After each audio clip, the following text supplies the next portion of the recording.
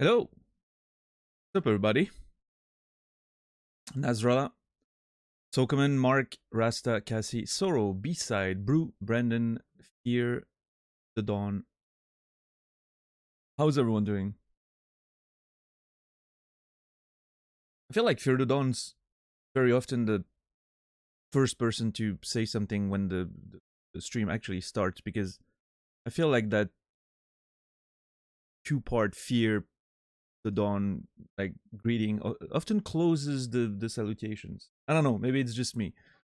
It sort of felt familiar when I said it. I don't know. How's everyone doing today? You finally caught up. Nice. Yeah, yesterday was weird. What a day. It was the dark night of the soul. It was the lowest point of the whole adventure. We had to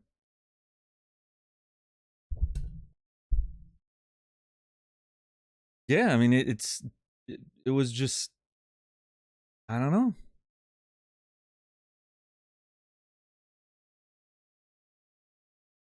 It was just the lowest point of all. I think it's because we shave our stash. Like everything just sort of unraveled after that, right? It was whole hanging in the chops. And yeah. We broke our sobriety and had to drink. Because there was nothing else we could do. And with the drink came illumination. Suddenly an idea. What if we just tried again? And we did, and I don't know, maybe the alcohol gave us a little extra strength we needed. But it worked. Yeah. Yeah, Fear the Dawn. Yeah, that makes sense. For sure. What's up, Kimmy? Yeah, I actually, while having breakfast, I caught up on the last few minutes of NASA today. I guess you were right, Nasrallah. You said it before you started playing the game. You were not smart enough to play Kerbal Space Program. Don't feel bad. Most of us aren't.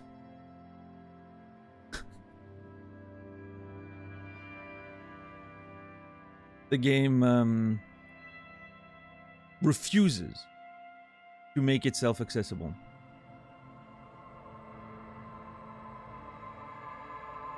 I mean, I told the story before, but when I first started playing Kerbal Space Program, I spent more time reading Wikipedia to understand the basics of what I was trying to do than actually playing the game, probably. Which, obviously, you know, nobody's gonna do that on stream.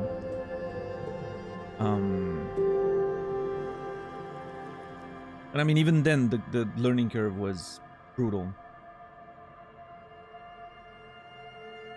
At the time, there was no real tutorial. There was no real, at least not that I can remember, there was no real, like, career mode or anything. It was just, like, very early. You were just thrown in there, all the items and whatever, and just like, hey, have fun.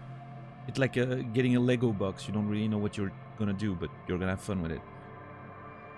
And yeah, I mean, it was a daunting process. And from what I've seen on your stream, the tutorial is just... It's maybe too detailed. I don't know. Which can be good, right? It's actually teaching you to play the game, but then either you go through that extremely lengthy and over-detailed tutorial, or you have literally no help at all. So... not a very good compromise. I feel like it could be a little smoother for a new player experience.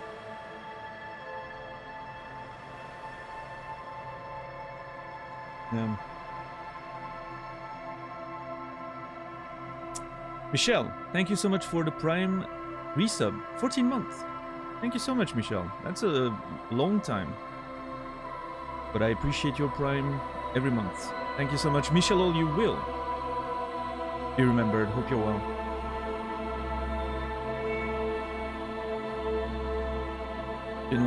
Been watching a lot of Vampire Diaries these past few days.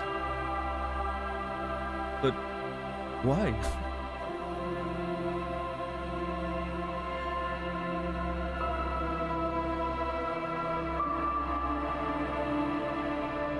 Turns out rocket science is complicated. Yeah. I mean, they certainly didn't make it easier for the well, I mean, no, they made it easier for the game. They did, but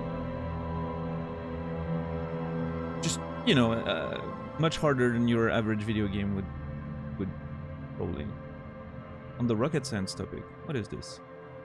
Should I click on it? Should I not click on it? Oh, it's a TV show. Whatever.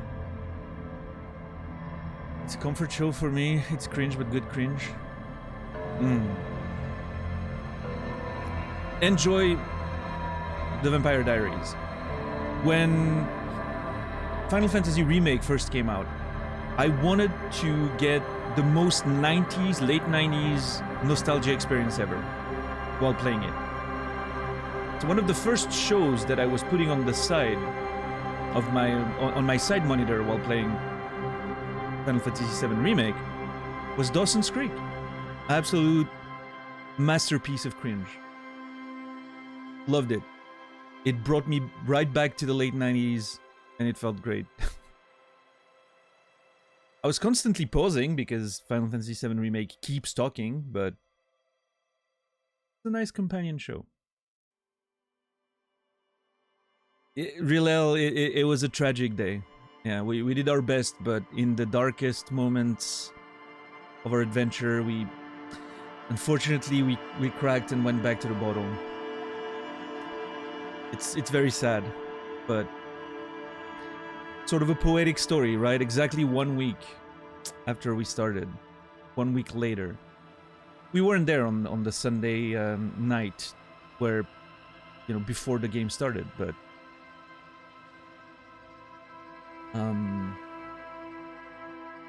I can imagine it sort of went the same way. A gun in one hand and a bottle in the other, and, you know.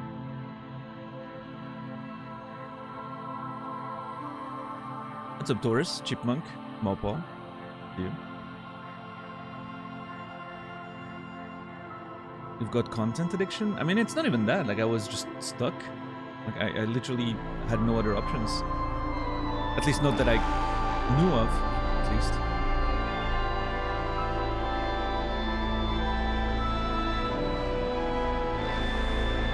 Daniel proving Measurehead right? Well, I don't know.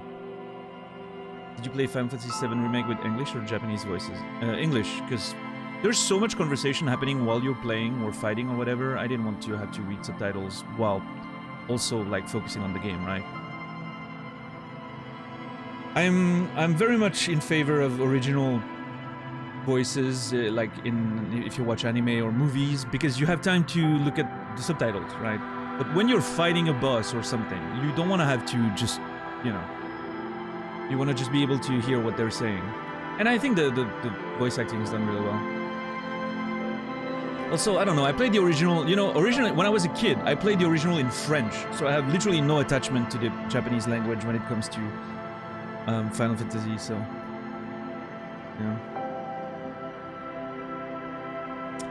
Solid Snake, thank you so much for a sneaky tier 3 resub, 20 months. That's consistency right there.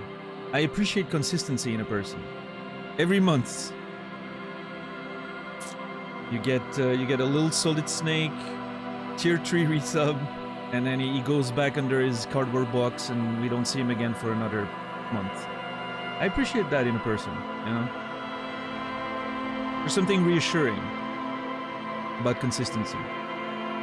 So thank you so much, Solid Snake, for the support. It means a whole lot. Thank you.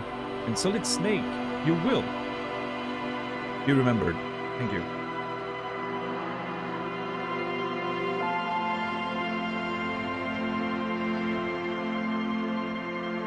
Yeah, Chipmunk, nice.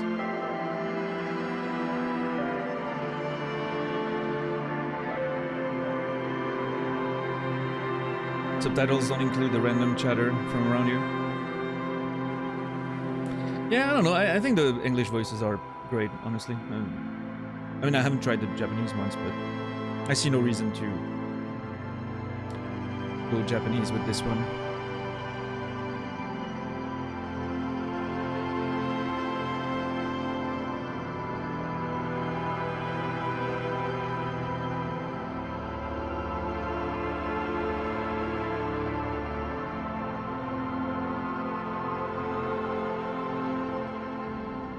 I think the English voices are great.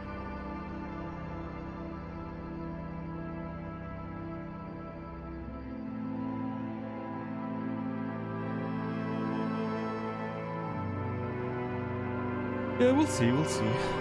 I started playing a remake again yesterday, actually. I just started playing again in preparation for Rebirth. Very excited. I instantly got back into it. I'm relearning, obviously, because I haven't played it since it released, but relearning the combat system and all. I still think it's the best version of the combat system they've done, as far as being a mix of the old one and the more modern action-based one. It feels so good to play. It's smooth. It looks good. There's still a little bit of, you know, like those strategic decisions of picking the right spells and abilities. Love it. Especially after playing 16, which at the time when I started playing 16, I enjoyed, like sort of enjoyed when I started playing it. It quickly sort of became repetitive and a bit annoying and mashy. Not the case here. It feels very good. Yeah, I mean, Mopo, I think that's the case, but I think there's also something that's. I actually like that. There's one issue I have, which I'm not sure if they fixed in, like, the PS5 version. You know, there's quite a few patches on the PS5 version, right? The intergrade version or whatever it's called. What's up, Cobalt? What's up, lady? But back on the original game, look, the character you controlled basically drew all the aggro, which was annoying if you wanted to play a healer character or a more squishy melee character. You won't the bigger, tankier characters to take the aggro, right? And there are some spells that allow to do that, I think, if I remember correctly, in Materia, but for the most part, generally people, like the enemies, would run after your character you were controlling, which can lead to a few awkward situations. Now, that being said, no, I mean, it may still happen in the new one. I just don't know if it's something that they adjusted. Now, that being said, I think it's pretty good that you can't just put the controller down and let the companions do the work, right? I feel like it makes sense that the companions don't do too much on their own, and that's why you want to switch around and control them like you do in the old game, right? You do the actions for every controller. There's sort of this compromise here. With you have to press X very often, right, to pause the game, select the other character, give him an order to do a spell or an ability, or maybe even control it for a second to do the special attacks. So it's sort of like it wants you to play around with the characters a bit more. Of course, you can just stick with one character and get away with that because the game's not that hard, at least not in normal mode, right? But the ideal way of playing revolves around switching a whole lot, right? Which I'm understanding is not for everyone. I get that.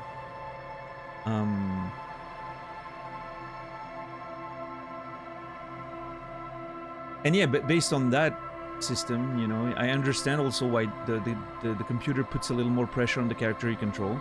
Otherwise, you're just gonna pick Aerith and you're gonna just sit in the back and with no aggro and just spam your spells and just finish every fight easily like that and healing the main character, right? So yeah, I understand how they decided to balance the game, but if if you just want to keep one character and play one character all the time and it's not Cloud, you're gonna be in trouble. That's for sure. It won't be ideal, but unless you're amazing at dodging all the time, and you know. I haven't played a Rebirth demo and I haven't watched any trailers almost. I've only seen like the very first trailer from like a couple of years ago when it comes to Rebirth, and I don't even think I watched it fully. Watched a little bit of it.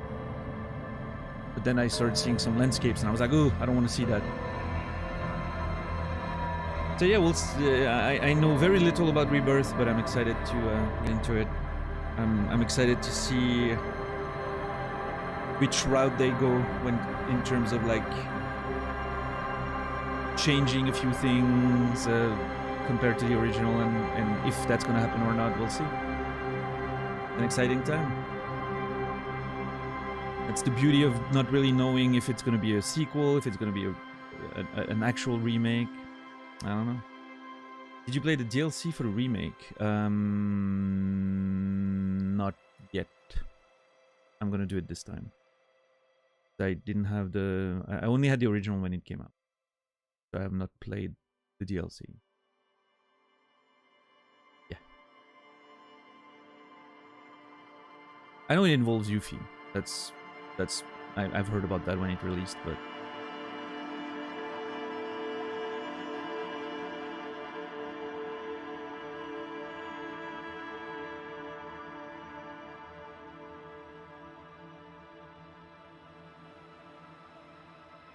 Yeah, Mapom, I'm again, like, it's not too big of an issue. Like, thankfully, my playstyle sort of works with what the game wants, because I love switching characters constantly. You know? I think it's quite fun to just switch character, use their special actions, depending on the situation, or depending on the enemies, and... Like, I'm constantly switching, so... It's not really hurting my experience with the game, but again, I understand it's not going to be for everyone. But yeah, I have about, I don't know, like 2 weeks before the remake, Rebirth comes out, sorry. So, we'll see. Hopefully I'll be there in time.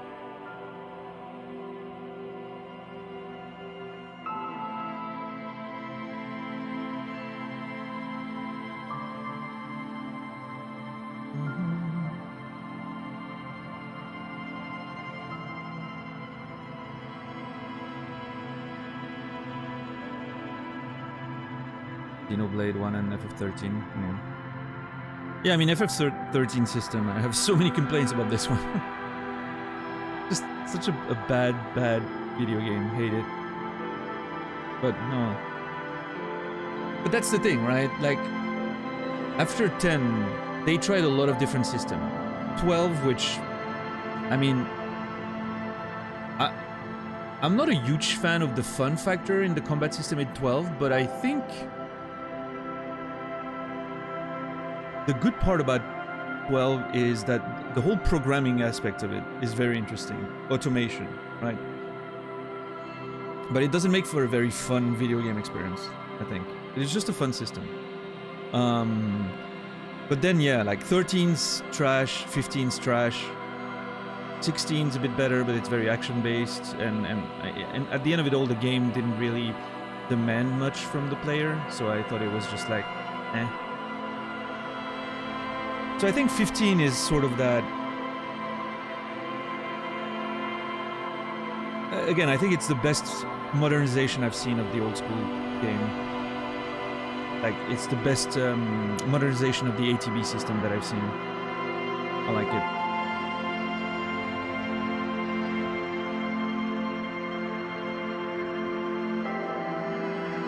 Doesn't 13 let you control all Equilios? My memory really bad. I don't remember. I barely remember being able to control anything in 13. 13 felt like it was just playing itself. And I was just pressing a command here and there, which didn't really do anything. I don't know. I really did not enjoy 13 whatsoever. None of the characters, world, combat, music, nothing. 13 was a complete myth for me. It almost made me want to never look into a Final Fantasy again.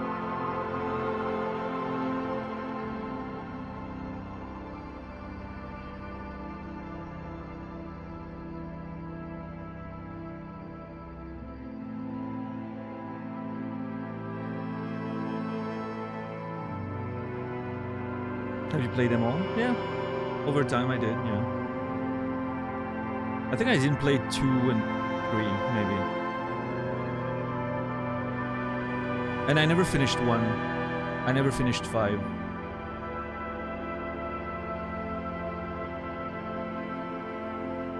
I think anything before 7, honestly, didn't quite hit for me. I think they're very... they're products of a different era that unfortunately didn't release in Europe at the time, so the first one I was able to play was 7. And then, even then, at the time, going back to 6, thanks to, like, emulation, didn't feel very good. 6 immediately felt ancient, story-wise. There's something in the narrative structure of these older games that just doesn't quite work for me.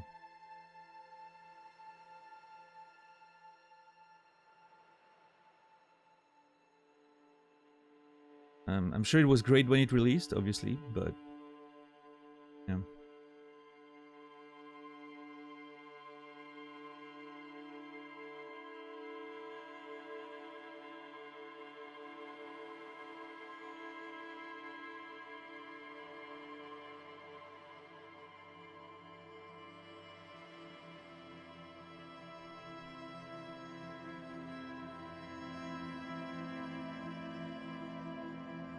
Orange-haired girl in 13. Vanille, yeah. Vanille in French. It was cool. That's the only character that I was remotely interested in, I think.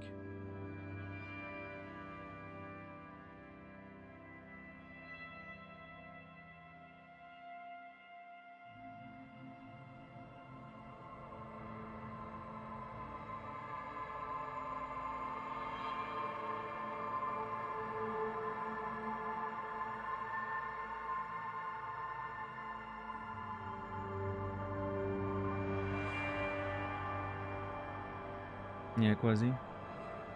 Yeah, I don't know. I think, you know, 13's downfall for me was just...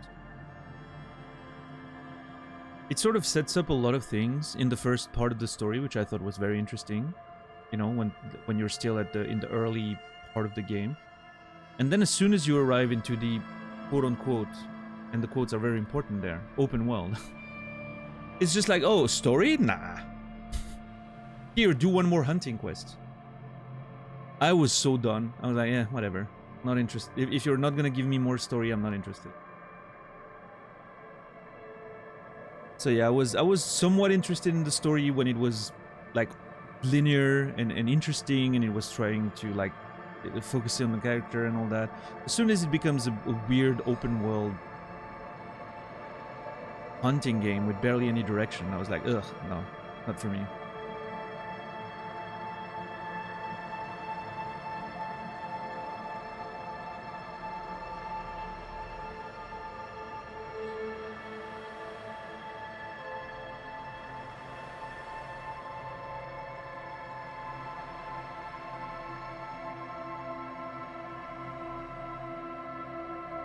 To me, Final Fantasy, you know, is at its best when it's telling you a good story. It's somewhat linear and it's telling you a good story. You have a sort of illusion of freedom because some areas allow you to explore a bit more, and there are things you can do, you know, like explore and find secrets and whatnot. But it's still ultimately a linear story.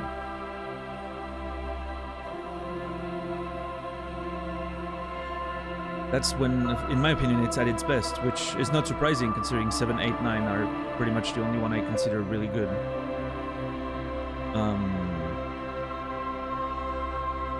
But yeah, when it's trying to be an offline MMO, it just always fails for me.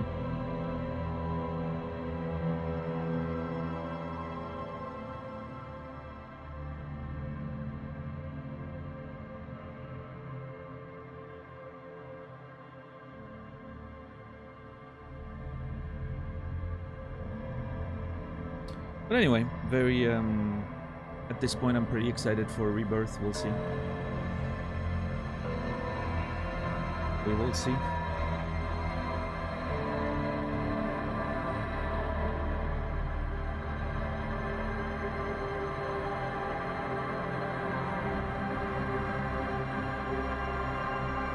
I'm gonna have fun going through Remake again, that's for sure.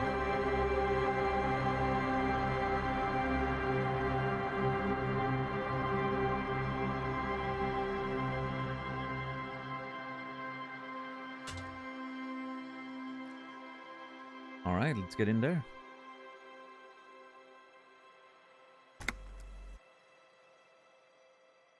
Let's get... Little corner demons, pretty visible today.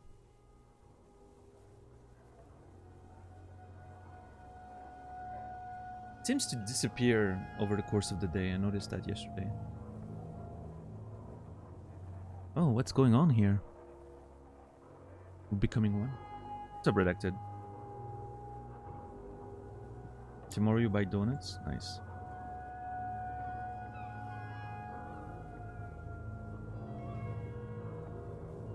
Right, it's 2 a.m. We made it to the inside of that building.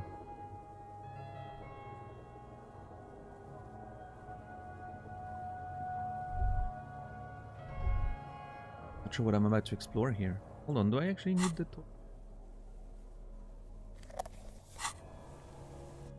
Not sure. Let me get my ledger. Oh shit, do I need a bag? Is there some tear to collect? I mean, we have so much money, I don't give a shit. I'll go with the torchlight. Better.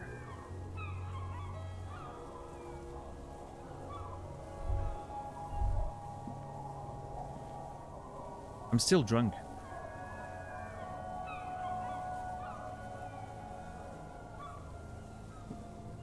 Wonder if it's affecting me. Outside of strength.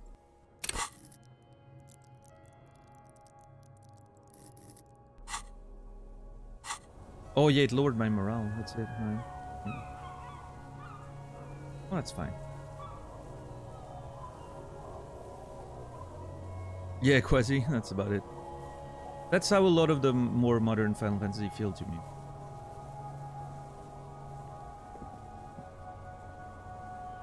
The music is pretty neat here.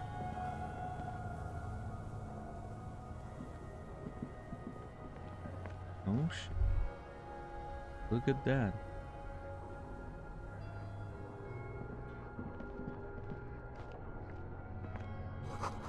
This overturned table is covered in orange mildew, crawling with something. Ooh. An idea?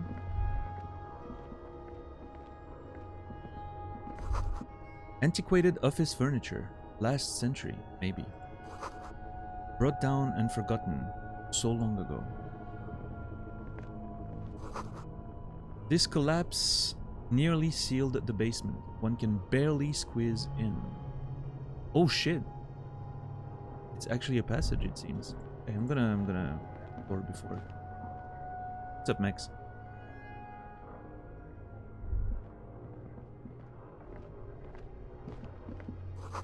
Old file folders in the cart. Documents silvery with mold.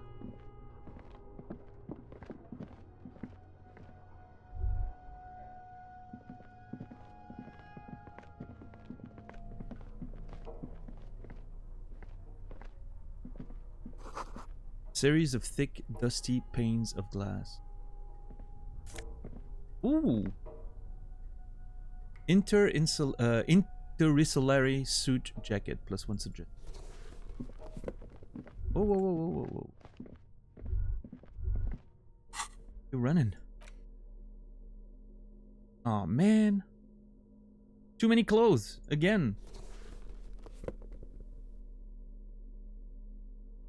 5, 6, 7, 8. 1, 2, 5, 6, 7, 8. Oh yeah, nice. Thank you.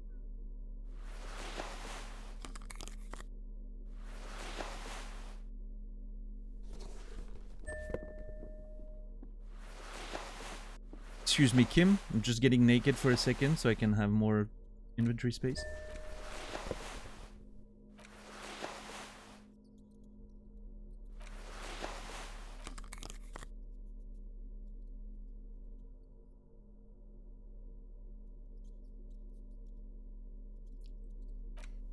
I'm gonna put this one in.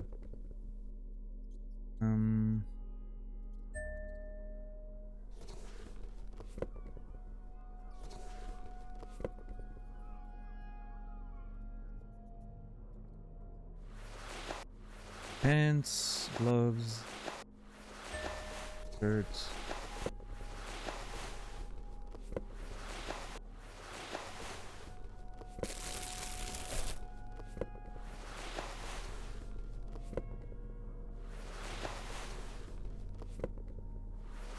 Something like that. Yep. Okay, cool. That works.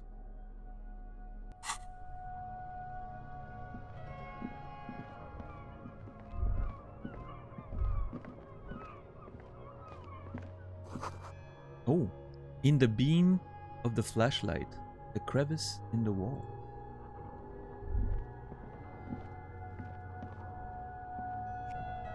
Oh shit. Has someone been living here? Stale fabric smell and dust. No one slept here in months, maybe years. Guess not.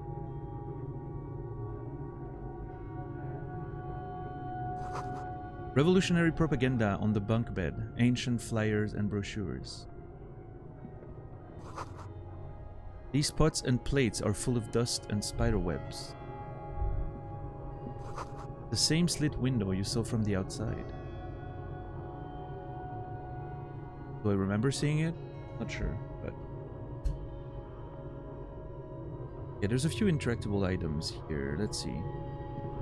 That... oh shit! An Ushanka. Revolutionary's hat. Mazovian socioeconomics. An Ushanka with the Mazovian logo. A pair of deer antlers on its silvery white front. Your ears feel cuddled and cared for. Cared for by the state. Nice. This hat is so soft, so warm. It wraps around your head, and your mind tingles with all manner of socio-economic theory. It's a fashion faux pas. Discard the thought and the hat. This is an Ushanka, right? Pat the hat. Kraz Mazov would have worn this Yushenka. Mazov knew where to cook those thoughts. That's why it bears a Mazovian logo. Okay. Glory to the revolution, comrade. Whether you like it or not, wearing this hat has made you more communist. Great. I'm drunk at 2 a.m. wearing a Ushanka and having communist thoughts. Believe it or not, not a state I am unfamiliar with. Feels very much like my early 20s.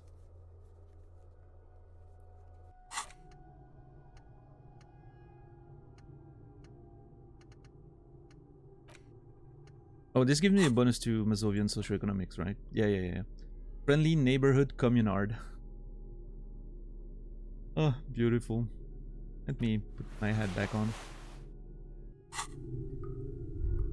Should have never shaved. What a shame. Oh. Could this have been the killer's hideout? And this narrow window, the point of origin of the shot that killed the mercenary? I mean, I doubt it. Been months that someone has been here. Well, I mean, maybe I was wrong. Let's see. Peek out. The lights of Martinez shine coolly in the clear night. Turn to Kim. Could the killer have used this as a hideout? It's a great place to hide, certainly. But there hasn't been anyone here in ages. Kim, I can't see the whirling in rags. The shot didn't come from here. Conclude. Oh, that solves it. Indeed. No one could get a clear view. Well, at least we've been thorough. I like thorough. Me too, Kim. As you can tell. That was the boardwalk? Check the boardwalk for bullet traces. That's what solved it. That was extremely misleading. I understand why. It's like, you know, it should have come from this general direction. That's what we've established. So we're going to go there to look for it. And then we don't find anything on the boardwalk. And then later we're like, oh, if the shot has come from anywhere near here, it has to be from here maybe. I think it could have been done a little better in the sense of the game. Once you explore the boardwalk, you should have had a thought at some point that says, "I'm not seeing any traces of bullets or anyone shooting. Maybe it's somewhere else." And then it just like you cross the thing and then later you find this and it's like, oh, maybe it could have come from here, but no. Because that made it extremely confusing for me to walk around the boardwalk and be like, am I missing something? Because the game has all these things that you can miss or not based on your stats and checks, right? Like I've been to the Land's End twice before it finally got me the check, right? So based on that, I was like, okay, maybe I just didn't get the check, so I'm gonna go on the boardwalk very often and just see if at some point I get the check. Yeah, I think that's a little change that could have been a little smoother for the experience, but details, you know. What's up, MK? What's up, Chris Link? Yeah. I mean, it's one of those details where the game's sort of check system can work around, against itself if it doesn't update you, and you know.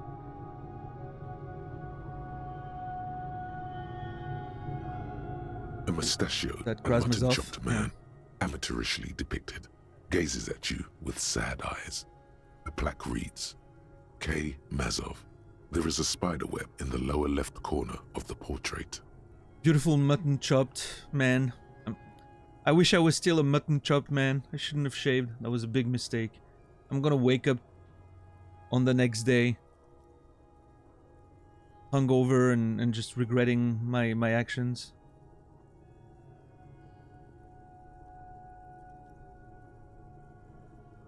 No, I mean, not me, the character. Seriously. I can't have mutton chops. That's me not shaving for almost 3 weeks. Clearly, I cannot have mutton chops.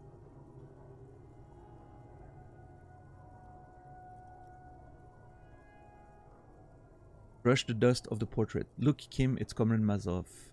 Brush the dust, yeah. Years' worth of dust is shaken off. The full head of hair, matched by an ample moustache and sideburns, look a bit silly. Wait, a full head of hair and an ample moustache looks silly? Oh. Well, thanks, game. I needed that self-doubt, and it's beautiful. Now I'm self-conscious. Someone crouches, heels digging into wet sand. Hands sweep across the sand, grains sticking to the frayed skin of the fingertips.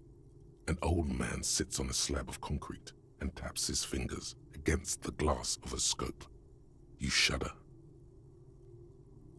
An old man sits on a slab of concrete, taps his fingers against the glass of a scope.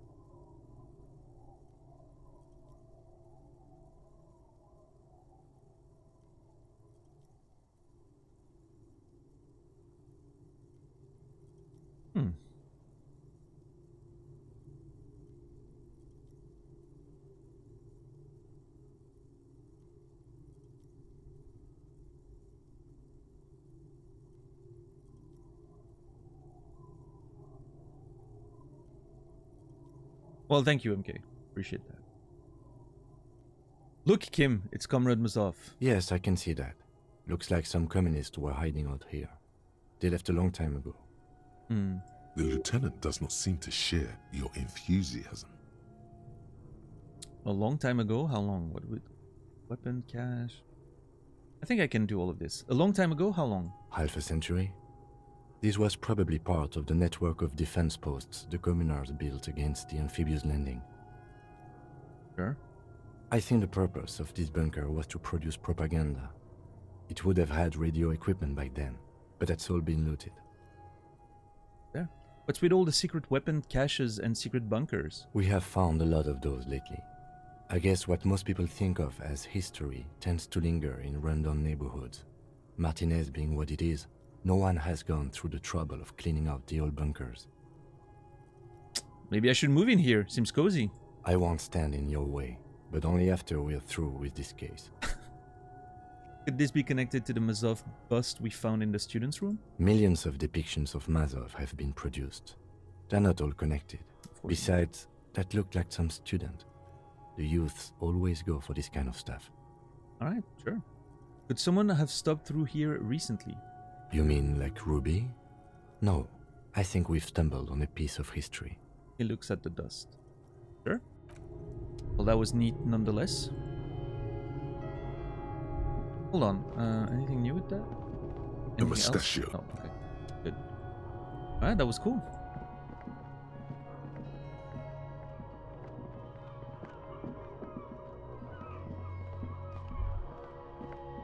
The music is really cool. That sort of weird cello being, you know, aggressive, or maybe it's a contrabass. Contrabass? What's the name of a contrebass in English?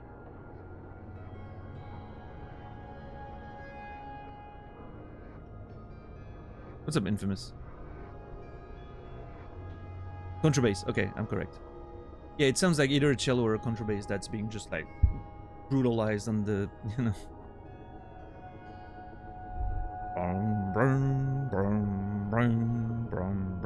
You know, it's that sort of sound I like. Very creepy.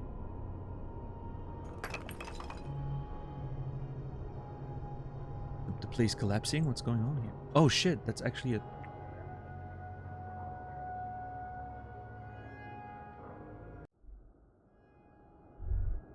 Oh fuck. Okay, hold on. Let me go back down. Stand-up base. Okay.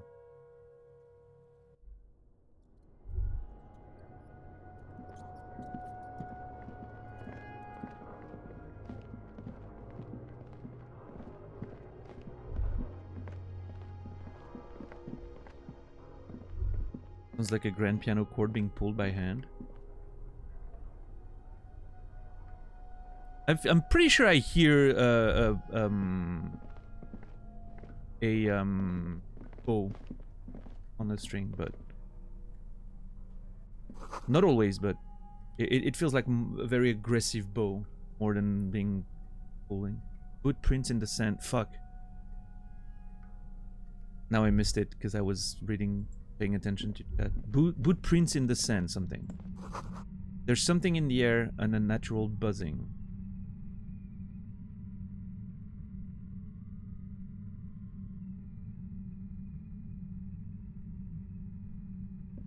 If someone wouldn't mind just clipping the little bit I missed in the ground, that'd be great.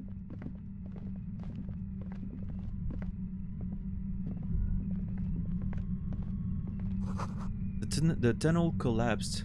You'll have to find another way. Actual.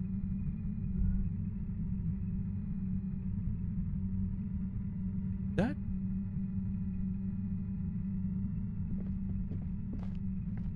I don't know if what I'm hearing is wind or the sound of a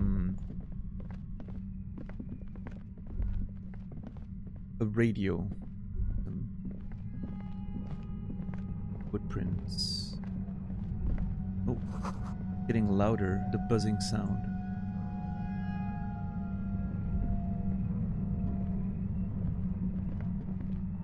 Missed the part you wanted clipped? No, it was I looked at some prints on the ground and I couldn't tell what it said.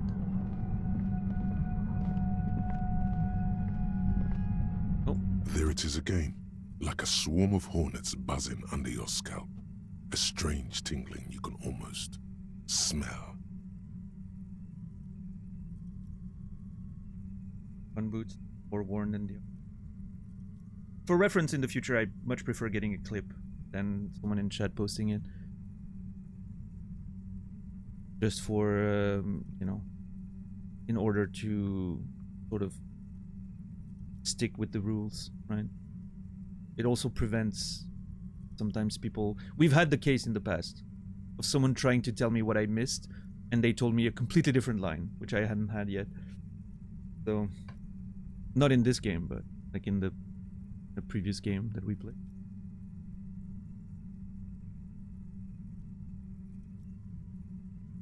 So yeah, and for future reference, I prefer a clip of my own content so I can look at it.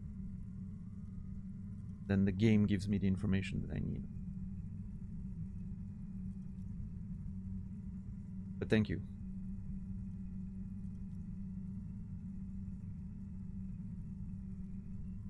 No, it's all right.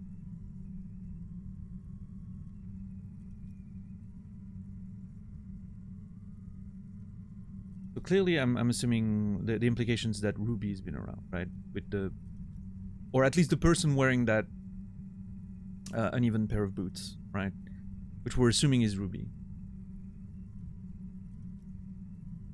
There it is again, like a swarm of hornets buzzing under your scalp. The strange tingling you can almost smell.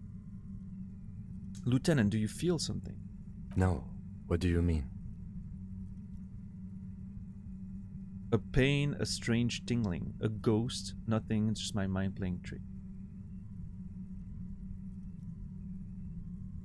A pain, a strange tingling.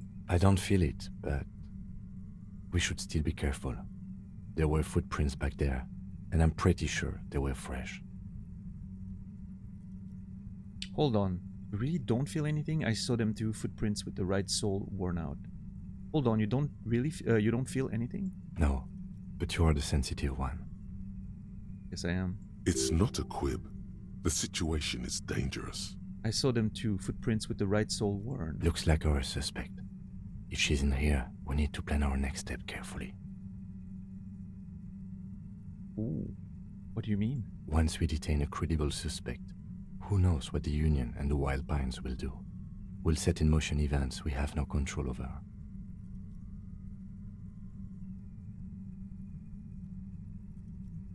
You will upset the balance of power in Martinez. The deadlock between the company and the Union will destabilize.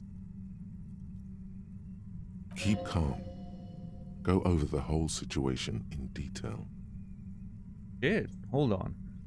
We know Everard's true intentions and his plan for Martinez. What more is there to do with the Union? We solved the strike deadlock by telling Joyce about the Union's plan. How bad do you think things could get?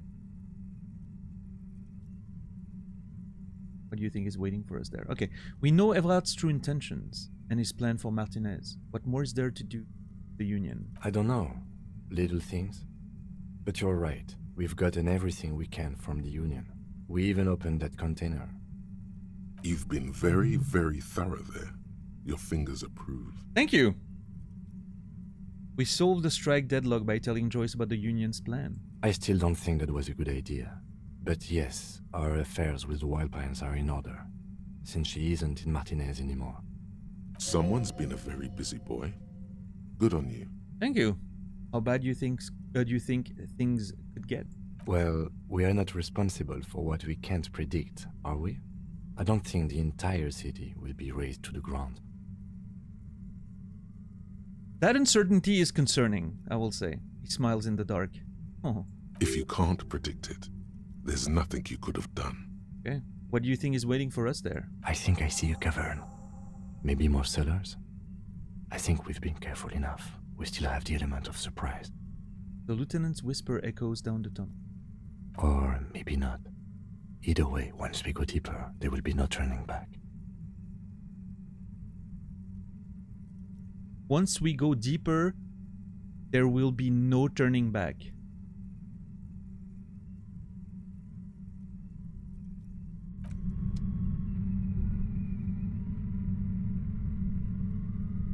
Once we go deeper, there will be no turning back, he says. Oh. Ruby was in the Cinderblock village but left Monday. She could be anywhere on the peninsula. North of the wall, look inside the church, ask around, there are people to the west of the mural, or I don't know, ask a girl on a date, then ask her, ask the wind maybe.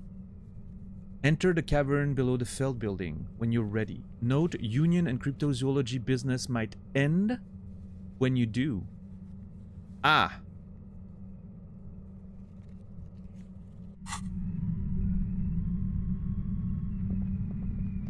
Okay, so I'm gonna go back. This feels like the game's just like telling me, hold on. Okay, you know what? I was talking about that yesterday, I think it was, right? About the game being pretty good when it tells you that something's gonna, you know, be locked out or you're not gonna be able to do anymore. Good on the game there. It actually warned me. But I think going here is better first. And then obviously we might have to ah, fuck. I'm gonna have to go make that check. God damn it. And if I miss, it's gonna be despair and sadness. What's up, Harmon? What's up, Quill? What's up, Noger? What's up, Puka Bear? This place kinda looks like a Baldur's Gate dungeon. Yeah, or a Fallout cave dungeon. Well, except it looks not as good, of course, but I mean, it looks more modern, the Fallout dungeons. Oh shit. Another postcard. God damn it, it's one postcard too many. I had a perfect... God damn it. This is why we cannot have nice things.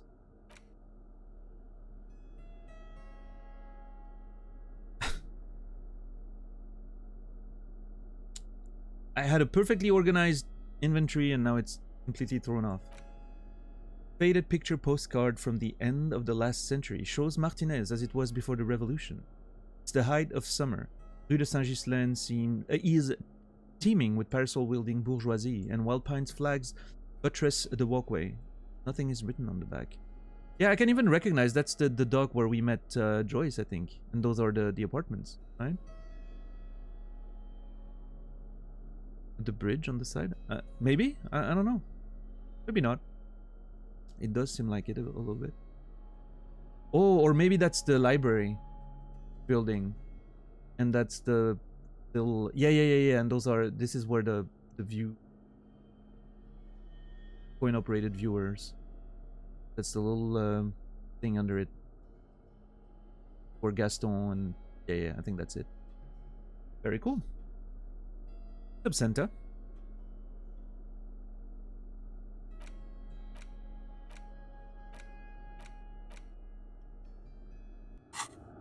Snow day today, not risking driving to work. Then again, it means I have to shovel a lot. Good luck with that. The glass is covered with grime and dust. You can barely see out.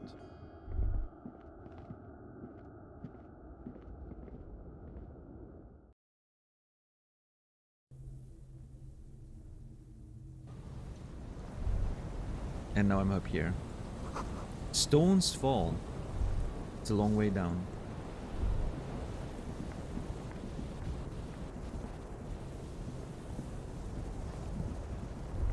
Oh, the gusts of wind. The height feels dizzying. I always mispronounce this name. I don't know why. Height. Central support beam has been destroyed by artillery fire. I guess this is where I was supposed to teleport, huh? Man, I don't want to imagine what could have happened if I tried to climb this. I'm very glad we found another way in. I'm sure if I play the game again in the future, I'll enjoy trying to do the climb. I'll have more physical skills, so I'll be able to do a lot more of those things. If I play the game again in the future. It looks like there's a good chance I will one day. There's so many things I want to try differently. Teleporting sounds like a cool superpower. I don't think I was actually going to teleport. I think I was going to pretend that I teleported. But I was actually going to climb the ladder. But what do I know? I've opened the door by the sheer will of my... by sheer willpower. I opened the whole... What's his name?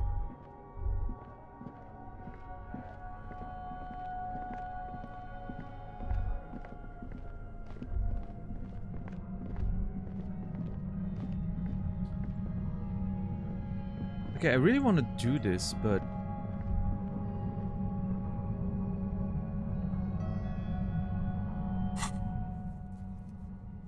Enter the cavern below the felt building when you're ready. I really want to go click those things.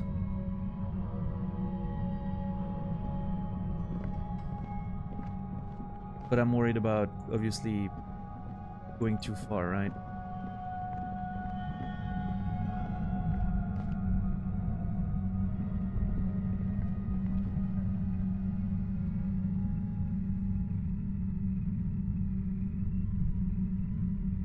Yeah, the music stops and everything.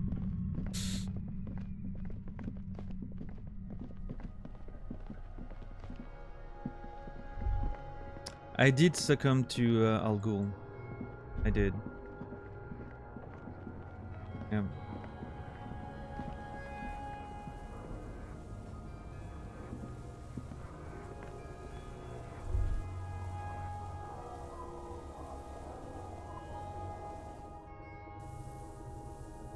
I had to.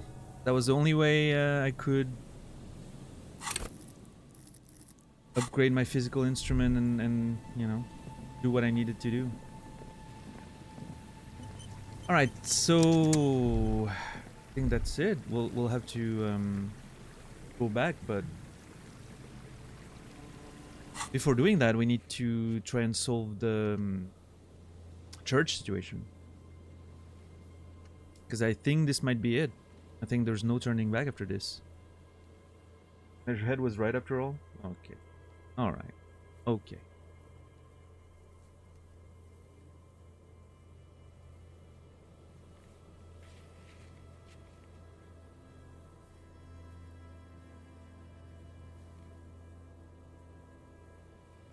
Let's go for let's go back to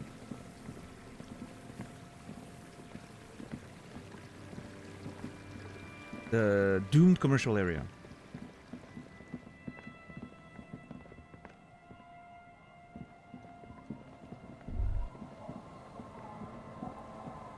Did I sleep? No, because if I sleep, I'm gonna not be drunk anymore. And then I'll have to drink again. The fuck was that? Hold on.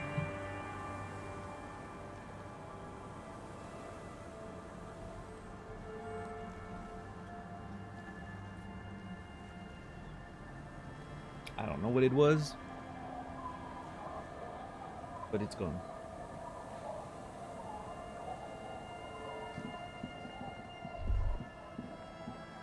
So yeah, I think I need to use the fact that I'm drunk.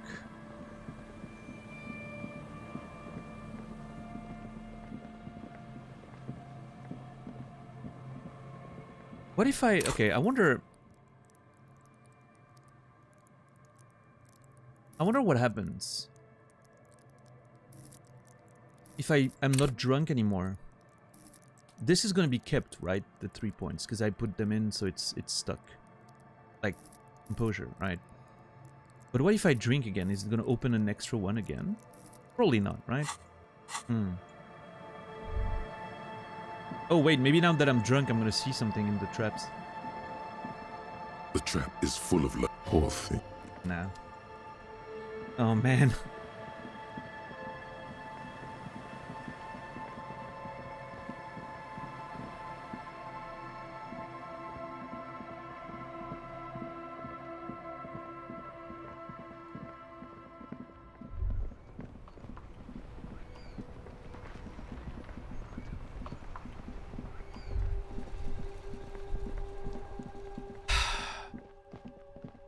Alright, here goes nothing, I guess. I'm very scared. A lot relies on that next check.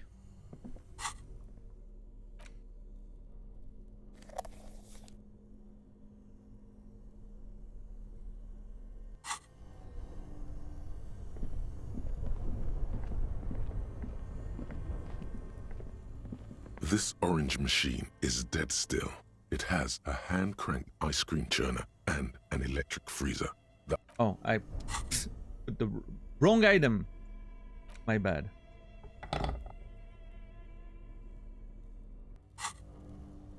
What's up, Naz? This orange machine is dead still. It has a hand-cranked ice cream churner and an electric freezer. The ice around it slowly melting. I really wish we had more than 72%.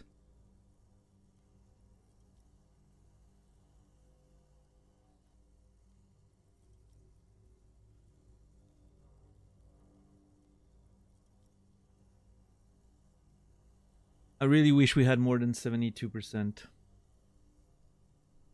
It does not feel like enough.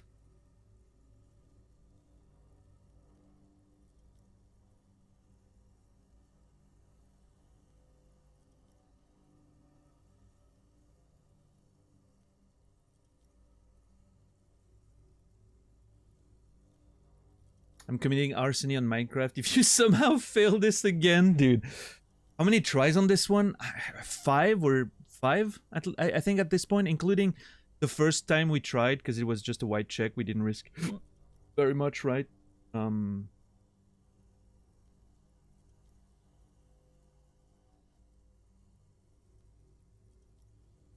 yeah.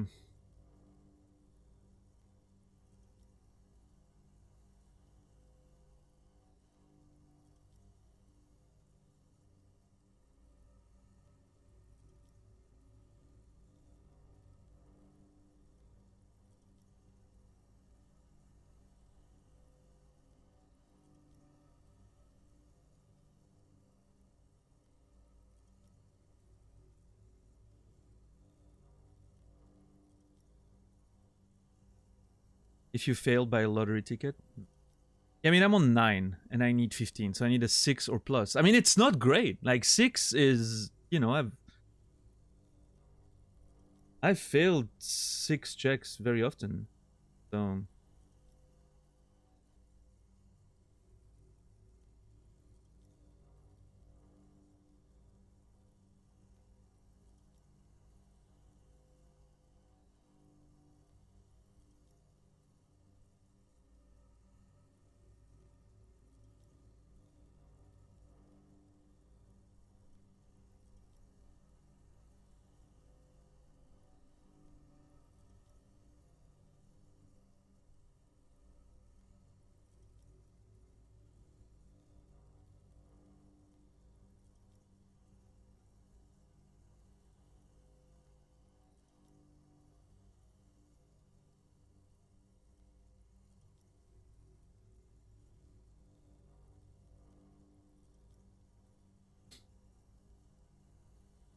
one plus one incoming.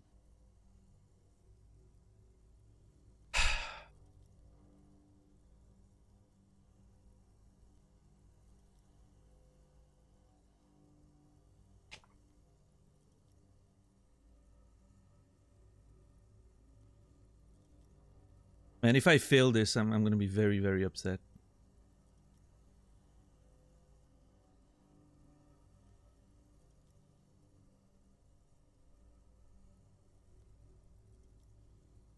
It's opacity. Gonna get a solid 9. Everyone seems very hopeful. And I know 72% sounds good, right? But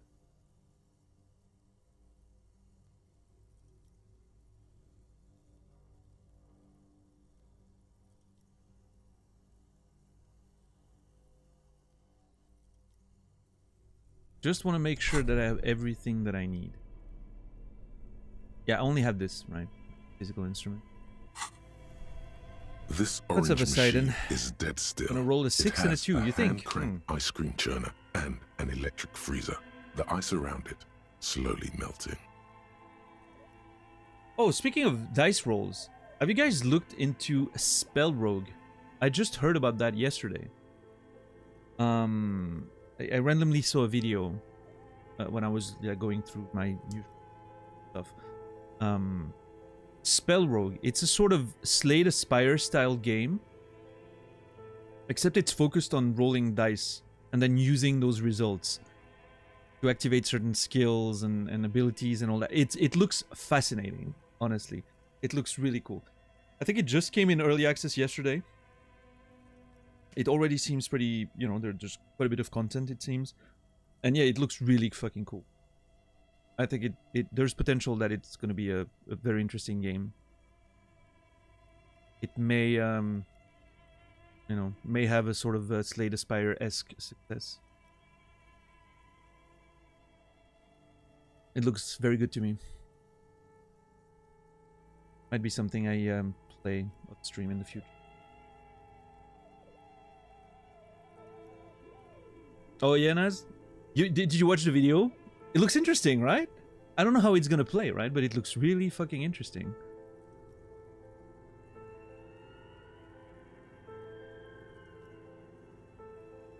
It looks cool, yeah, yeah. It has a little bit of that, you know, even though it's early access, it already seems to have a little bit of polish, and the sounds are cool, the animations with the dice are cool.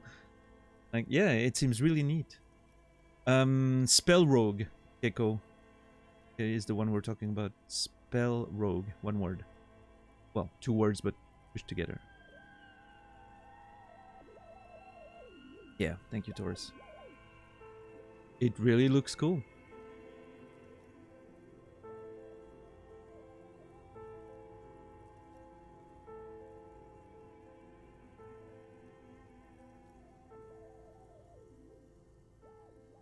Yeah, there's very cool systems. Like, you don't always want high rolls. Sometimes you want low rolls. Sometimes you want high rolls. It's very fun the way they've played around with the system.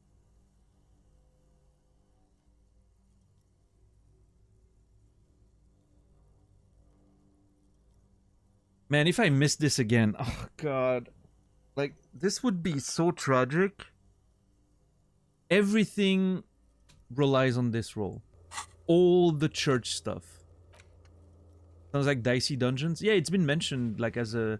Like, people have been saying that Spell Rogue apparently is a mix between Slay the Spire and Dicey Dungeon. Yeah. What's up, Rossetti? I don't know. I haven't played Dicey Dungeon, but...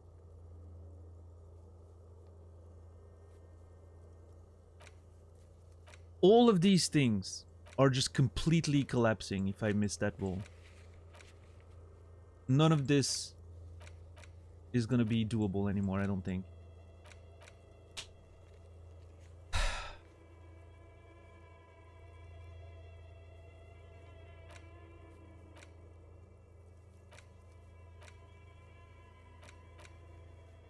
How tragic it would be.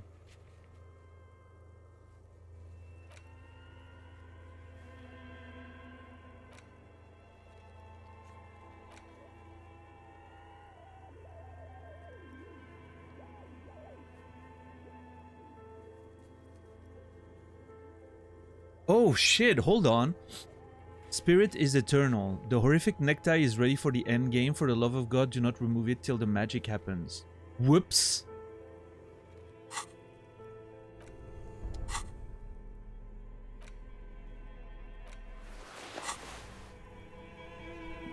Hey, necktie, I'm drunk. Oh. I may have made a mistake there.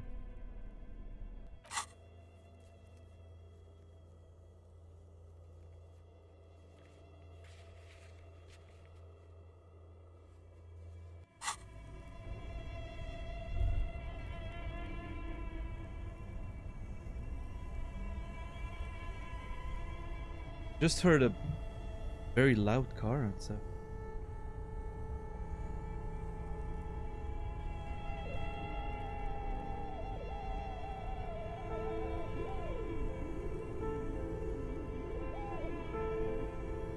I wonder what deck archetype the Tai plays?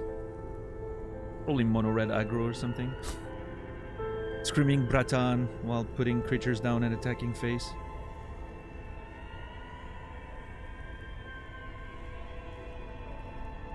Yeah.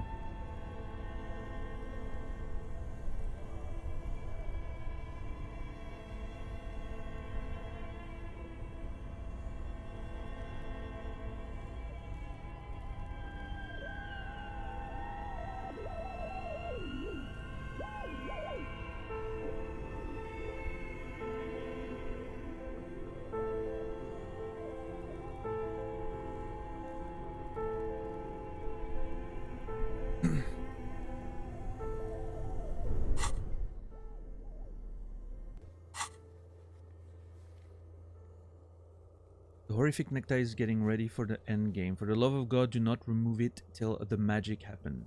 Hold on to the spirits and wait for the signal. I may have actually screwed that up because I removed the necktie. I don't know if it was something that I needed to never remove the necktie for the entire game.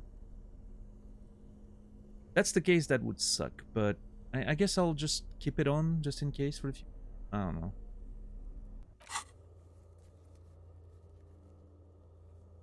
I mean, it says the necktie is ready for the end game. What if this is the end game and maybe something happens at that point?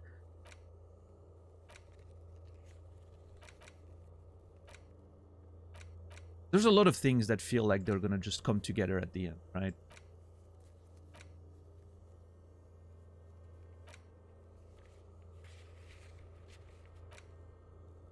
The things that I'm really not sure are gonna come together at the end is all the stuff with the church. I feel like for that, it's all dependent on what I'm doing now.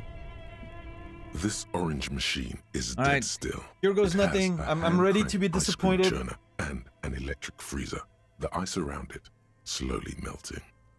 It's gonna be really heartbreaking if I don't get... I'm really invested in the whole... You know... hardcore situation and the church and all.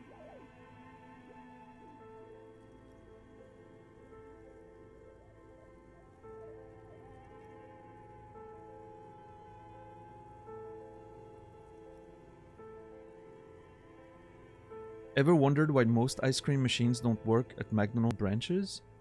Actually, you know what? I think that's not a thing in Switzerland. I've heard that in the past. In Switzerland, it always works. I've never been refused an ice cream at McDonald's because the machine wasn't working. Legitimately in my entire life. And whenever I get to McDonald's, I get some ice cream. It just always works. I don't know. Do we know why there's that reputation? I mean, you know, I'm sure it's real in some places. Is it just not worth repairing when they fail or something like that? I don't know.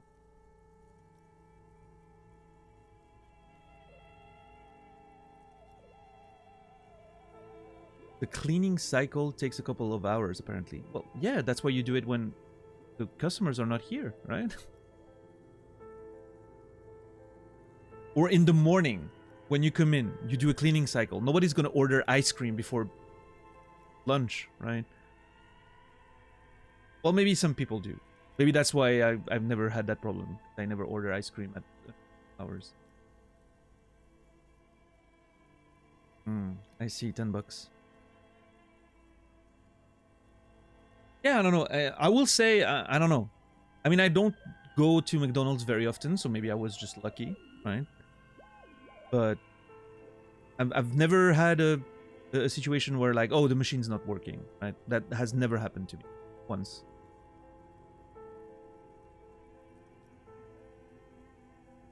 You know, only the one company is allowed to repair the machines. Oh, okay, that explains a lot. All right, so come in. I get it. You guys know a lot about fucking McDonald's ice cream machines. Did Vice do a documentary on it, or like what? Today we dive into the world of McDonald's ice cream machine. A unique look from the outside, from the inside, at why your local McDonald's can never provide you the ice cream you so desire. I'm an ex. Oh yeah, you were fucking employee of the month. That's true. That's the whole meme. I forgot about that. Yeah. Mark, employee of the month at McDonald's. Beautiful.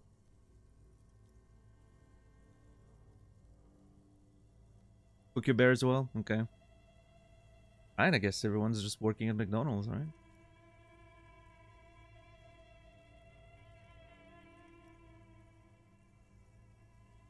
Yeah, I don't know. Well, I can only speak for my own experience. Been pretty good in Switzerland. I've never seen machines not being available. I don't know if they're just better organized, if, you know.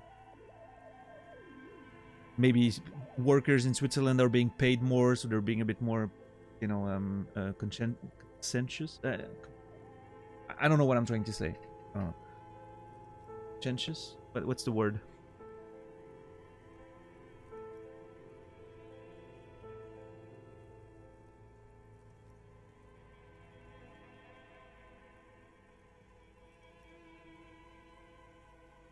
Employee of the month, manager, and the bozo who took the ice cream machine apart and cleaned it every Tuesday. There you go.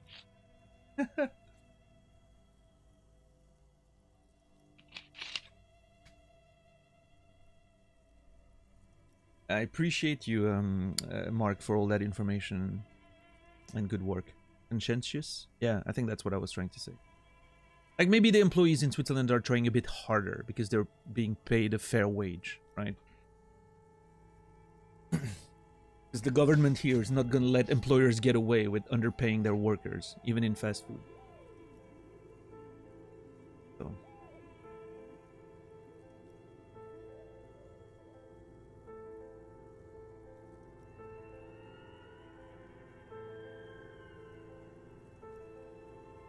Hey, maybe that's what I could do. If that streaming thing doesn't work out, you know, maybe I can just go work to McDonald's if I don't want to go back to teach.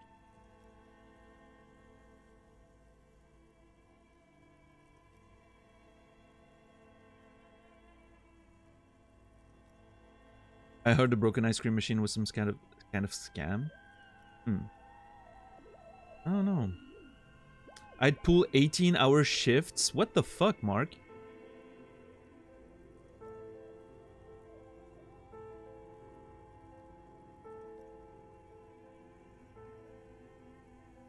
Garrus, yeah.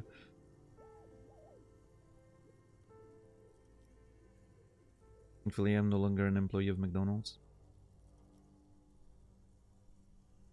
I was surprised to see the Swiss vote no for basic income in the referendum. Yeah, that's Switzerland for you, Van. A lot of Swiss people are going to be like, where would the money come from? I'm working. I have a good salary. I don't want to pay more taxes so that people can get income without working, right? That's the logic of a lot of people here. But to be fair, I mean, most people vote no on most things. That's the problem with direct democracy. It seems very good in theory. In practice, it makes things very hard to actually happen. Everyone just votes for no change all the time. It is what it is. Incremental change. One little bit at a time. Now you understand why, as a Swiss person, I'm so high on the moralist scale. I just grew up in that environment. It's not my fault.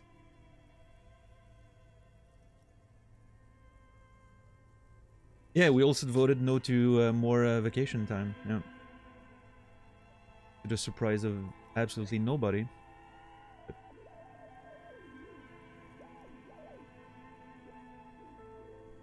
I see, Rasta. Interesting. Yeah, I mean, there's definitely something about planned, what's the term? Obsolescence? Why am I zoomed out so hard? This is not normal.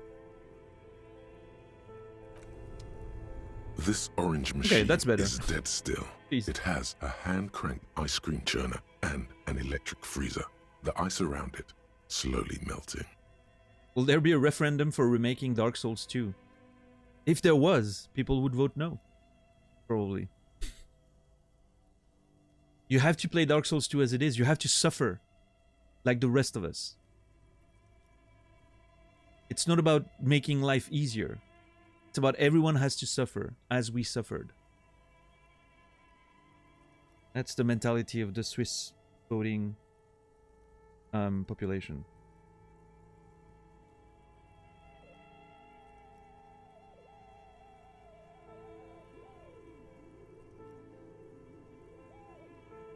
How often do you get those votes? Yeah, I think 4 or 5 times a year is every couple months for sure. And then you include like the elections and all that. We vote very often, in general. There's a lot of votation section. Would they make it good or just look better? I don't know.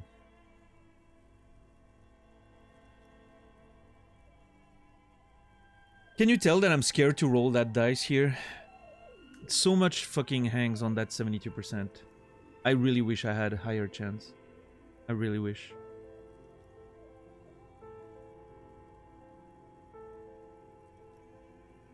I'm gonna be very, like, legitimately heartbroken if it fails, because there's so much that I want to experience with the whole church side quest has been one of my favorites so far. And I would hate to see it just end. I'm out of solutions. And that's my last chance. I'm pretty sure it's my last chance.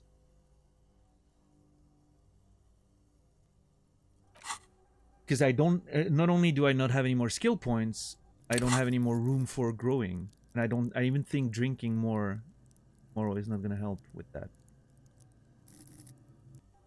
Now, there is a non-zero chance that one of those things could give me maybe a bonus. Or, like, open my, what's it called? Like, yeah, learning caps raised, right? Maybe. But I don't have the skill points to try.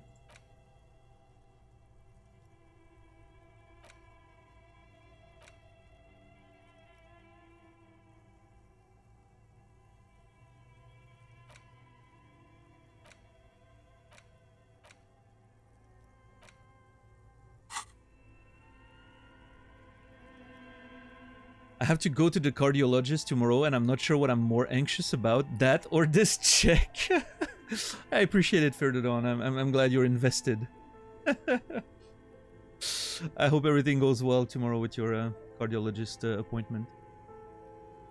How are you doing, Delightful Business Goose, by the way? You're well. One of my favorite Twitch names. Delightful Business Goose. The person who made me create the list of my favorite Twitch names, actually.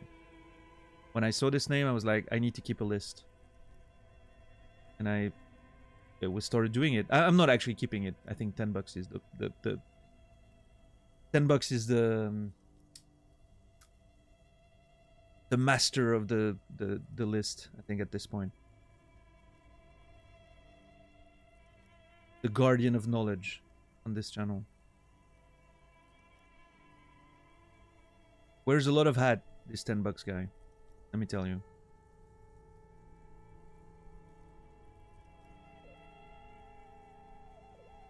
Doug said it's very likely nothing, but better be sure, so fingers crossed. Well, yeah, when it comes to the old ticker, as they say. Want to make sure that everything is in order, right? Well, let us know.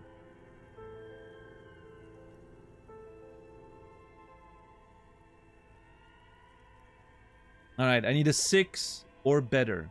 Come on.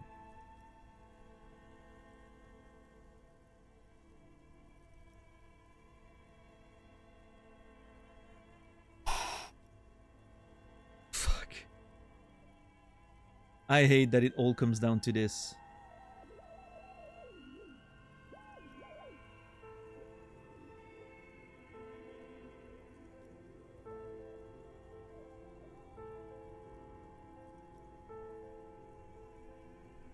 Just crack the lid open, bro. Yeah, I mean, if only it was that simple, right? Just do it. Alright. You should have bought alcohol IRL for this check. Mm-hmm.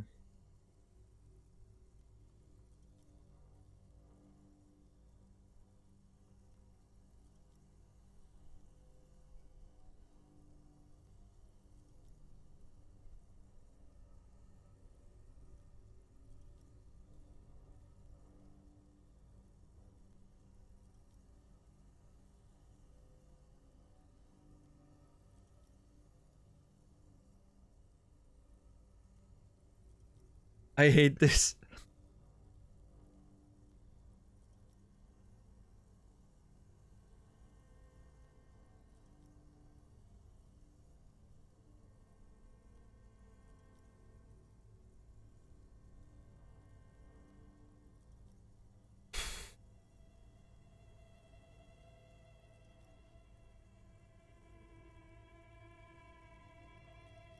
I have a call to make and the suspense is killing me.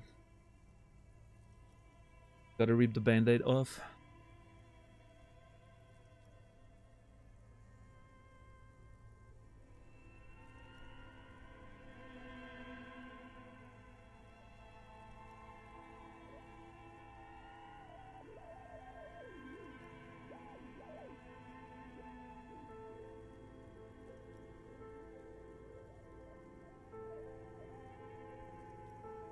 Come on.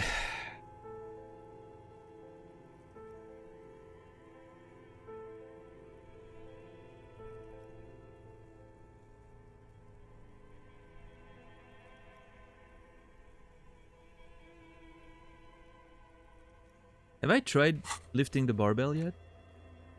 Yes, and I failed. Very reassuring.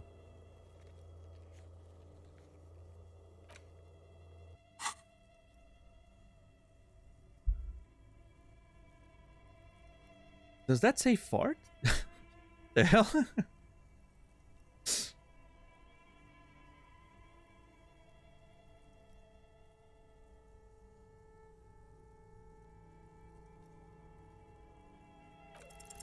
Ice yes! Howls under the strain of your giant Gewaltsund multi-tool until the lid cracks open. Holy shit! Oh.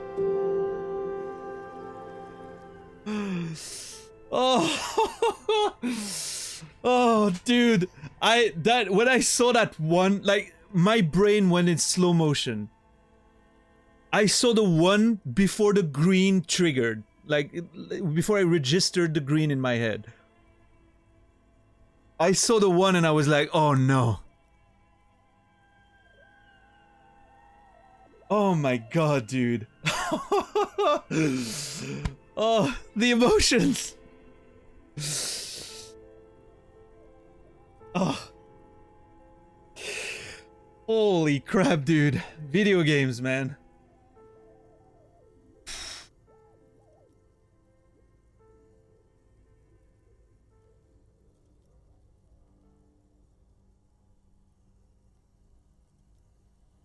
Thank you, everyone. Holy crap. That's the biggest blow up I've seen in chat in a long time. Let me tell you, like, just a wall of fucking, like, everyone was just on the edge of their seat waiting for something to happen. Holy crap. Oh. I'm getting lightheaded. Whew. Oh.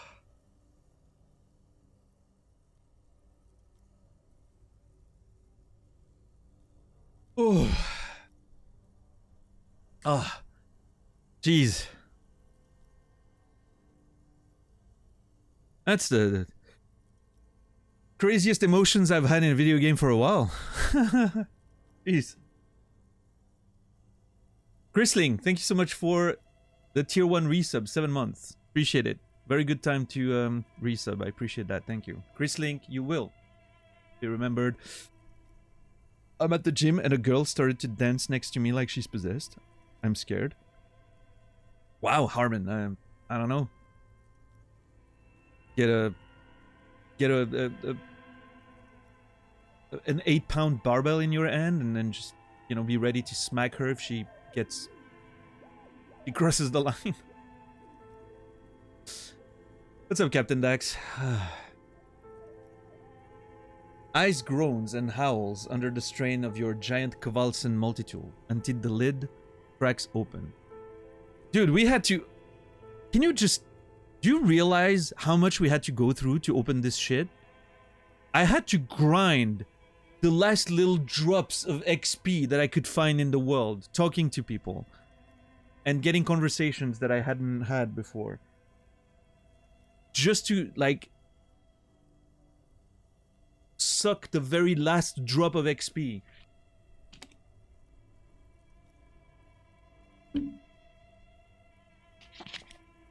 And I had to drink. Oh my god, I've never worked that hard for anything in a video game, I don't think.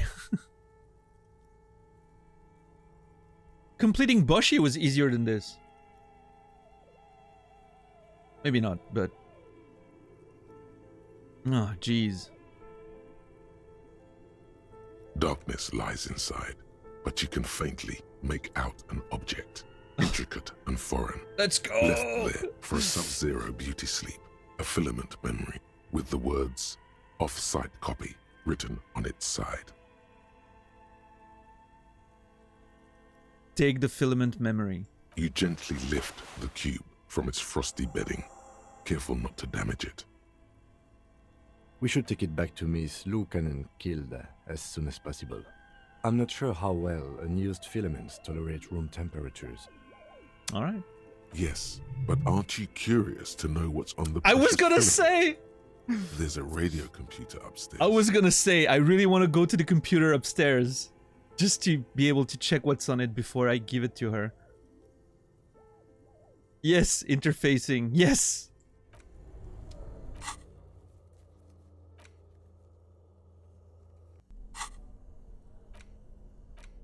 The off-site copy filament memory. The cube-like crisscross of filaments feels oddly fragile in your hand. Its intricate structure still cold to the touch. Silver tape on the side reads off-site copy. Note: this filament contains information that can be read using a radio computer. This here. Yeah, I think I'm gonna go check. I mean, I don't think there's an actual time limit. Like, it doesn't say anything. I'm gonna just... What if me checking it is gonna...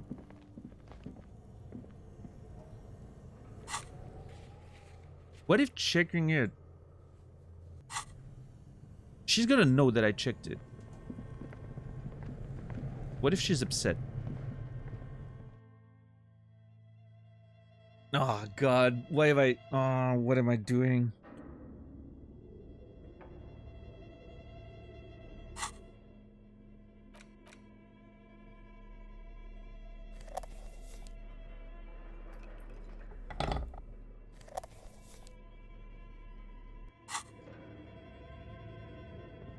It's gonna be fine, right? What's up, Matchless? Tiles on the cube are still smoldering, casting the framework in a soft glow. Fluorescent play and print keys shine on the keyboard. Like a smooth draw, the filament slides into place. On the keyboard, the play key starts blinking.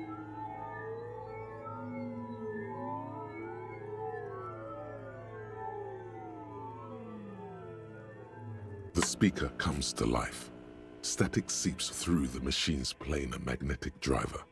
An old lady greets you. Her voice sounds 100 years old. Fortress accident. Good evening, Fortress Accident en rue de Saint-Ghislaine. This is East Insulindian Repeat Station 1. What's up, Yvonne? How are you doing today? Please repeat. Is this the offsite copy? I might have a password for the offsite copy. Good. Please repeat the password. Afterlife, death. No, that's not it. Wow, okay. She actually didn't use the same password for everything. Surprise. Maybe it's the second part of the leitmotif you saw on the stained glass window. After death, life again. Good. I've unlocked the offsite copy. After ending the call, please press print to access the filament. Conceptualization coming in clutch. Beautiful. Ka-ching. Ka-ching, yeah. Fortress Accident, is there anything else I can do for you today? You know what, Yvonne? I really enjoy our conversation. If that was the last one, I'll remember you. Great character, beautiful voice. That's all for now. Thank you, and goodbye. The old lady's voice disappears along with the static. Tiles on the cube are still smoldering, casting the framework in a soft glow. Fluorescent play and print keys shine on the keyboard. Let's press print. It sounds like something cracks before the piece of paper starts filling up with pure black ink. Read the printout. The paper is soaked with ink. It's monochrome darkness spanning from margin to margin. It's not possible to make out any information. What happened? It's just covered in ink. Odd. Something is obviously broken here. Ah, damn it! Perception 8. This is a red check. Examine the printout again. Ooh. It's a picture of my room, yeah. Okay, that's a... unless I do a double one, we're good. Examine the printout again. A single speck of white shines out from the shade. For some reason, the printer decided to spare this one tiny dot of paper. Marked by the devil itself. Looks like gibberish. Better get running again.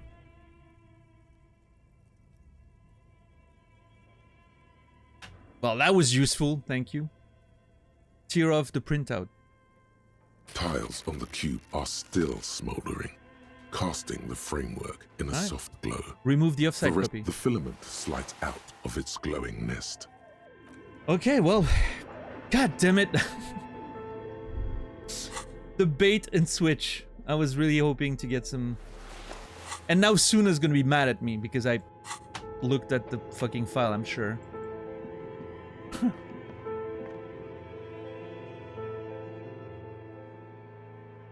You know what? I think we deserved to go to bed. It's 2 a.m. in the morning. Also, it's been 2:06 pretty much since we entered the building, the Feld building. It's funny how time doesn't actually pass unless you're actually in conversation. Which is weird because we've had conversations. Feels like the time should have passed anyway. Maybe that's a limit? Maybe it doesn't go further once you reach 2 in the morning for some reason? Well, Kim, I'm gonna wish you a good night. Hold on, do we sleep here? No, I'm not gonna spend money for no reason. I'm gonna go back to my room. Da, da, da, da, da.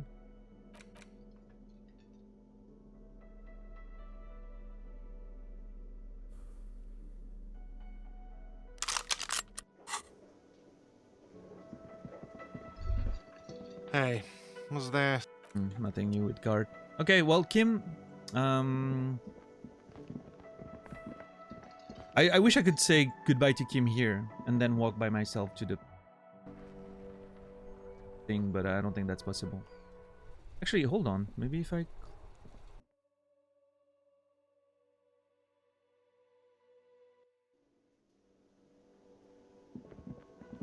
Good, Carl.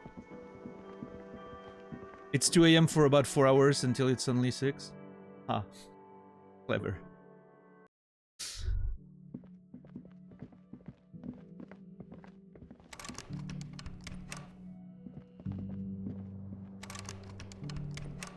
Yes? Yeah, I wish there was a way to just tell Kim to go to bed here and instead of following me until like end of the world and then.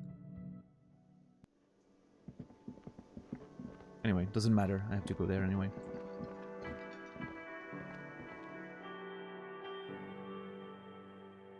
Alright. Oh man, I'm so hyped to see what's gonna happen with the church stuff now. Oh, I'm so glad we got that check. Holy crap. My heart. I was legitimately going to be heartbroken if I was gonna get stuck on that quest line. I'm pretty sure that would have been it. Like I'm literally like I would have. I thought really hard about like what other options we could have, but yeah, nothing came to mind. That was it. Alcohol really saved the day. Turns out, yeah. At the end of the day, It's getting late and it's snowing. Time to call it a day. we had to, you know, we had to be in the darkest of moments to find a way out. Unfortunately, we didn't manage to do it without drinking again, which I'm a bit sad about. I would have really enjoyed not drinking at all. I don't know if there's any, you know, I was hoping maybe that there would be different outcomes at the end of the game. We'll see, but if you don't drink. So if there was anything, I gave up on that, unfortunately, but I think it's fine.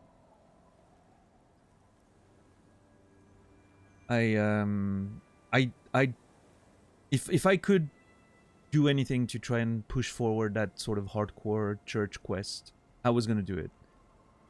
I wasn't gonna give up on that for potentially something happening if I don't drink at all in the whole game. So I'm okay with my decision. It's a also I think there's a bit of poetry in the, you know, again in the like the full week without drinking and then being desperate without any more options and completely stuck, and then you just relapse and somehow it unlocks everything for you. Obviously not the lesson you want to take, right, if you're in recovery, but maybe I don't know, right now it looks like it was a positive. Maybe I'm gonna get punished, and that would be poetic as well, right? You think you're helping yourself and it's allowing you to make a step forward, but maybe it's gonna be 5 steps back at the end of it. Who knows? Good night, Kim. Send him away for the night. Good night, officer. We'll meet in front of the shack in the morning. Yep. And we'll go see the church lady and all that.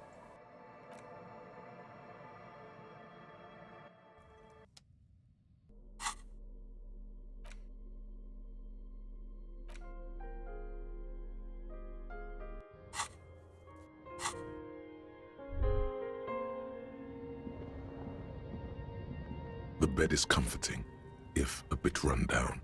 Still, you've earned a rest. Go to sleep. It'll be a short sleep, but we deserved it. The place feels almost like home now, quiet and dignified around you. A new life by the seaside. You're incredibly tired. The darkness and warmth come fast. You're falling asleep. It's easier this time. Drifting off, your head has found a comfortable indent in the pillow. Your legs and your torso feel like lead weights sinking to the bottom of the sea until they're suddenly light. I've heard this song before. Sing along in silent communion. I'm gonna sing along. Like they say, you're never cured of alcoholism. Yeah. I mean, isn't there a thing like when you're in recovery, you're always in recovery, right?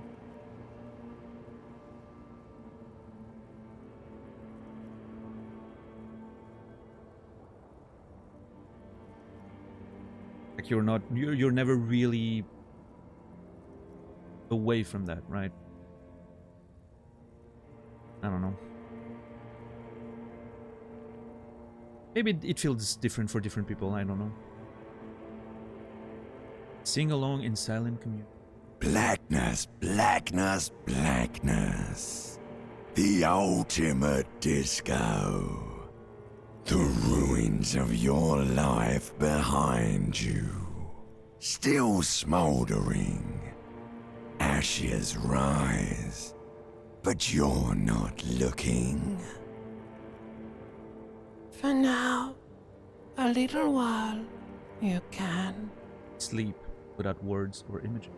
When the pictograms and the hieroglyphs of the world return, they seem silent somehow.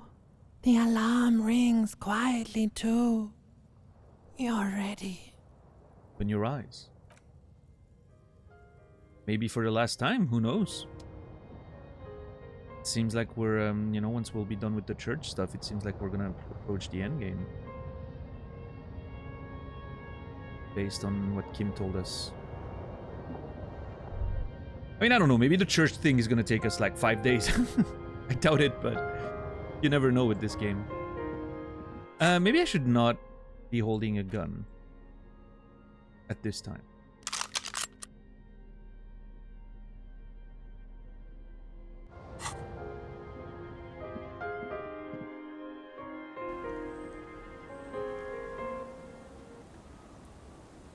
Morning, Kim. Our tenant, the policeman. I hope the waves don't keep you up at night. What can I help you with? Washerwoman's good. Hopefully, me not delivering it right away is not gonna have any consequences. The scruffy-haired little boy kicks a stone while the other watches him do it. Children are stupid. The Wait, hold scruffy-haired on. little boy. This one doesn't say anything. Lily's our mum. There was nothing to do with those kids for the most part, right? That was weird. Maybe I missed something. I don't know. One of the few characters that I feel didn't really go anywhere. But I mean, it's likely that I missed some stuff, obviously. Again, a game that clearly isn't afraid to lock you out of content.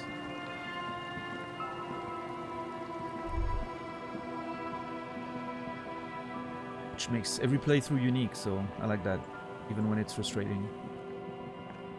Alright, come on. Let's have everything go smoothly, and then we can work with the kids to turn this place into a nightclub. Hopefully with not too many drugs, we'll see. Yes, what is it? About the offside copy you asked me to bring. Yes? I brought you the filament. Give her the offside copy. Thanks. Looks like it's the one. What is going to happen now? Now I'm going to print it out to see what's left of it. She's already inserted the filament into the radio computer's core, ready to close the door. Don't waste your time printing it out. There's nothing but a speck of white in a sea of ink. It's broken. No, I think the printer was broken, Harry.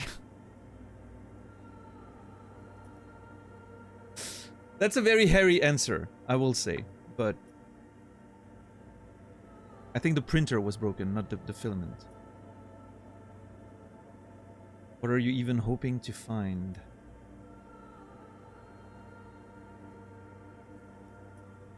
Good question.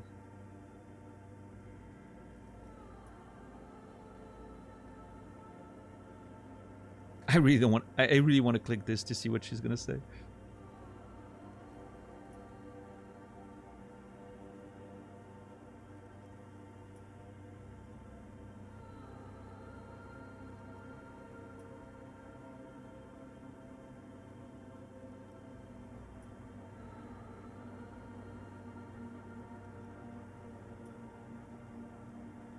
I'm gonna go with, what are you even hoping to find? I have a theory. Lintel was able to divine the location of the anomaly from this broken copy. I want to repeat their calculation, only this time with better equipment. Okay. Watch. What an intricate display of failure.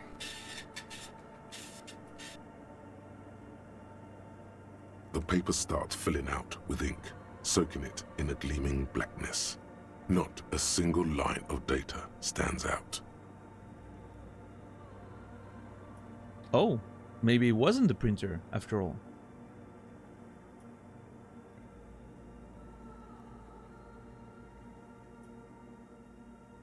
It's the abyss staring back at you.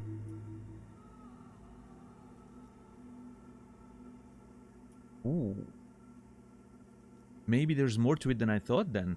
Because like when I pressed print, it said something like cracked. And I was like, oh, maybe the ink cartridge just fucked up, right? Or something.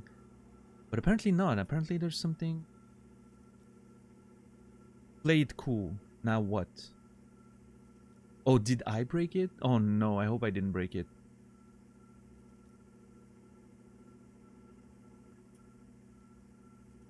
Sona doesn't reply, her hands running over the printout. She's looking for something. For her morning star. Eyes scouring the millimeters. Here. I found it. Where? Lean closer. It's that white dot in the same place I saw it before when I printed it out. Again, I'm not gonna mention that I you know. Where? Lean closer. Hold on. She's behind the keyboard now, typing in some numbers that only she understands. The terminal beeps and the light inside starts pulsing like a glowing heart. Can I do anything? I'm still not sure it's a good idea tinkering with the unknown, or say nothing.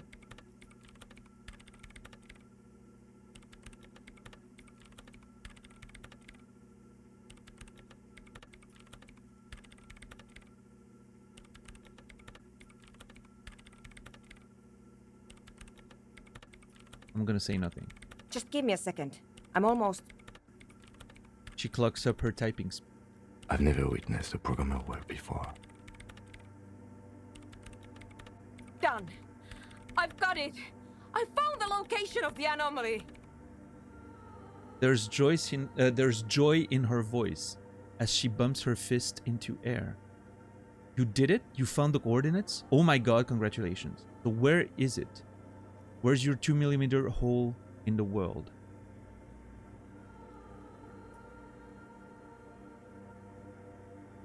You did it? You found the coordinates? I found the coordinates. She lets out a celebratory laugh. She's beaming. You can feel it in your heart. Oh my god, congratulations! Thank you.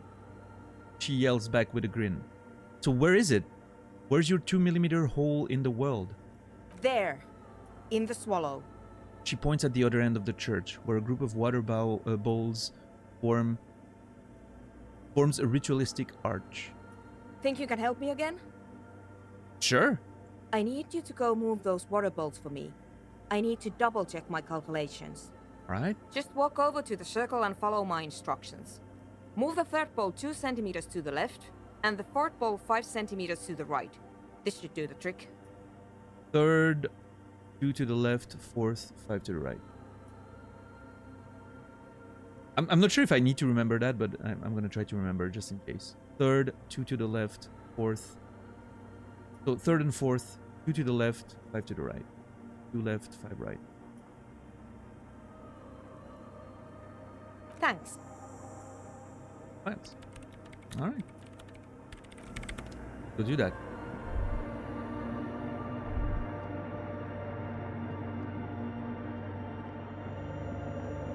How do I know which is which, though?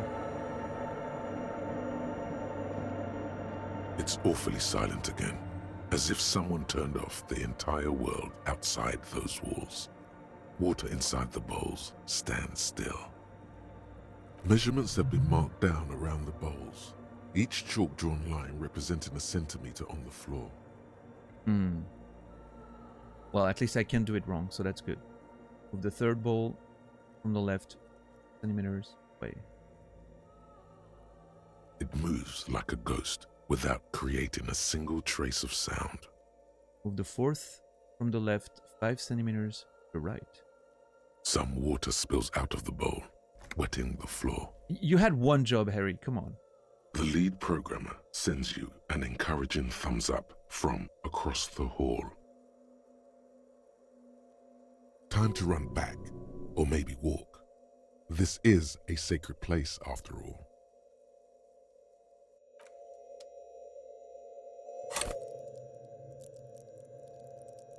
Yeah, okay, my physical instrument's at 5. Good. That's... Alright, let's see.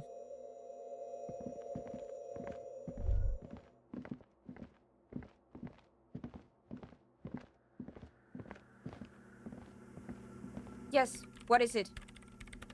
I moved the water bowls to the right position like you asked. What's next? Great. Everything should be aligned now. She stops, biting into her chapped lip. Miss Know-It-All is hesitating. What's wrong? Yeah. Nothing. Now the only thing left to do is to unmute the headphones. If we got the location right, we should then be able to hear whatever sound this anomaly makes. Oh shit! Hold on.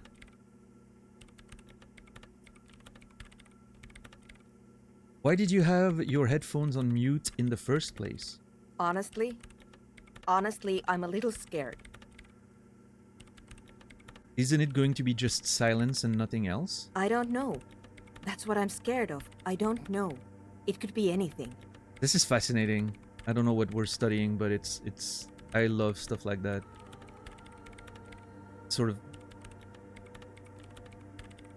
you know, that line between supernatural and whatever weird scientific phenomenon. I mean, what sound does the nothing make? How can you even listen to something that doesn't exist? She turns to face you, the mainframe throwing shadows on her chin. What if silence is only what surrounds it, but the swallow itself is...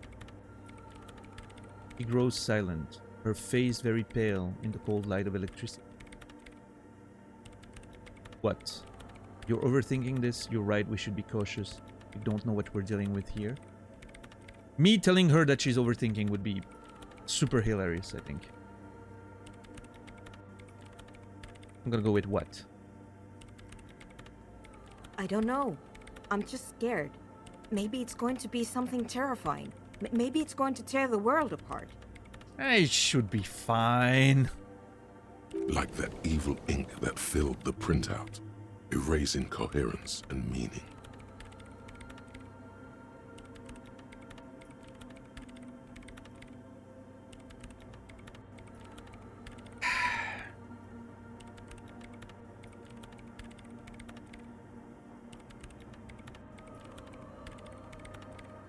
Damn it. I don't want to discourage her from doing it, right? I don't want to pick an option that discourages her from doing it, but...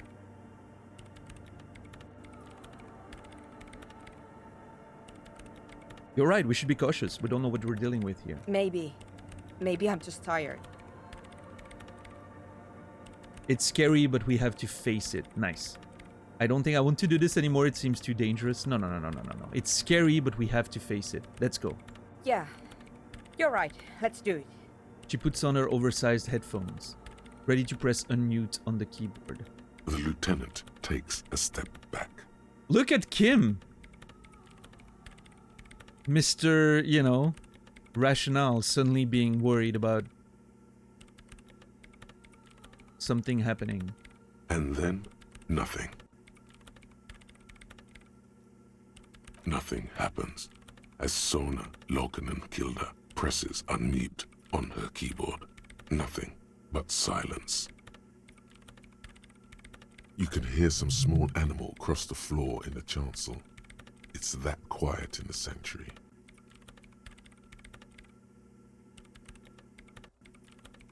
Can you hear anything? She doesn't answer. Her eyes closed and brows knitted together in a state of deep focus, one hand cupping the headphone. Well? Damn it.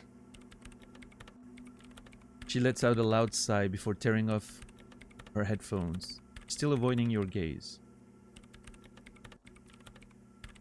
Come on, did you hear anything? Well, at least the world seems to be still alright. Look around.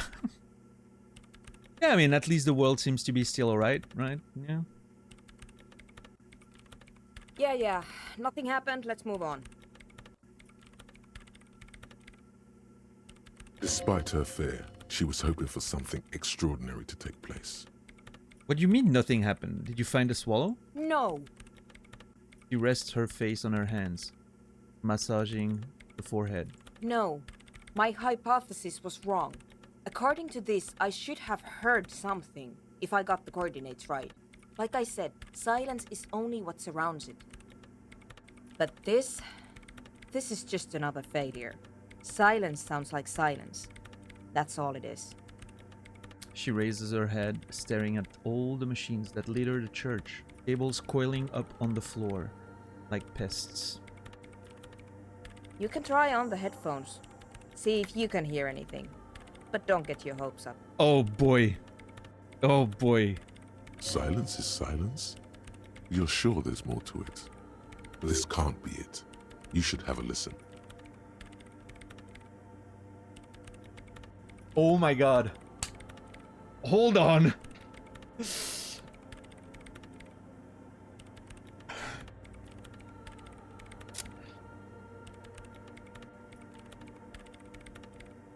I knew I wanted perception to be high. I'm very glad that I got there. +2 with the Coldom Abadakwa. +1 helping Egghead with his jam. And +1 because we found a melody for Egghead. Am I gonna find the beat by listening to the swallow? Okay, please don't double one this. Please. All I ask is not a double one. Everything disappears. There. You are draped in silence like a drowning man staring into his puny little headspace.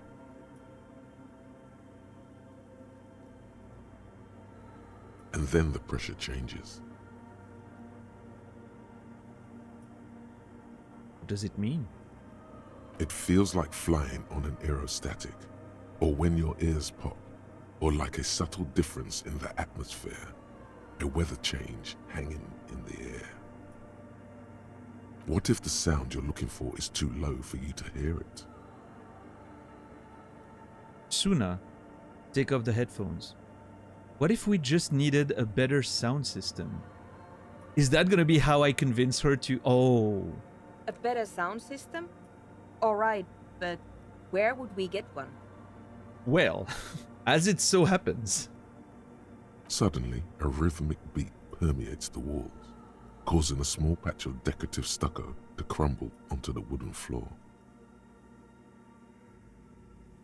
A rhythmic beat permeates the walls, causing a small patch of decorative stucco to crumble onto the wooden floor. They should really allocate some renovation funds to this place. Murmurs the lieutenant, inspecting the damage done to the arabesques. No. What they really should do is shut down the disco men for disturbing neighborhood peace. Yes, but they could help with the speakers. You mean the speed freaks? She closes her eyes as more dance music invades the holy silence of the sanctuary. Of course. The speed freaks. They have a fantastic sound system. And you think they would help me? They would if you wouldn't mind them moving in with you. I guess I could live through a week or two of peaceful coexistence. All right. Brilliant negotiating there, detective, as always. Thank you. We're doing what it takes. Suggestion. To get the work taken care of. I'll go talk to them then. Sure. Let me know how it goes. Thanks, officer. You're quite welcome. Oh, yes. Look at this beautiful list of tasks now. It's so well organized.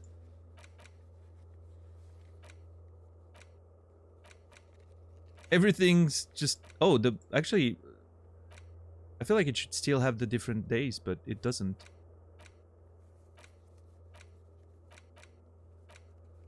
That's strange, but it's alright. Alright, let's see.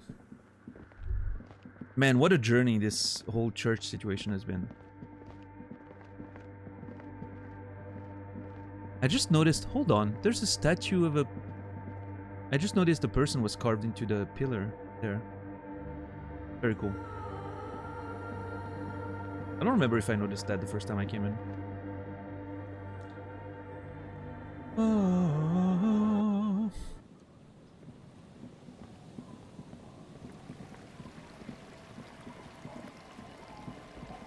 We got it! Lads! We got it! Let me talk to a cell first. Hello again. Nope, nothing new. Okay.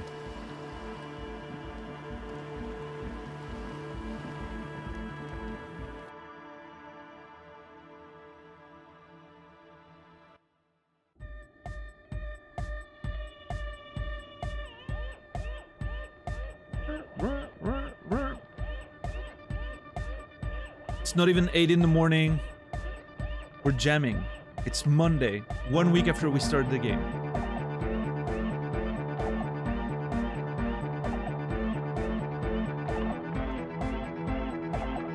The large-headed youth has closed his eyes. Good morning! Yeah! Pump it up! Pump it up! Pump! Okay, so I guess I need to talk to him. Hi again. So, how are things going? I'm here to talk about the church again. Yes? What's the deal? Good news! I managed to convince Suna. She's okay with you guys moving in, but on one condition. She needs your speakers for her project.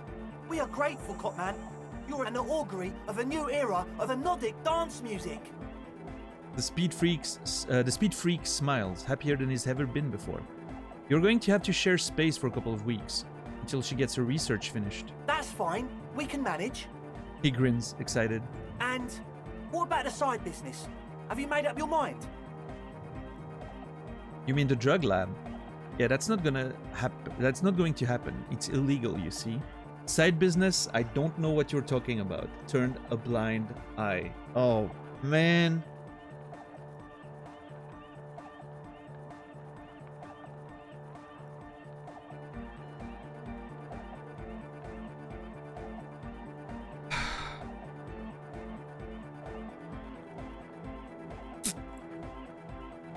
I don't know what to do there.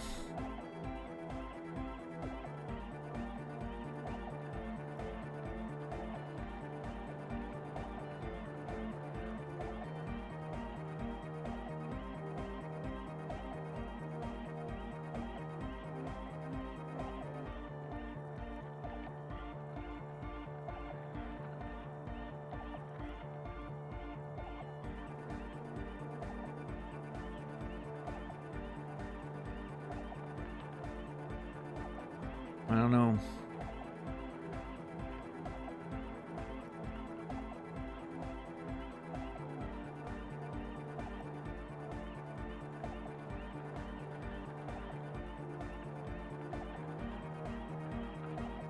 Hardcore?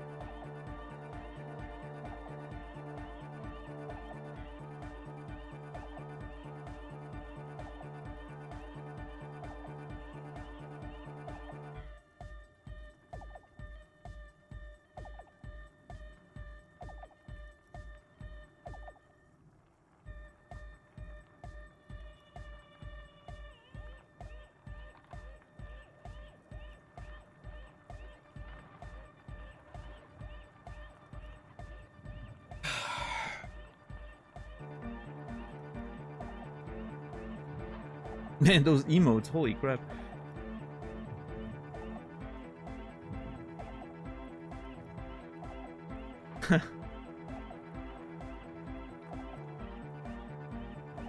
That's a anxious.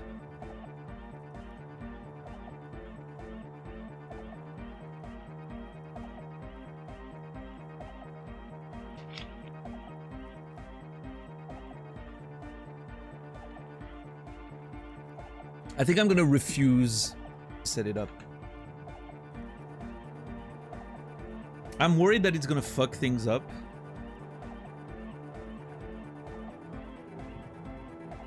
But I don't think I can in good conscience let them set up a drug business. We're trying to help Martinez, not just, you know.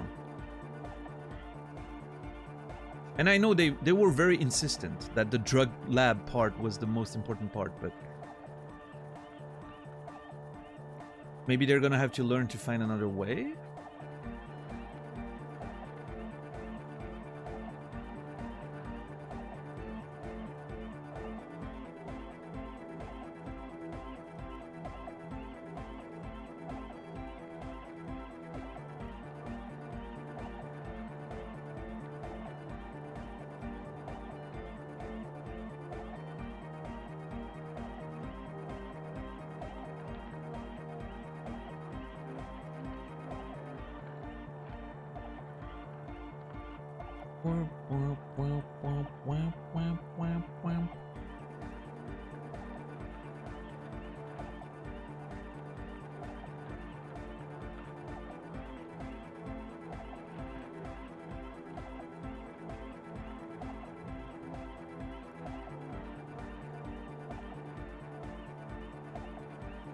Yeah, I'm gonna refuse.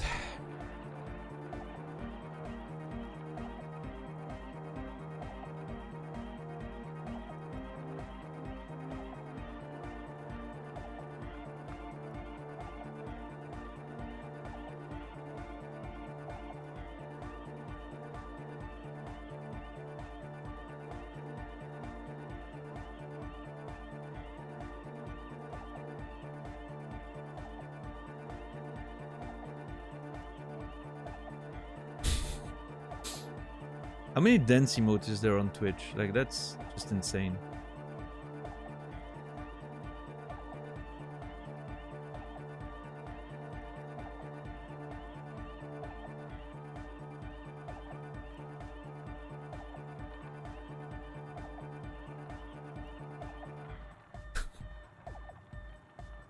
Is that Brittany? Yeah, that's Brittany.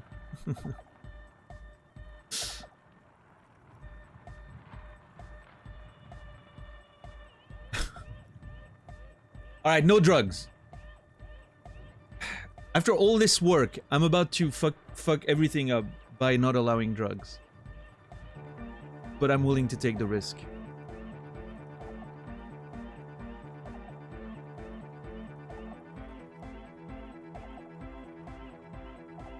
Oh man, really? You're a complete ballbuster. I know. Are we still good? Fine, we can make do. It's going to take us a bit to move our stuff inside. A couple of hours, maybe. Come check back later. Let's get moving. Leave the tent. Oh shit, they've dismantled the whole thing. And what's her name's gone? A cell. Oh no. Wait. Visit the nightclub after the ravers have moved in.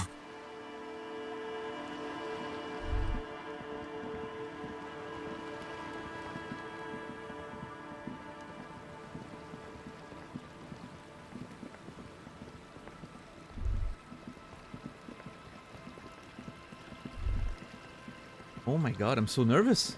Hold on, have I missed something there? No.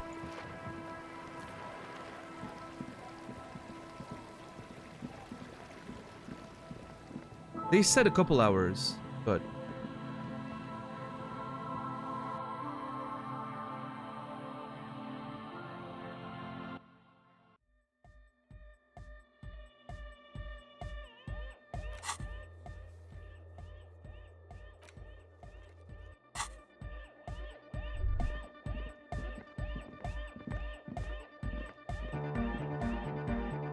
Oh my god.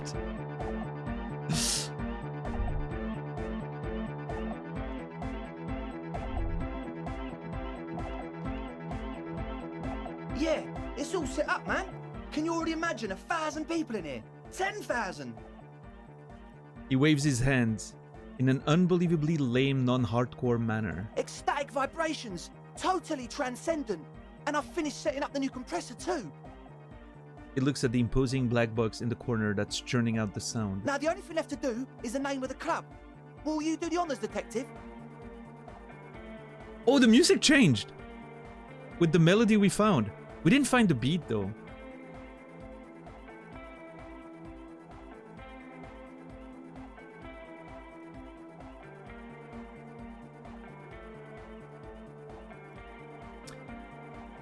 What do you propose as the name, Andre? A cell. What would you suggest at the name? Egghead. You must have a lot of ideas. Noid, give me your 2 cents on the issue. Suna, do you have an opinion on this? Kim, how would you name the club? I think I've come up with a name. Kim, how would you name the club? I wouldn't. I wouldn't build a club, and I wouldn't name it either. Well, yet here we are, Kim. An underground place with no name? Sounds like something the Crabman would say. Oh, you're familiar with him now, huh? We're not going with anything the Crabman would say. Why not? The Crabman has ideas, Estelle. Ideas from another level of consciousness. Okay, Noid's very hyped on the Crabman. I don't care. I don't like the Crabman, and I don't like his ideas. His ideas are spooky. Next, please. Alright, what do you propose as the name, Andre? The name? Everything I managed to come up with sounds just wrong. Okay. Andre's overthinking it. Says the girl with the microphone. Yes, you should do it, detective. It would be good for the signs. Ah. Noid's right. You've helped us so much. It's the right thing to do. Okay. So interestingly, it still says that I can help Egghead with the beat.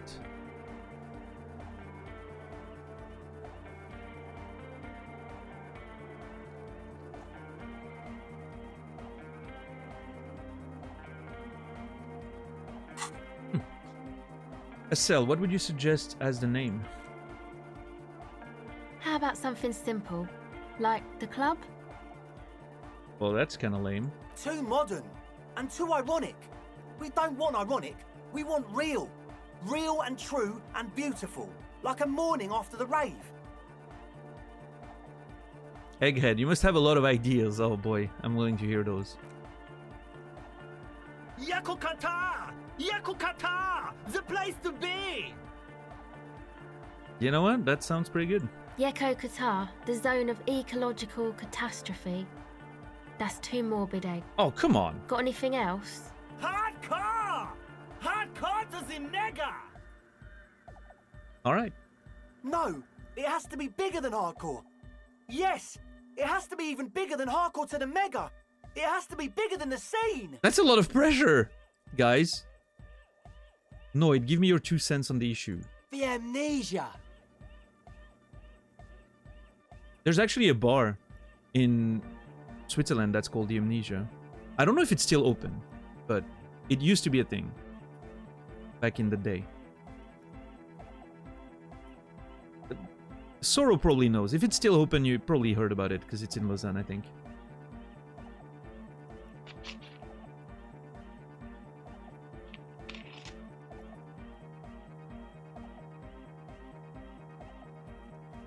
You talk like you're 80? Well, I mean, it was legitimately 20 years ago, so...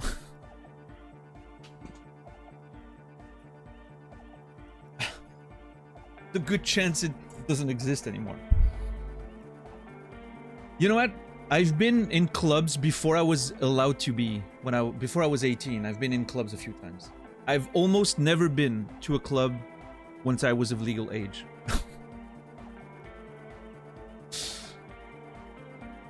I was always getting in before it was time, and then as soon as I was allowed to, I was like, eh, clubs kind of suck. I don't know.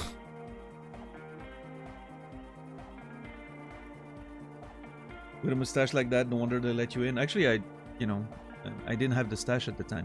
Hey, I was over the age of 30 when I was last asked for my ID when buying alcohol in a store. I was 33, I think. So... my youthful skin fooled a few of them. Let's see. Amnesia. Is it still open? It is! It actually still is. Oh no, permanently closed. Sorry. Never mind.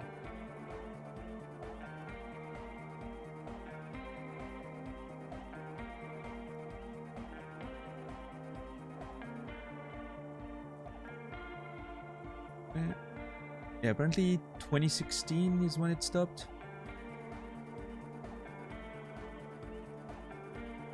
Huh.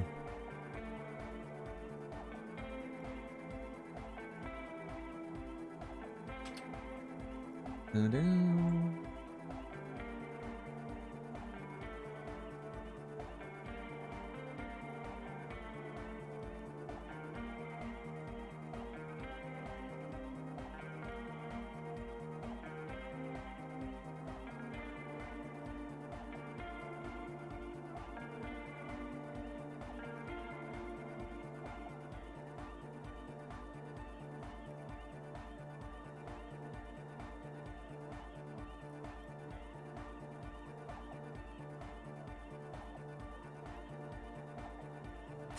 Yeah, the Amnesia was a, like I said, was a club at in Lausanne, but doesn't exist anymore. So that's a cool name. Anyway, I got just a rush of memories thinking about that club. There's a couple of clubs with karaoke here. Those are fine. I'm not a fan of clubs in general. I mean, you know, it's fine. When I was younger, you know, it's fine. I'm just not a big club enjoyer. I don't know.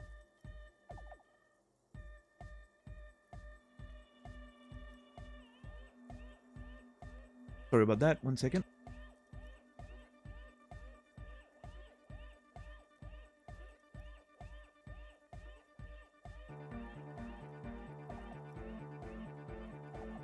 It's just that I'm not big of a dancer, as you can imagine.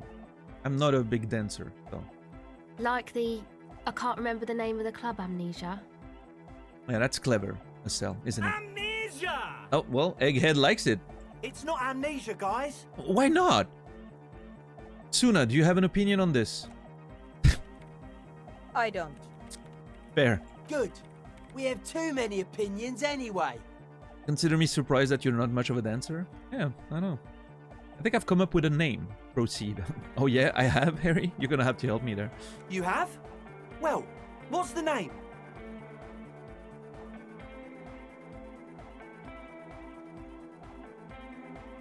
Oh my god. Title drop. Disco Elysium.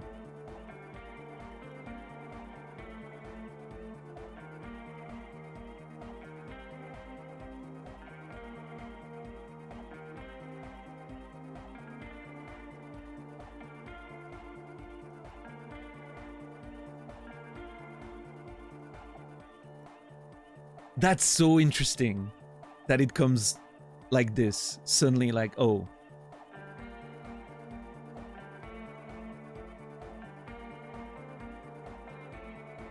It's very interesting. Especially, it's just a side quest, right? We could have completely ignored all of that. We could have failed all of that. No truth with the Furies. No truce, sorry, with the Furies. Or Revachol West. I think Disco Elysium is a bitching name for a club. I think that's beautiful. Closest thing we had to a club growing up was the elk pole, which was the pole they hung dead elk from during hunting season. This was clearly the main quest. Yeah, I mean, it was the one that I was the most invested in, that's for sure. I mean, I'm pretty excited about the, you know... I'm pretty excited about the actual main quest, but... The whole church thing and the I don't know, that everything about this place was great to me. I enjoyed it. Are you a Viking, Zeg? Yeah, I don't know, like Zeg, the more Zeg talks and the more curious I am about his actual existence. I think there's no way for me to, you know, could only be done after doing the other main quest, drinking. I love that drinking was the thing we had since the first fucking day when I woke up. And it took me the entire in-week game to finally crack. Beautiful. Almost made it a week. I did pass the check, Warren. Yes. Oh, it was such a hype moment. Holy crap. So much tension. So much tension. Ugh, it was crazy. We barely got it too. Rolled a 7. I needed a 6. Yeah, it was great. Thank you, Warren. And now I'm about to title drop on this fucking game. Disco Elysium. That's the name of the club.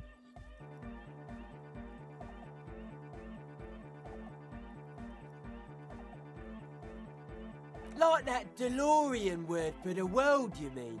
Elysium. Yeah. But Disco Elysium? Isn't it wacky? Disco's kind of gone, isn't it? Forgotten. Yeah, but that's the beauty of it. The past is the future. Exactly. But the future is dead. Yeah. No, it's beautiful. Exactly. Beautiful and brave, like we want it to be. You know what? I agree. And short. And memorable. Yep. I'm having goosebumps right now. We're in such a state of agreement. Synchronicity. It's beautiful. It's settled then. Everyone welcome to Disco Elysium. Hell yeah. A light beam washes over the dance floor, bathing it in violet blue. Oh, what a great moment. Andre breaks into frenzied dance-like motion to celebrate the name. Someone turns up the beat. Hell yeah. You should go with the flow. Join in on the experience. Start tapping your foot. Observe his movement. What are you doing, Andre? I'm gonna start tapping my foot. It feels good. It feels right. But what is this? What is this thing that Andre is doing with his limbs? Observe his movement. What are you doing, Andre? I'm dancing! He performs yet another strange pattern of moves, but it doesn't look very cool or modern. Honestly, it looks kind of lame. That's fine. That soft core gyrating is supposed to be dancing? We should talk about it. We should talk about your so-called dancing. Oh my god. Yes, my man! He jumps up and down with glee. His moves punctuated by the stroboscopic flash of the club lights. Talk? What is there to talk about if you can express yourself with moves? Electrochemistry or a half-light maybe? Audio waves thump against your ribcage. The speaker setup makes everything sound much better, but the beat is still so weak. Ah, shit. I've been meaning to ask you, what's with the hair? It's to express my individuality. Sure. Is that a bald spot? It's hard to tell for sure with the fused together spikes, but it looks like he's balding. Or is it because you're balding? Is it important for you to be an individual? Fair enough. That's idiotic.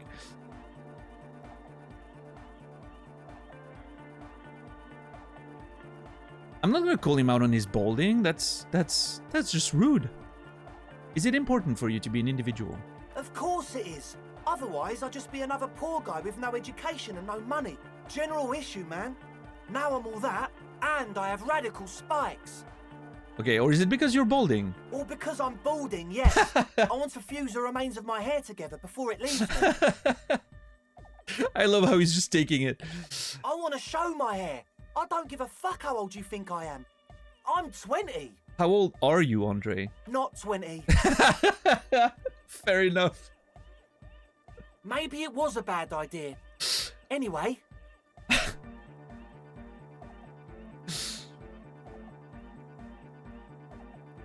Yeah, Dax. Hey, I mean, to each their own, right? Oh boy, I'm so fucked. Dance fever incoming. Found the melody. Oh no. That's a white check.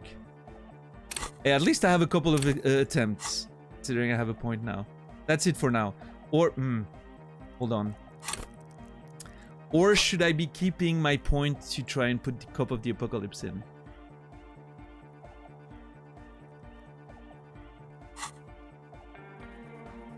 That's it for now. Goodbye, officer.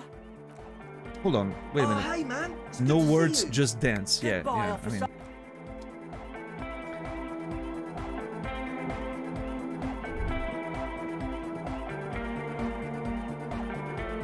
And Disco Elysium is pretty great.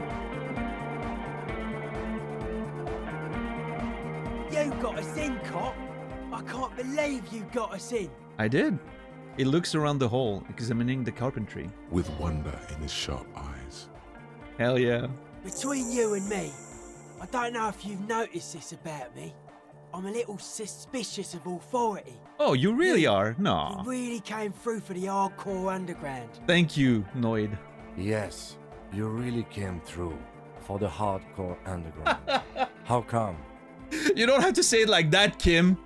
I did something amazing. Look at this place.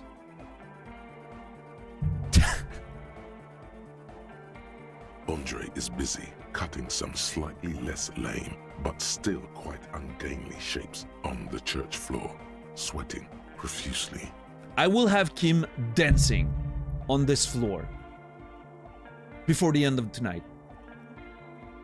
Estelle using her contact mic to listen to a tree underwater.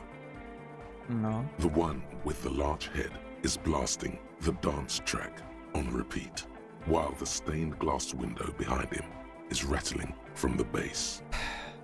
Sire, the tent. 'Twas a security risk. And in here, sanctuary. 'Twas only noble of you. These kids got spunk. I admire that. Better here than in that tent. It wasn't safe. I am genuinely into the hardcore lifestyle. You wouldn't understand. I'm a corrupt cop, Kim. This is a corrupt scheme. I did it for mankind. For all of mankind. You know what, Kim? I did it for mankind. For all of mankind.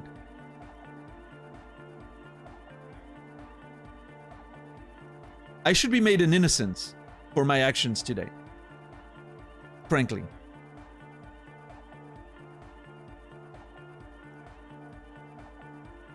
Yep.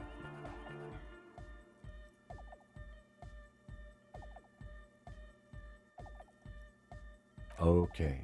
The lieutenant keeps it laconic. Okay. I don't believe you actually think you did it for all mankind. But whatever keeps you in high spirits is okay by him. I'm sorry, Kim. And Esprit de Corps. If you don't get it, you don't get it. What's up, Yorgo? Yeah, Kim is not very much into the vibe of that kind of stuff. But it's okay. Yeah, I'm sure he'll get there eventually. Now that our signs are synced, can you help me contact the coalition? Noid, what do you think about the church? Why are you so suspicious about everything? What's with the clothes? What do you think of the church? It's a miracle of carpentry. Dead bodies carved into total shapes. Now it can be something more. He rubs his hands together. How old do you think this church is? Over 300 years? Dun dun. Dun dun. Man, that little melody really brings it together. Very nice.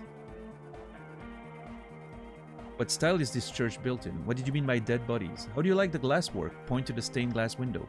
Are you settling in? So many questions. How old do you think this church is? Over 300 years? That's right.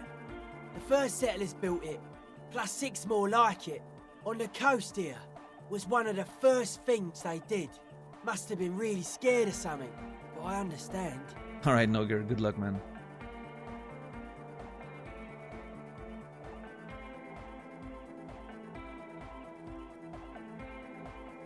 Alone on an uninhabited archipelago, forced to face themselves and nature. Pre-industrial quantities of solitude. The sea, perhaps something more fundamental. Pre-industrial quantities of solitude. That's a line, holy crap.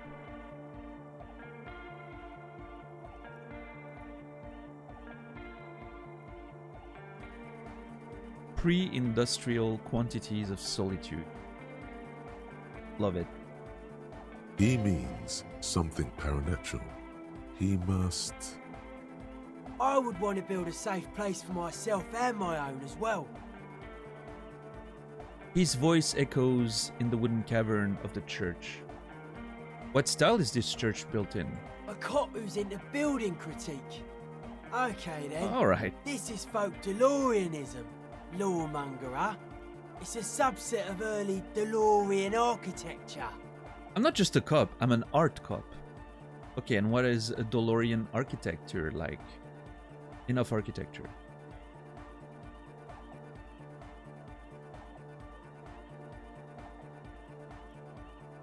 I'm not just a cop, I'm an art cop.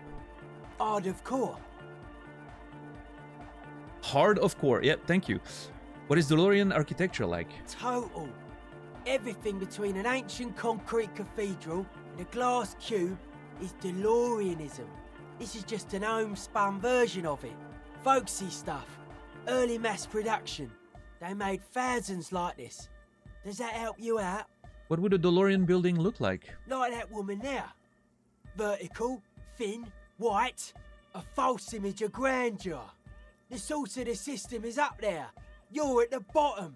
They really dug that power vertical. Like to show off large and intricate structures. Arches, spires. Put you down with them. They were really into painting everything white too. Virginal shit, you know. Marriage shit. Virtue and tyranny. Okay.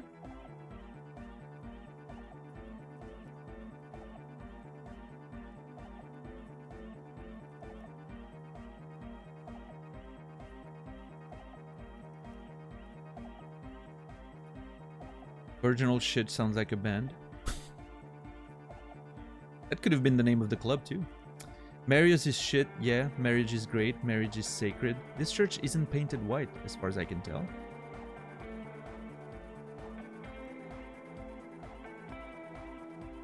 Yeah, I mean, this church isn't painted white. Stands to reason it used to be white on the outside before the sea wind took all the paint off. Okay, that's fair. Year after year, flake after flake, whitewashed clean, then covered in green moss. Slowly, peeled by the wind, your skin crawls from the sensation as you look around.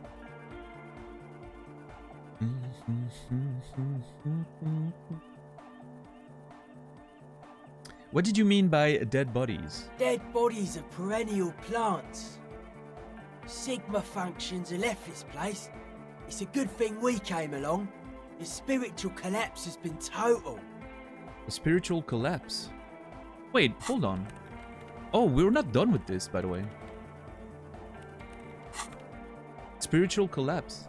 I saw some piglets suckling their dead mother. Have you heard this one, Cop Man? After a short while, they shuddered and went away. Okay. They had sensed that she could no longer see them, and that she wasn't like them anymore. What they loved in their mother weren't her body, but whatever it was that made her body live.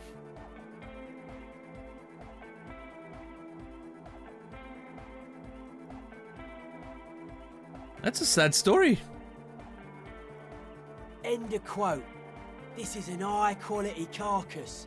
The power of anodic beats and hard bass is needed to reanimate it.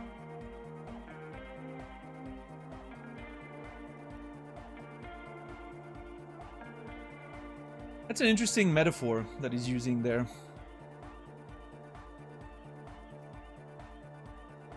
The church like a dead carcass, and they made it feel alive again with their music. Almost comparing that to a spiritual sort of experience.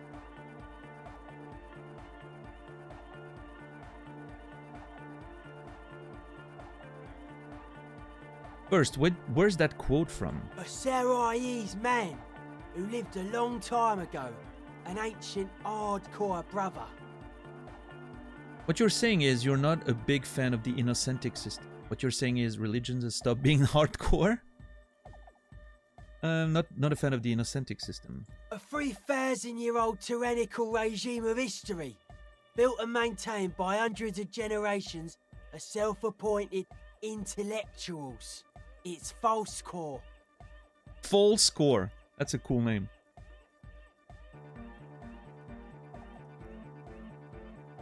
Fake core, yeah. The way he says it, the force in false core is invested with 20 kilotons of disgust. Invested with 20 kilotons of disgust. Man. The quality of the writing certainly hasn't gone any lower as the game progressed. That's nice. Sometimes, you know, in games, the closer you get to sort of the end, tell that the quality like declines a little bit. Not in this one. Like, it's very consistent. Love that.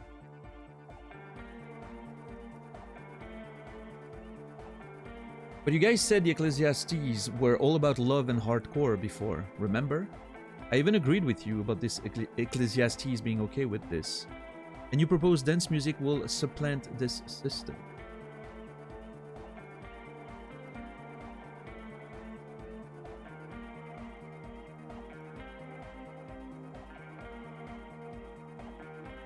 But you said the Ecclesiastes were all about love and hardcore before, remember? I only said unity. One word. Figures of authority always misquote you. Sorry about that. He points to his friends. Andre doesn't care about the Ecclesiastes. He just wants the operation to run smoothly. And Egg is a demi-beast. You shouldn't listen to what people say. You should listen to what they are. That's a good one. Don't listen to what people say, listen to what they are.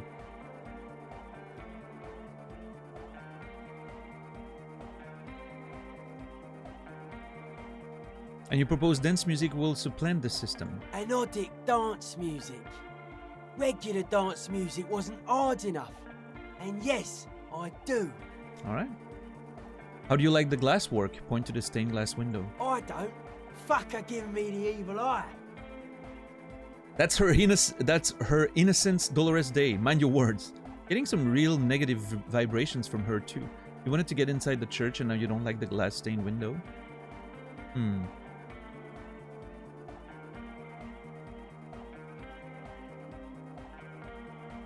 So he doesn't like Dolores Day. Not surprising. You wanted to get inside the church and now you don't like the stained glass window? I didn't know it was in here. We have to get rid of it. Oh. Dismantle it. Okay. Can't dance with a giant mass murderer looking at ya. Alright. Not a good look for the club.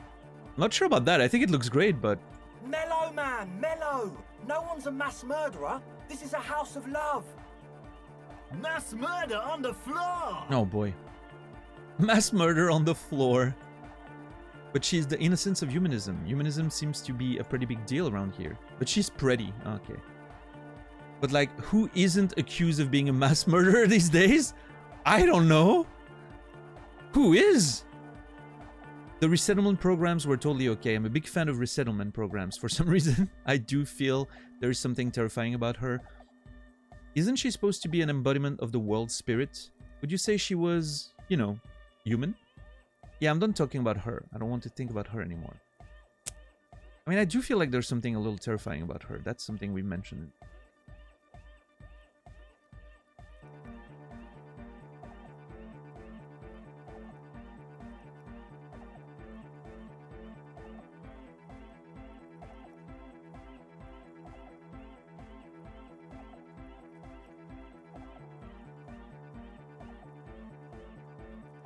I'm gonna go with... Isn't she supposed to be an embodiment of the world spirit? The world spirit does not have a body. It has organs. Hardcore is an organ of the world spirit. He raises his left hand. This Arno van Eyck track is an organ. The carpentry and glass cutting that built this house are also organs. She's a thief, if you ask me. An organ thief. All innocences are. I do feel there is something terrifying about her. There is. She is a party repellent and must be taken down before we can begin partying in here. Take her down, crash it, destroy that window. Keep it, keep the beautiful, sharp shards. Keep her long face and her hair. Say nothing, stare grimly into the distance. No, keep it. Keep it as a reminder. Also, I think the broken glass is pretty hardcore, if you ask me, but I don't know. Keep the beautiful sharp shards. Keep her long face and her hair. The speed freak's eyes narrow with suspicion, as if he's looking at a man possessed. It's not coming down. People are gonna love it. It'll be like our thing. Plus it keeps the cold and the rain out. Alright.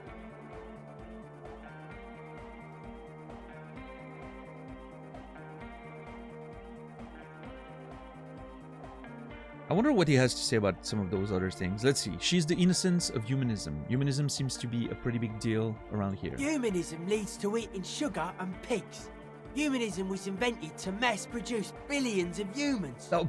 Billions of humans can mass-produce hundreds of billions of pigs. It's hard to argue against that. And many, many more tons of sugar. She liked games. Her legacy, the thing we live in, isn't real life. It's a strategy for some kind of victory against a long-dead opponent. But, yo, I'm only annoyed. What do I know?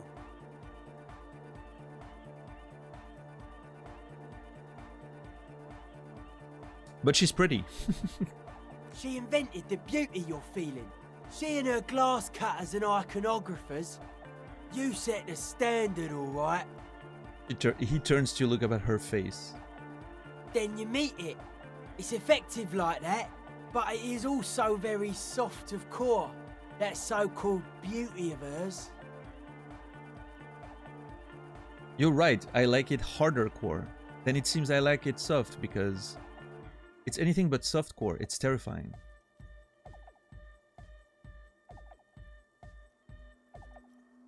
I think the terrifying part, again, like it's something that I've been exploring with that Doris Day situation. You may be onto something, Copper Man. She's got those mass murdering hips. I'm sorry, can we address the mass murdering hips situation? What does that even mean?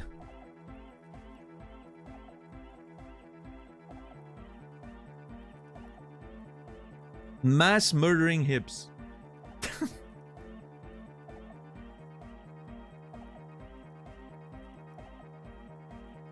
If hips could kill?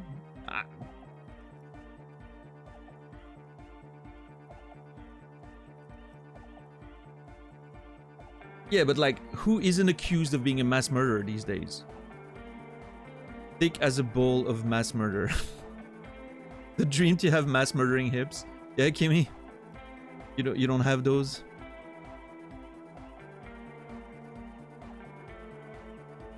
Alright, who isn't accused of being a mass murderer these days? Really?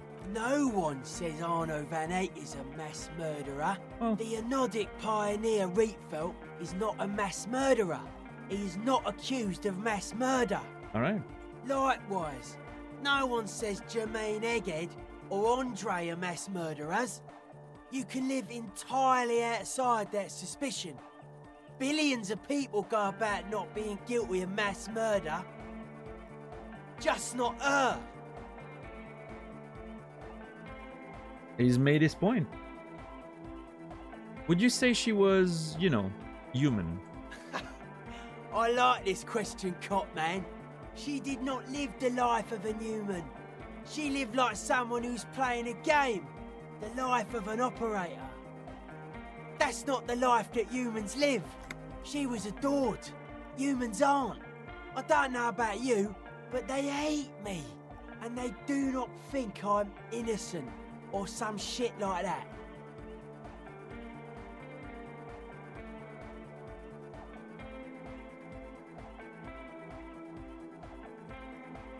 I hate this too. Point to yourself.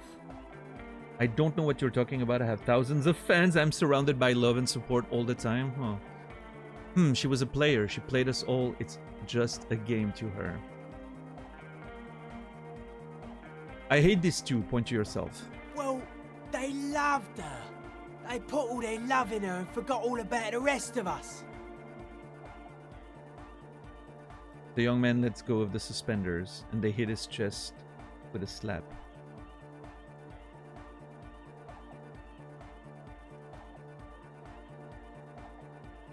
They put all their love in her and forgot about the rest of us. Interesting line, but divinity figures and all that. Very interesting. I'm done talking about her. I don't want to think about her anymore. What a strange choice of words. Isn't it? Caustic. Overflowing with negativity. That can't be healthy. Oh, come on. What's happening here? Why do you keep coming back to this window? Nothing. Everything's okay. I don't know. It's a nice win. I don't know. Well, you shouldn't. You shouldn't come back to this anymore. Stop talking about it, please. Let's talk about the glass work again. I've been thinking about her. The mass murderer. All right, I'm done talking about her. How are you settling in? Hard to say, Cop Man. Signs in here are distinctly wild. Gonna take a while before everything's properly synced. Fair. I did get to talk to the crab man, though. You mean Tiago? Anyway, he's been giving me kind of a psychic rundown of this place. Yeah, I was informed of that. Dude's seen some crazy shit, but he's actually a lot like us. You mean all his mother's love stuff isn't too spooky for you? Have you been listening to what Egg's been saying? Love is hardcore, man. And the mother's love is the hardest core of all. There. The man picks up on stuff. And he knows a lot about the church. I got a lot to learn from him. Okay. Good thing you didn't squash him.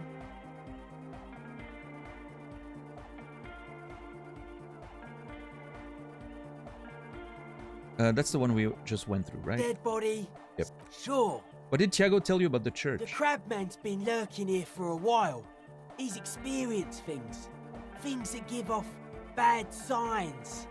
As far as we can tell, the Ubies built this place about 320 years ago as a sarcophagus. You mean there are actual dead bodies in here? Not like a literal sarcophagus. Ah. I'm just being metaphorical. What's it for? Encasement, confinement, of something they were afraid of. Something new and unheard of on the Isola. I think that's what the crabman is experiencing when he climbs around upstairs.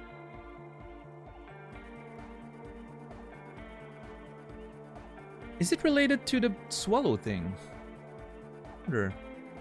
Like, this is some old world shit the Ubies had heard about. I thought the best way to deal with it was to build a church surrounding it to contain it. I don't get it. Contain what exactly? I don't know. And it's not something they properly understood either, what it does. But it's what this sonar person is looking for and trying to measure. Mm-hmm. It'll be fruitless though. She won't be able to measure it.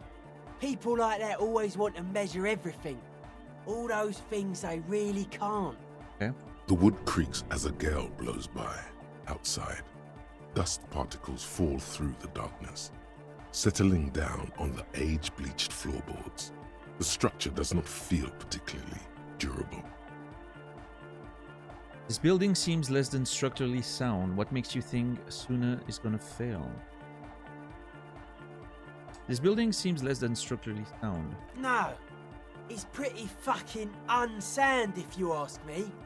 They should have built a club for anodic music around it instead. He grins. Anodic music will definitely contain whatever we're dealing with. His words echo in the chamber. And if it can't, well... He shrugs non-committally. What makes you think Suna's going to fail? Seems to be the trend around here, doesn't it? You can't measure shit like this. It's not like... substance. I found a Doom commercial area in Martinez proper. Maybe it's the same thing the Ubies were trying to contain? Like a concentric ring spreading out. The struggling villages. And that is what caused the communards to fail in defending the beachhead. Yeah, a lot of failure has gone down around here.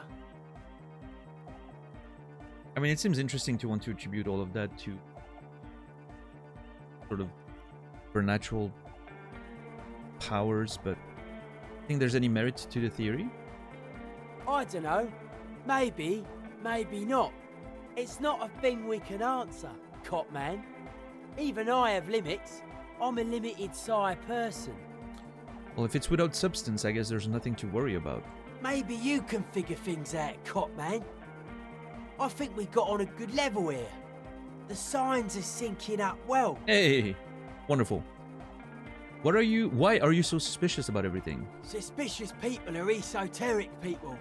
We don't go around spilling everything to Johnny Law. They don't call me Noid for nothing. It took us setting out for this whole enterprise to get our signs synced. Why are you called Noid anyway? It's short for paranoid. Oh, I actually didn't pick up on that at any point.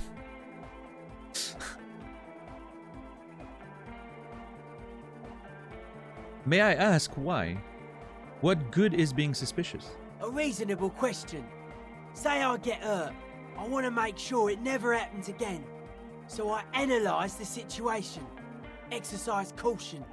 Caution is suspicion. What are you suspicious of? It'd be easier to list stuff I'm not suspicious of. I'm not suspicious of sound and colour. Mechanics and chemistry also have a trueness about them. Most anything else deceives. Wants to steal your life away. This is a good, dangerous line of questioning. You should prod him on. And what are the most things? I don't have a top 10 list of things I'm most suspicious of, but if I had one, the left-right complex would be number 1. Number 2 would be their sole accomplishment, the pig-wheat paradigm.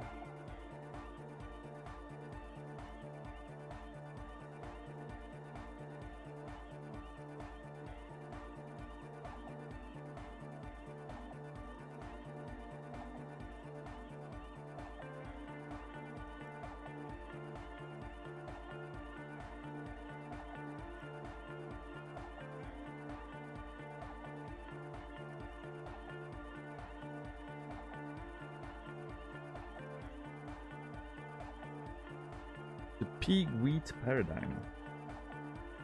Is Encyclopedia about to chime in? Something is off There you go. here. You feel like it should be the other way around. What's up, White Wolf?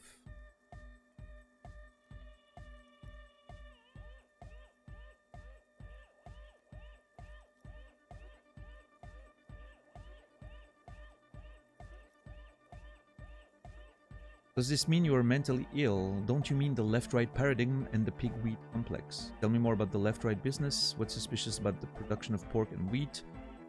Well, that was certainly stimulating. I want to ask about something else. Don't you mean the left-right paradigm and the pig-wheat complex? No. Politics is an inert complex of daily corruption and inane think pieces.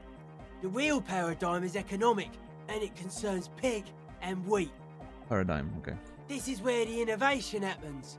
It's only a theory, but I suspect they're breeding a pig-wheat hybrid. Probably in Grad. I'm sorry, what? Tell me more about the left-right business. I prefer not to. Both ask the wrong questions. Any spark of light from either one is accidental. Their combined movement's only concern is producing enough pig and wheat for everyone. The end goal of humanity. The original mistake was assuming that words have more being than bodies. That's what led us astray, far from our true lives, but we may yet find a way back. Sure. Whatever this true life is, you feel it's the real centerpiece of this mythology. What's suspicious about the production of pork and wheat? It's our only shit. We should make better use of not being animals or cereal grain ourselves. What's bad about cereal grain? Having enough food could be a precursor for greater things. What's bad about animals? Animals are cute.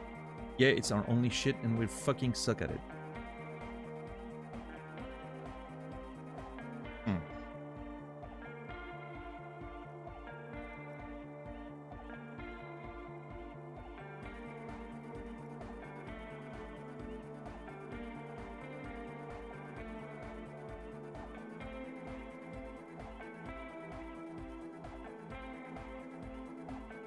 What's bad about cereal grain? Having enough food could be a precursor for greater things. Yes, having food is means to an end. But the left never talks about the end, only the means. Caps are likewise suckers, constantly sleepless in worry. Does this mean you are mentally ill? Mental illness is a term the powers use to homogenise people. I think I don't reach mental illness. I am merely politically ill, a suspicious element.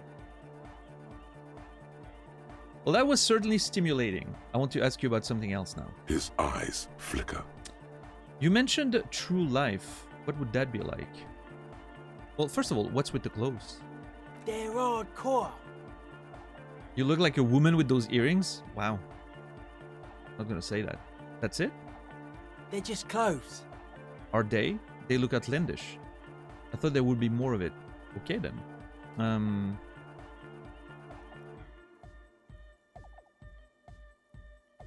I mean, they do look a bit outlandish, but not in a bad way necessarily. Nah, these are just boring, normal, hardcore clothes. That's outlandish. He points to your necktie. Whoa. It's my friend and accomplice. It makes me party harder. Look at your tie suspiciously. What's so outlandish about it? It looks like you're trying to hang yourself with it. Oh. So large, too. So many different patterns. It's crazy, man. I like it. Oh boy, is Necktie about to intervene? You suddenly realize the patience and respect this speed freak has shown you is partly because of your style. He's probably not like that with everyone. Well, thank you, Necktie, then. Respect as a man! Yeah. You mentioned true life. What would that be like? A life is true if it's free from fear, an eternal division among oneself and others. Mankind has seeds of greatness in it. A germinal will come, a return to trueness. It will be hardcore. A life is true if it's free from fear and internal division among oneself.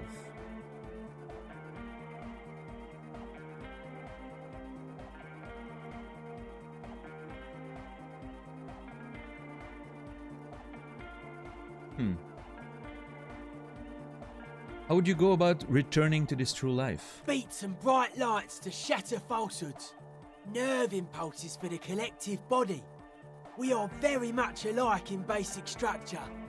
An hard enough beat would awaken everyone to a truer calling. In unity. Just like that. The speed freak is right in your face. His eyes burning. His comrades look on worriedly. The young man is dead serious about this. Rejection of the right-left axis. Emphasis on unity. Appreciation of some primordial mode of being. What does that remind you of? Sort of like fascism then.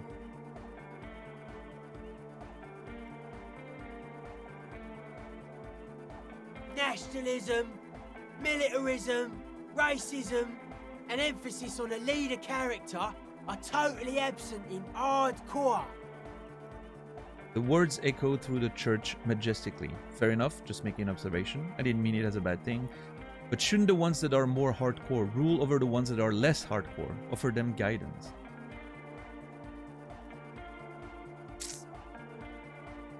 Fair enough, I was just making an observation. He picks up a wrench and scratches his head with it, unaroused by fascism. You're advocating a noise-based society.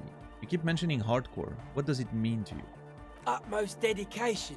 Thoughts from the spinal cord. It's a potent superlative as well. The term also signifies certain varieties of pornography that depict penetration, just so you know. Thanks, Encyclopedia. I'm very happy to know about that. Egghead usually has a better concept of the hardcore. He just really likes saying hardcore. Yeah. Hardcore! There it is. His friend shouts from behind his mix table, with a smile surpassing your own in whiteness, a total moon face, and eyes full of naive wonderment. The term hardcore also denotes a strain of pornography that depicts penetration. Did you know that? That was vague. Dedication, something else. Superlative. Thank you for clearing that up. God is a DJ. That was I remember that song pretty well. I haven't listened to it in a long time though.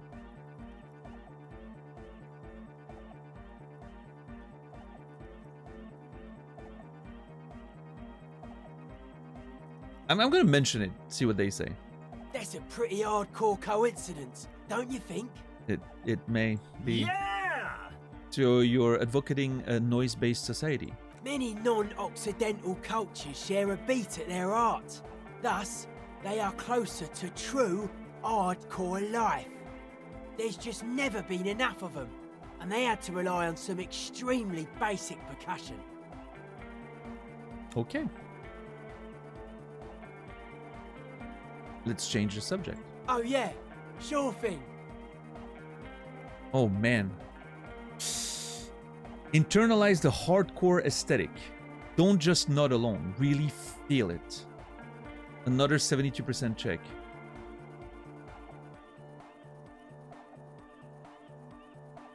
+1 because caught the key, +1 analyzed the beat, +1 pericarnationism is love. Now there are signs as synced. Can you help me with the coalition? You sure that's a good idea? Those are some serious frequencies you want to mess with. Come on, Noid. I think we owe him. Asel's right. He's one of us now. Look at this guy, still going. Guess it would be pretty soft core for me to say no, wouldn't it? Yeah. He gnaws a screw thoughtfully. Yeah, alright. But if you're going to sync up with them, you're going to need a serious wave generator of your own. You understand what I'm saying? What about the radio relay tower at Lens End? Is that serious enough? Not likely. Scoped that spot a while back. It's shortwave stuff, mostly commercial. Plus, it's all rusted out. Come up with a suitable location for a giant antenna. Build it ourselves! We built this nightclub, we can build anything! Oh, we're gonna... oh, wow. Wait, could we build a radio transmitter ourselves? Yeah, maybe. Tech-wise, radio's not the spookiest thing around. Hard part's finding an antenna big enough to align with those megalo frequencies. Where, like... I'm trying to think. An antenna hardcore enough to shake the whole world! Maybe not that big, but pretty Oh, shit. big. Come up with a site for a mega long-wave radio antenna. +1, acquainted with local landmarks. +1, cavalry officer's perspective. +1, magnetic dice set. -1, boring cub, boring ideas. What? Okay. All right, got a few checks to do here. I'm gonna see. Oh man, we're gonna have 2 skill points to play with. Can I still? Yeah, conceptualization. I'm gonna have to. Because, I mean, this one's so low. It's almost like there's no point in trying, right? Oh, hey, man. It's good to see you. Dance fever incoming. I mean, 18. To have even a slightly better chance, I would need to be on 6 or better. I'm on 3 right now. I don't think I have a lot of savoir-faire clothes, but... Do I have any savoir-faire clothes?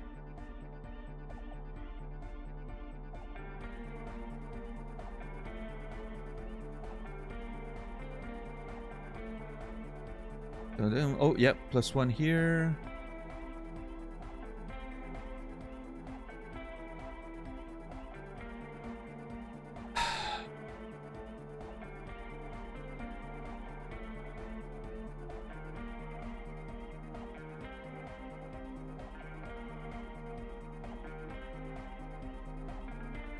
Oh, +1 here. No, that's -1. Never mind.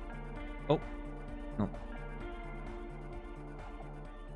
That's the only pair of clothes where the 2 things are reversed. Very weird. It's usually plus first and -2nd. Yeah, no, okay. I only have like 1 + 1. So at best, Oh, hey, man. It's good to see you. I'm getting to 4. Even upgrading, I'm getting to 6, which wouldn't help at all. So yeah, I'm thinking this one I'm gonna try, and if I fail, I fail, right? Like I'm going for a double 6, and that's it. And if I fail, well, Goodbye, officer. whatever, right?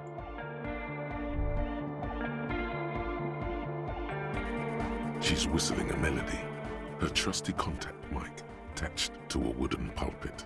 At the sound of your footsteps, she stops what she was doing and turns to you. And those checks with Noid, I'm thinking I have a good chance at getting them. And conceptualization, I can level up. Look, in case I fail. Hey there.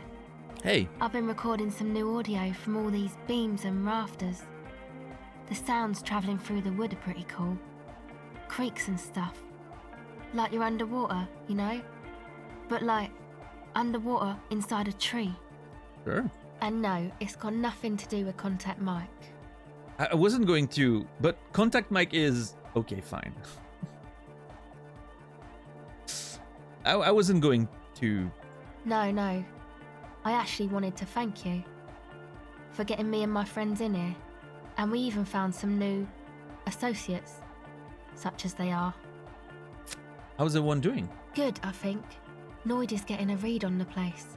I think he finds the carpentry very impressive. Andre's been setting up the compressor and dancing. Egghead's been keeping the party up. He's got the stage under control. Amazing. Sauna, the programmer, she's doing whatever she does behind that radio computer of hers. She doesn't talk to us much, and the Crabman hasn't shown himself, thank God. Now, can you tell me about your associates? Sure. You helped us out. I can repay the favour. What do you want to know? Feels so good to get skill points again. Oh. I feel free. Tell me about Suna. Ah, she's a bit odd, I have to say. Doesn't talk much. I'm not really sure how to vibe with her, you know? Seems like she's not in a very good mood most of the time. But earlier today, she told me about Welkins, and she seemed oddly happy, like she had some idea with those little creatures. Some artistic idea. I didn't really listen, I was busy with my mic. Okay. What about Tiago? Oh, the crab man. Still gives me the creeps the way he moves. But he doesn't actually come down that much, just climbs around the rafters. Okay. I just tried to stay away from the crab man. But he talks to Noid. They seem to have some thing going on. Talks to Noid? What for? Beats me. Noid said they get along somehow. They're both crazy enough, I guess. What does he do up there? Who knows? He doesn't really answer our questions, see? Not that it's easy to ask them. What are we supposed to do? Yell up at the tower? Sure. What about the... What a weird character, that crab man. I like it. What about the others? Who do you want to know about? Andre. Andre? He's a cool guy. Doesn't really come off as one, but he is. To me, at least. He seems cool to me. He takes care of shit. Sorry. I mean, he's got a vision. For what life should be, you know? He tries to push things until everything falls into place. He's an organizer. What has he organized? Nothing. But then again, there's nothing to organise around here either. He really wants this church thing to work. Must have taken it as a sign when he found it abandoned like that. Said it was an augury. I don't know where he got that from. Andre's not super intelligent. Okay. Well, that's just unfair. Poor Andre seems fine. I've never seen him so psyched about anything though. And he's often psyched. Looks sort of desperate, like it's his last chance or something. Or maybe he was just high. I mean, not that he does drugs, just high, you know? On life, on his mother's love. Relax, girl. Well, police officer, but we're corrupt, rotten to the marrow. You can tell us about drugs and shit, I don't give a fuck. I don't think we're corrupt. We're just doing what it takes sometimes, you know? On life. Yes. Anyway. Could it be that he's balding? Him thinking that it's his last chance? We're really intense about that balding thing. Let's see where it leads to. Come to think of it, yes. She laughs.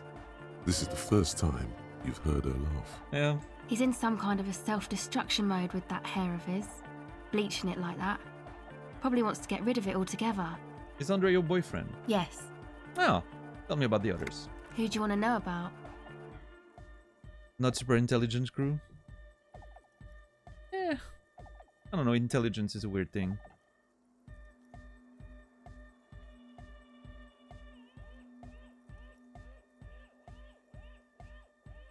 I think it's easy to think people are less intelligent than they are. Because of cultural paradigm, right? Some people are just less fitting, and so it makes them look like they're less intelligent, but it's just that they have different ideas that just don't really work. And you know, obviously there's different intelligence levels that, I mean, it would be unrealistic to say that there isn't, but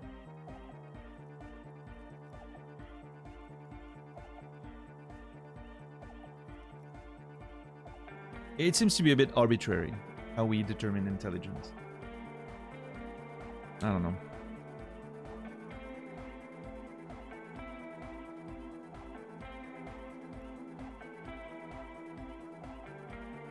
Always have a chip on my shoulder. Feel inadequate a lot. Been that way since I was a boy. Sounds like childhood trauma, if you ask me. What kind of stuff did you hear when you were a kid from your parents or friends or teachers or whatever that made you feel this way? Like judging a fish for how well it can climb a tree. Yeah, exactly.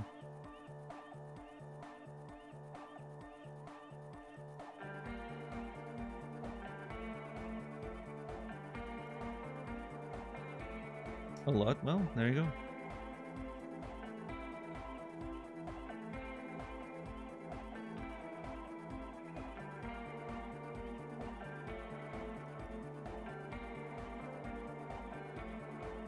I mean, none of that ultimately matters. Well, I mean, no, it does matter, but like, what I mean is,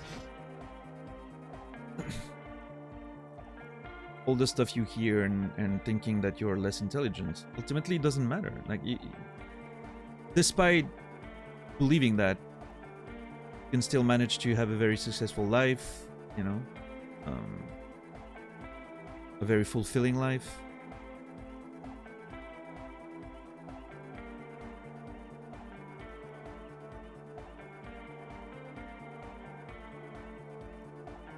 I don't know.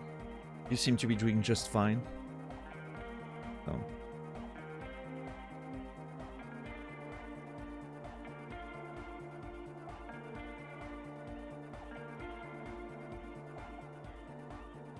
It's subconscious. Yeah, absolutely. No, I get it.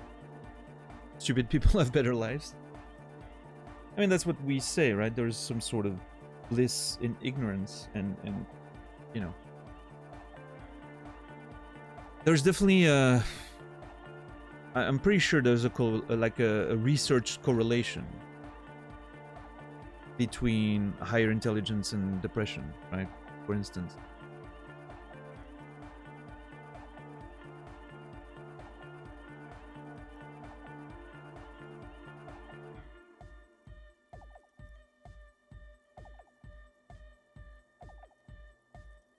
Then I must be a genius. I mean, the correlation doesn't mean that it's completely linked all the time, right, Credo? But it's hard to completely silence the words that were poured into you when you were growing up. Yeah. That's true.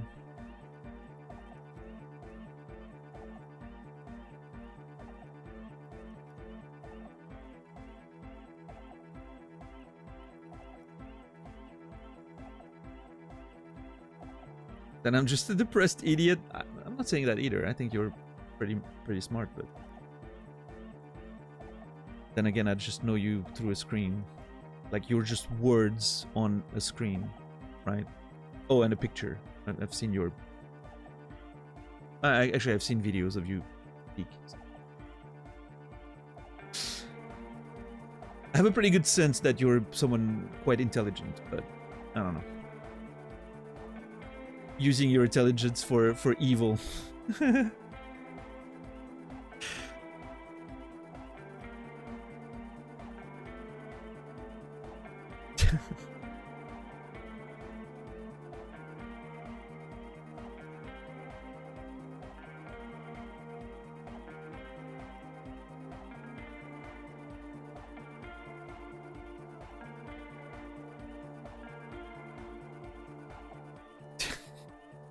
Well done, Naz. Yeah, I don't know.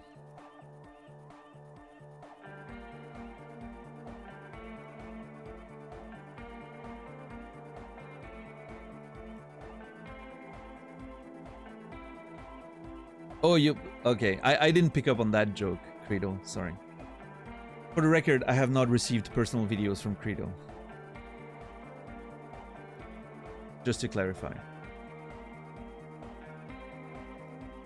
I am not corrupt. I am not in anyone's pocket.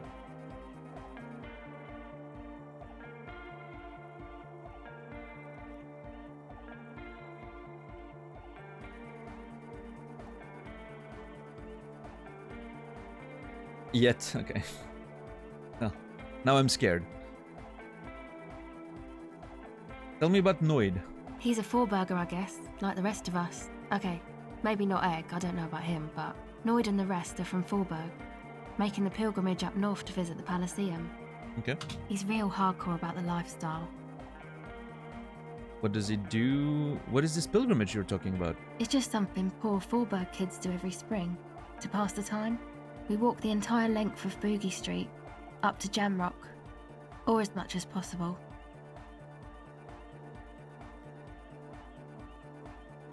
Why wouldn't it be? I don't know, man. Have you been down Boogie Street?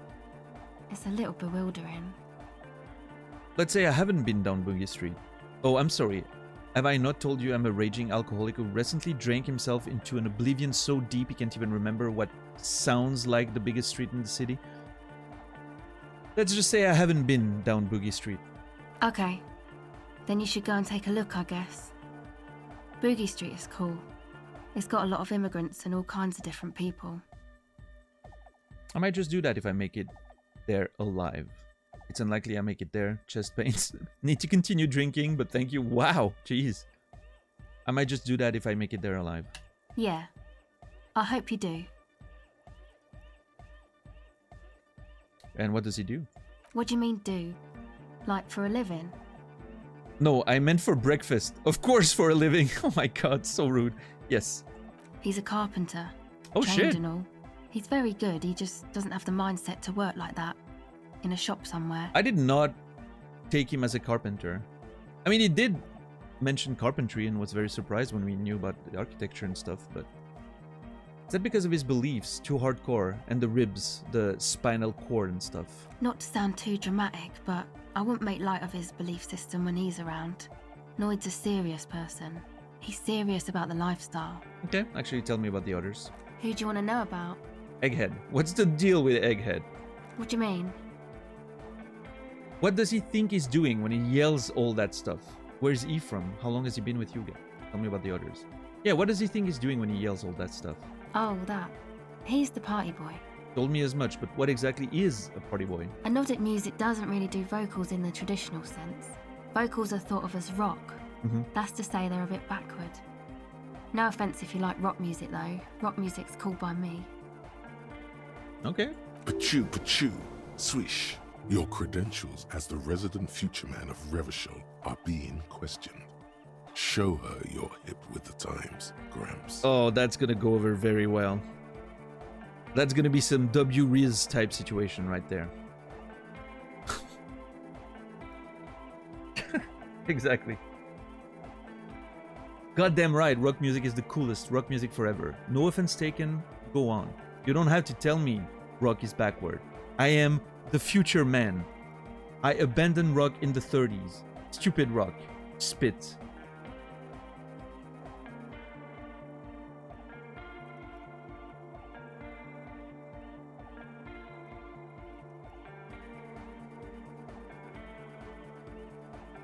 Sure, let's go for it. Ah, okay. I don't think it worked. Anyway, even if you don't have vocals, you still need someone to say something every now and then, right? Sure. To urge things on. That's where the party boy comes in. Alright. He basically just stands on the stage and dances and yells how awesome everything is. It's very catchy. Sounds about every nightclub and DJ set I've ever seen. I understand. People are usually afraid to do things if others aren't already doing them. Dancing makes you dance, like sneezing makes you sneeze, or yawning makes you... Yawn. Anyway. He looks around, a little embarrassed of the enthusiasm of his interjection. Where is he from? How long has he been with you guys? Actually, we don't know where he's from, or who he is, really. One time we were out partying somewhere in backwater Forburg. Or maybe even Coal City. I can't remember. Maybe it was Coal City. The worst of the banlieues. A wretched the what now? closed down mines, even west of Jamrock, on the dusty slope of Montmartin, the remotest possible area of Revachol. No one even wants to exploit those people anymore. While the narrator did a good job with pronunciation of many words, this one wasn't one of them. He missed the... Yeah, he kind of missed the...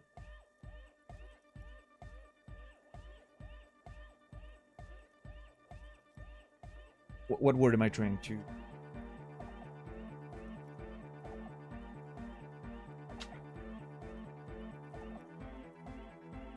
I'm gonna miss. Yeah, it was a little off on this one. Banlieue is how it's pronounced. Neighborhoods, right? Banlieue.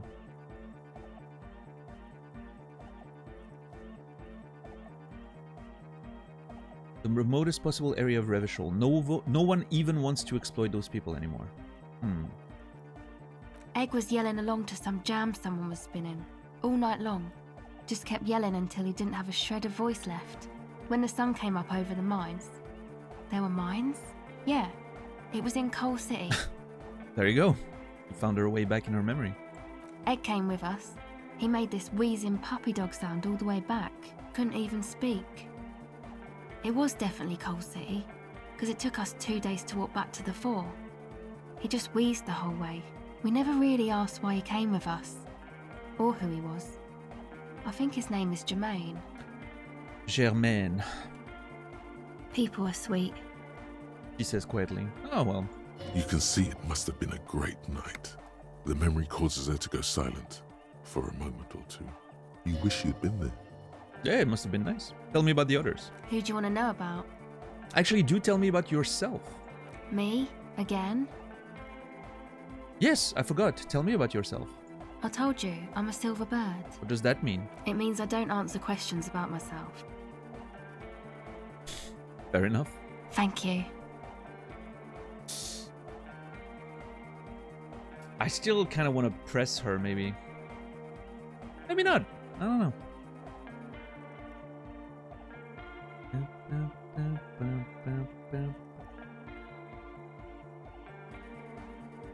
I feel like if you want to put all those vocals in your words, you better finish off that whole plate, you know? I don't know actually what you mean. Do you mean vowels instead of vocals? Because yes, French has a lot of vowels.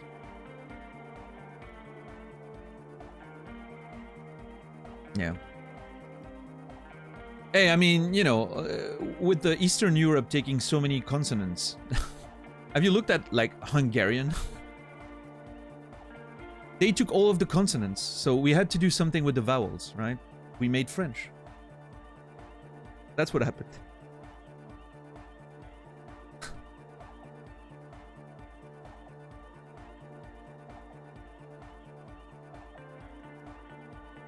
That's why I like Spanish. Exactly what you write is exactly how it's said. That's just not true. What's with the N and the little weird thing on top of it? And the double L? Come on, White Wolf. You're lying.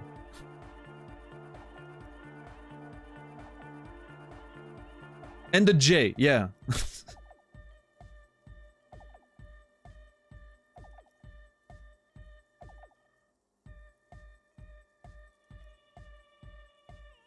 I found that to be mostly true of Russian, which surprised me. Oh, yeah? I guess, you know, positing you know about the Cyrillic alphabet, right? Which is already a big deal. It's our letter. Once you learn the sound, you'll pronounce it properly. I mean, I know how to pronounce the N with the, like the nya, right? Nya, nya. I get that. It's very similar to French. We have that sound in French. With GN, actually. Which, again, yes, it doesn't make sense. I know. GN makes nya, the same as N with the wave. I know it doesn't make any sense, but... yeah. Can I teach you Samoan in case you meet Roman Reigns? Do you want to give me private Samoan lessons? How would that work? I'm not sure. I can say yeet, and I can say oos. I'm pretty sure I'm good if I ever meet Roman Reigns.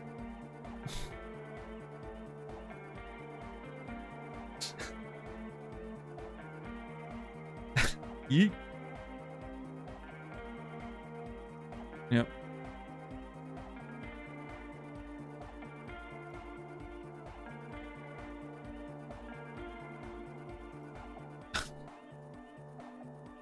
We don't throw letters in a word that are not pronounced. No, I mean, I get that. White Wolf. That's mostly true. Yeah. Like, once you know how something is pronounced, it's consistent. Which is not the case with French, for instance.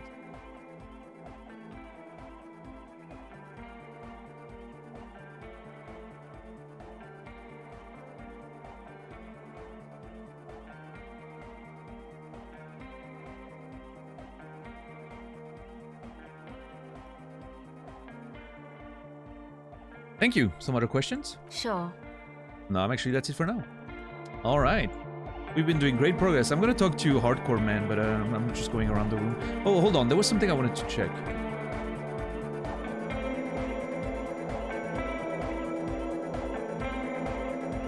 I wanted to see if it was going to mute everything. It does not.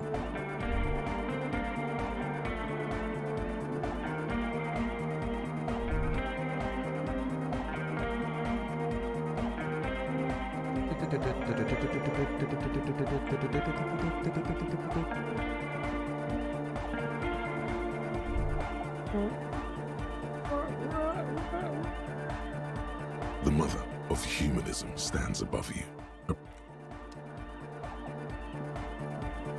Yes, what is it? Meanwhile, my language puts N's and D's in words that are not pronounced for funsies. Yeah, French does that. And then changes how you're supposed to say them, depending on the word. Somehow. I don't know, French is weird. How's the project going? I see that your neighbors have moved in, but all I hear is anodic dance music. What? What did you say? She leans closer, eyes knit together in a puzzled expression. You can barely hear her over the thumping bass of anodic dance music. I said, how's the project going? I can't hear you! The music is too loud! She shouts, pointing at the enormous speaker that's churning out the sound. The project! How is it going? Oh, the project!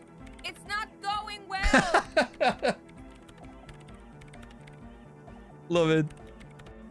Her face lights up for a second before she gives you an exaggerated head shake. Why? There's that guy! I need him to plug a 3.5 cable into the auxiliary input so that I can route the audio signal through the mixer into the speakers. Sorry, can you repeat that? Egghead! A 3.5 cable! Into the auxiliary input! Okay? I love that this was never an issue with any of the other characters, but now it's like a huge deal. Why don't you just ask him? He doesn't listen to me! Okay. He only ever seems to care about hardcore and Yekukata. A place to be, apparently. Yes, so I've heard. I'll speak to him, see what I can do. Thanks. Maybe you can get through his magic rhymes. She does jazz hands to mock him. Oh, what a match made in heaven. Beautiful. Let me know how it goes. Right, I will. Oh man, this is exceptional. Beautiful. There's a place to be.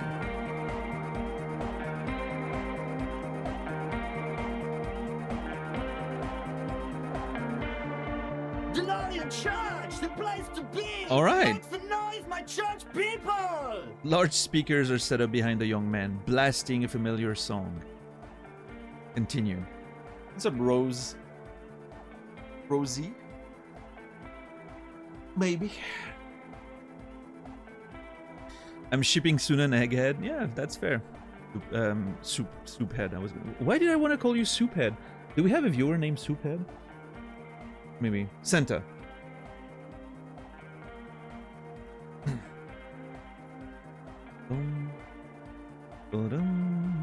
Alright, let's continue. See what happens. Vibrations thump through your blue soul. The music sounds much better in the church. I mean, it does sound pretty good in the church, I will say.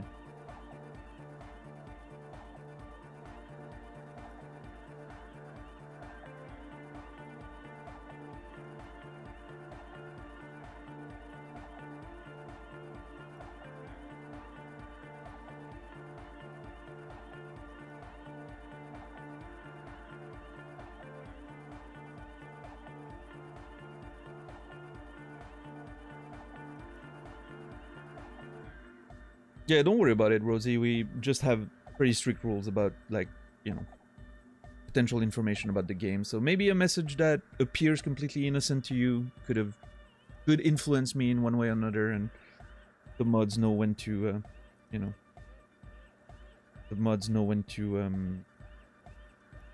when to be safe. Better safe than sorry, right? Yeah. There's no, you know, no hard feelings or anything. It's not punishment. It's just protection of the playthrough, right? Yeah, Credo, it's a very it's an addictive song. I don't know. There's something about it that just Especially in this context, it's not too loud, right? It's sort of in the background, as opposed to the tent, when it was very overwhelming. Yeah.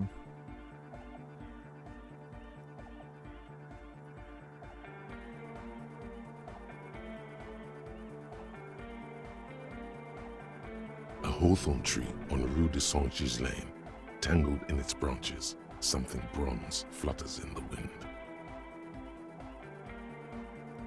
A hawthorn tree on... But we've been there, that's where we found the melody. Is it telling me to go back there? I don't think so. He stands on stage behind a table, nodding along to the music and waving his hand in the air. In front of him, the audio mixer, one reel spinning. Let's see. The other reel deck is empty. Cables run hither and thither. On one side, you see an auxiliary line in with the number 4.5 written next to it.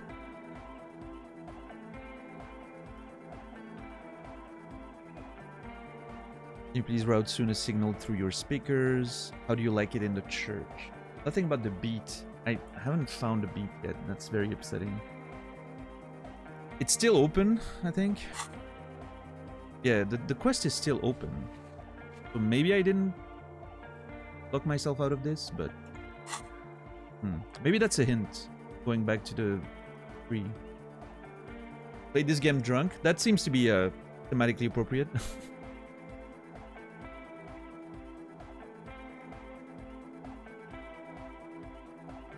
How do you like it in the church, Egghead? Yeah! Back on the case! No disgrace! Bring it down to party place! He pumps his fist in the air.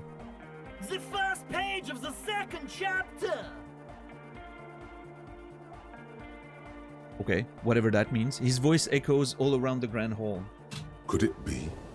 Maybe for him, you only have a chapter or two left in you. Last of the penultimate, more like. Wow.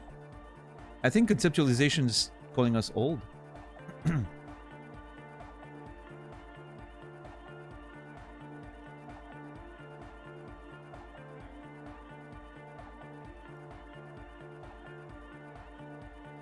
I'm assuming this is nothing new, There's right? nothing wrong with... Sometimes isn't something... It's like it's... I think it's... If anything, it sounds a bit proto. Like it's not fully Wow! for a moment. I think you might be right. But how could it become hardcore then? I know it in my heart, but cannot sink it in my head. If this is not hardcore, how could anything be?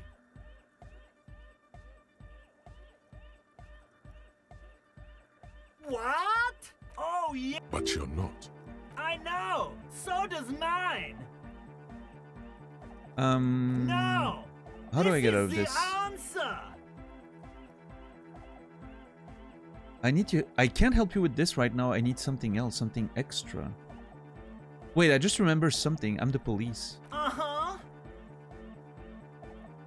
Oh shit, hold on. We're in a brand new thing here. I never went into that particular line of conversation. Nothing. Me being the police isn't going to help us. Actually, it's more likely to hinder us. And I have a job to do instead of this absurd idiocy. Goodbye. Me being the police isn't going to help us. Oh. Yeah. Okay. He's not even the slightest bit disappointed. Yeah, I think that must have been nothing. I thought maybe that was something I could do about the beat and whatnot, but doesn't look like it.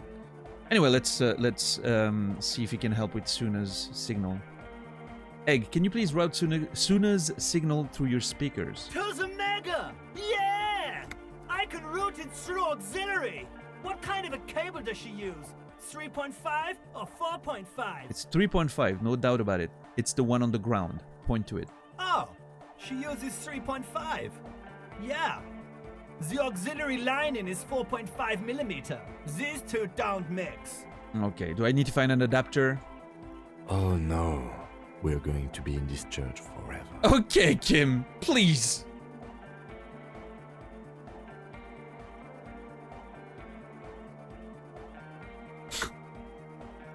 game is just saying it like it is.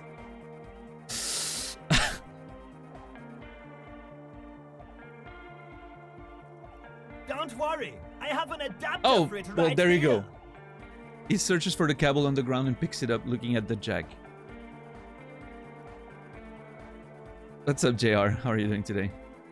It's the metric system? Well, yeah, of course it is. You don't get it, Wolf. You're not smart enough. As we've established. What's up, Sir Kel? How are you doing? Hang on, this is a 4.5. We're all good, people! With a grin, he sticks the plug into the auxiliary line in. You hear a satisfying click. Great! Someone got through to him. Okay, let's get it all set up. Can we turn the music off, please? Oh shit, we're doing it. Egg, the music. Everybody! Everybody! Don't panic! I'm going to turn off the Arno for just a sec for a special scheduled event. The young man shouts as he clicks a switch on the mixer. The Arno will be back, but we're doing something else for one moment. All right, go tell her that Egghead is ready to rave to her tunes, and then I'll turn off the music. All right, goodbye, Egghead. Egghead, sorry. Oh boy, this is a whole thing, isn't it? Report back to Suna that she can unmute the speakers.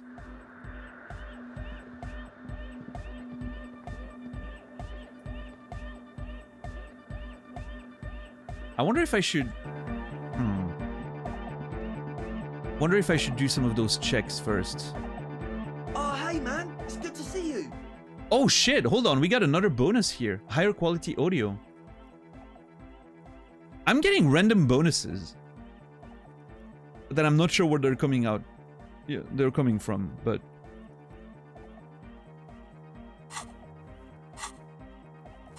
Maybe I'll wait then. Goodbye, officer. Yeah, goodbye. 30 points. What were the other two? Conceptualizations, right? Yo, man. What's on your mind? Okay, that I'm pretty sure I can still do later, right? There's no reason why this would lock me out of it.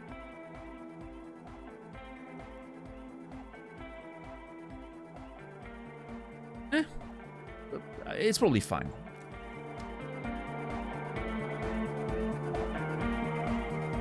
Yes, what is it? Alright, I talked to Egghead. He plugged in the cable. You can now unmute your speakers. Okay, but think you can ask him to turn the volume down a bit? Just in case. Sure, let's do that. Maximum! Shouts Egghead, a great smile still adorning his face, larger than a red dwarf star. Maximum is the only way! So no turning down the music, I guess? He said he was gonna turn it down. I know it is, but could you please turn it down just this instance? Just this one time? Maximum is not the only way, okay? I love that he warned the people in the church that the music was gonna go down and then he didn't turn it off. That's very much like him. Pump it to the brick! Pump it to the hard master! There's no other way! Glue style!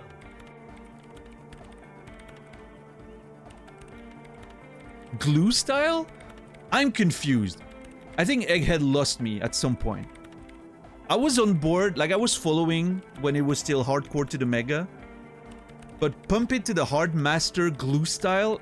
I can't say that I'm familiar with this. I want to hear a conversation between Egghead and Kuno. Yeah, that'd be something. Lost a lot of people. Yeah, I'm not... I can't follow anymore. See? He pumped it to the hard master. It's hopeless. Why do you want to turn down the volume? I think what Egghead is trying to say is that the volume button is stuck on maximum. Yeah, that could be a little issue. You've never pumped it to the hard master clearly? No, I can't say that I have. Oh.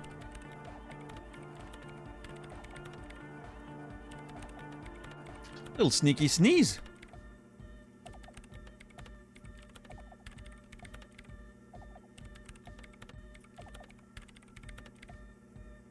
I think what Egghead is trying to say is the volume is stuck on maximum. Of course it is. She shrugs, consigned to her fate. Yeah! Permanent enlightenment! Ray of sound! Okay, what I'm hoping is gonna happen here is that we're gonna listen to the amplified sounds of the swallow, and it's gonna bring the beat to the music. That'd be amazing. Never mind then. Let's get on with our project. I'm going to unmute the speakers on a count of 5. Everyone ready? She looks around the church. Oh man, exciting. Let's go. Egghead pumps his hand up in the air, waiting for the beat to drop. Born ready. Ready. I'm ready if you two are detectives. Kim, are you ready? The lieutenant nods stoically. Beautiful. All right. Here goes nothing, I guess. Suddenly, your palms are sweaty. The church seems cold and large, somehow. Hold on for a moment. What? Maybe we shouldn't do this. It's too dangerous. On maximum volume 2. Never mind, let's do this. I'm ready. Proceed. I'm not gonna try to convince people to not do it. We've gone too far. It is time. Never mind. Let's do this. I'm ready. 5. 4. Oh boy. A countdown. I don't like this. This feels like I'm about to launch a fucking rocket in the air or something. 3. I need a swig of water. Hold on.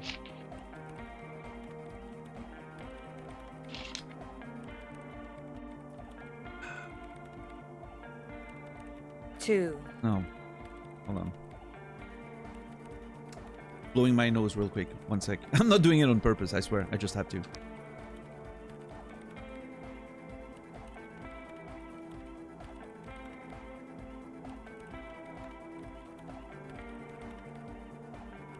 All right. 1. Here goes nothing.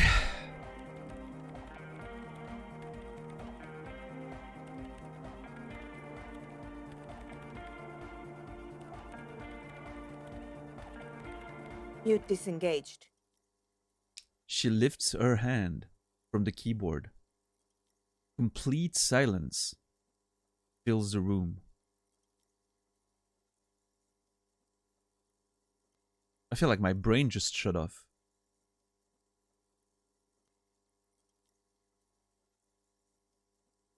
No wind outside, no waves, no floorboards creaking. Total, continuous silence. This is unnatural. This is the loudest silence I've ever heard. The woman looks around. In the silence, you see dust move on the floorboards. The driver of the speaker vibrates in the air and then stops. Plasterwork begins to crumble down the walls. Uh-oh. In the silence, a low hum starts creeping up your spine. It's a song inside you, not in the speakers, not in the room. A great bass sigh in the basement of your mind. Slowly, it builds until the air around you starts to vibrate.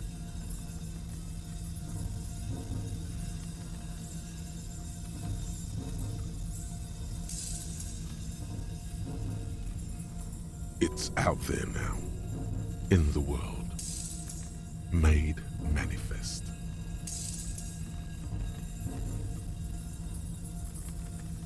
It will devour everything. Oh no! What did we do? The floorboards, the glass, the streets and the people. Nothing will remain. Guys, what's going on? There's alarm in the man's voice as he steps back to scan the surroundings. A slight rattle, like crystal clattering in the cupboard, fills the air, joining the chorus. It's getting louder, Says Noid, his eyes riveted on the strange circle of water basins. In the basins, the water looks like it's boiling. Hosiana! Mother of Mega! You hear Egghead yell, then something else, but his voice is growing faint. In his mind, a tidal wave approaching from afar, swallowing entire coastlines on its way. Salvation. Hey, what's that weird rattling sound? It was in me at first. I've never heard anything this hardcore in my life. Hey, what's this weird rattling sound? The beauty and the beat! The future of dance! Planetary! No, Egg! It's the window! Uh-oh. The glass shards around Dolores Day's vacant heart appear to be vibrating from the sound. It almost looks as if she's alive. In the corner of your eye, the lieutenant steps aside, cautiously, his eyes searching for a possible evacuation route. The window is going to come down. No, the roof! Oh shit, it's actually collapsing.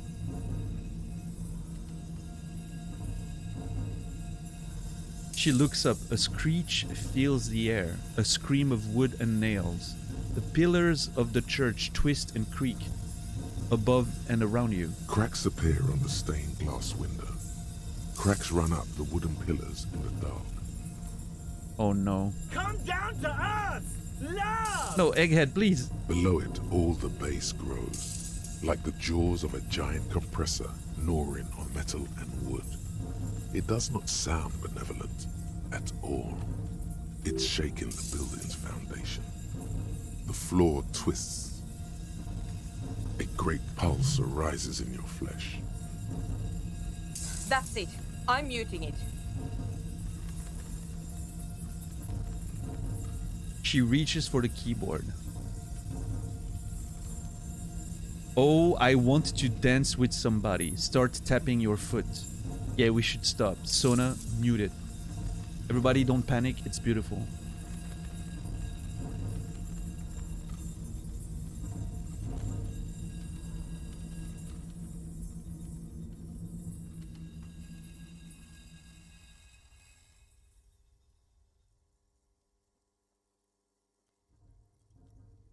I want to dance with somebody. Start tapping your foot. Oh! I want to feel the heat with somebody! Oh, we're back. Shit! It doesn't stop. Oh no! Have you? Yes, I've turned it off. She yells, holding the contact mic in her hand. Andre, pull the compressor. The place is gonna come down. Fuck! I can't shut it up. The signal's passed.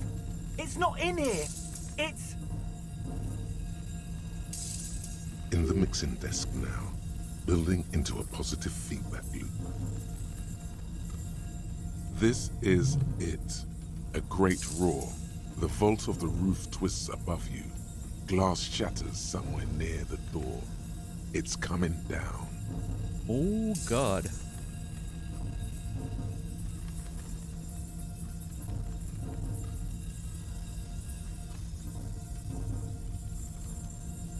A great roar, the vault of the roof twists above you. Glass shatters somewhere near the door. It's coming down. Egghead, it's in the desk. Egghead, whatever you do, don't stop it. It's in the desk. And then it stops. Totally and utterly. As if there never was a sound. Only your ears still ring from the shock. Everybody is staring at Egghead, holding a dangling cable in his hand. A black 3-pin connector.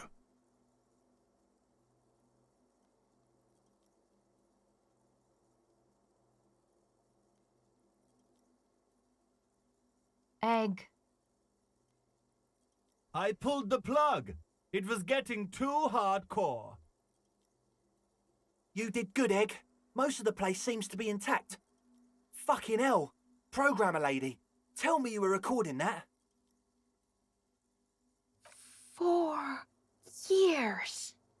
22 people. Millions of reals. All that time? This is what we were up against. Just erased it.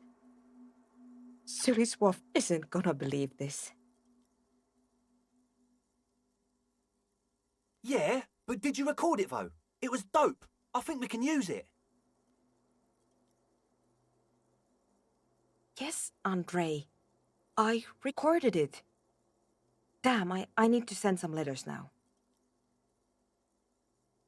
She composes herself, wipes the dust off her sweater, and rests her hands on the keyboard. Thank you all for doing this. Eggman, you too. And you, officer. I don't know what we've discovered, but I know what it sounds like now. That's a start. That was interesting. Kim, did you hear that? It was very hard not to. I think you're right. There is something going on here. And you need to be very careful with it. I promise, officer. We will not play it again. What was that? I've never heard anything like that. It was mathematical information from the anomaly, presented as a waveform. That's what it was technically. Theoretically, Shakes her head. I have no idea. I've never even heard of anything like this. A voice seems muffled in the silent church. It's your ears adjusting after the exposure. You're going to write Sulislav? Yes, our lead designer. And maybe some of the producers too. And some of the writers. If they're sober enough to open a transmission. Oh, they geez. need to hear. That it wasn't her fault. Or theirs. 4 writers catching another one there. They need to hear about this. Don't worry, I won't send the recording. Although I doubt they have the speakers to produce the frequency anyway. What happens now? Are you going to... Stay here. I'm going to stay here with these lunatics. Send letters, maybe meet Suliswolf. Also devise further measurements.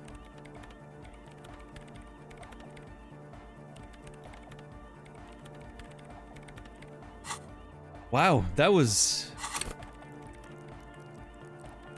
We have 3 points now. Nice. That was a little bit of a journey. Holy shit.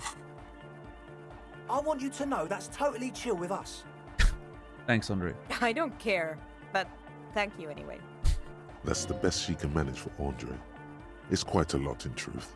For her, at least. Now, I have a theory to come up with. Some kind of preliminary explanation to all this. Or the letter will sound like I've lost my mind. Yes, and we have to get back to stabilizing Martinez.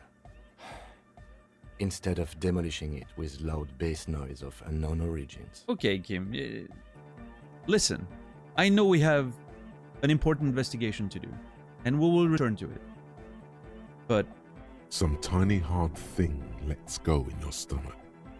You're still alive. This was super high tension. I was like legitimately worried about what might happen with the whole thing. Like that was like actually scary. And then Egghead saved us by pulling the plug. Beautiful. Poetic.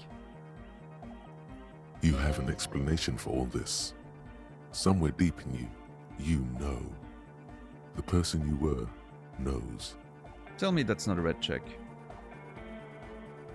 It's a white check. Okay. But we have 97... Wow. 97%. +1, heard of the doomed commercial area. +1, investigated the doomed commercial area. +2, heard of the motorway south. +2, motorway south complete. And +2, cup of the apocalypse.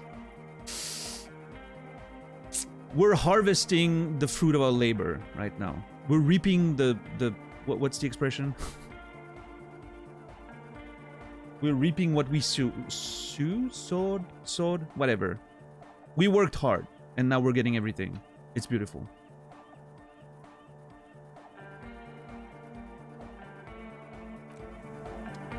Yeah, but reaping what you sow is usually used negatively, right?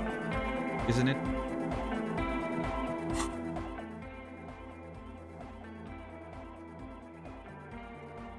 Alright, this wasn't... I was hoping this would be something that would help with the beat, but apparently not.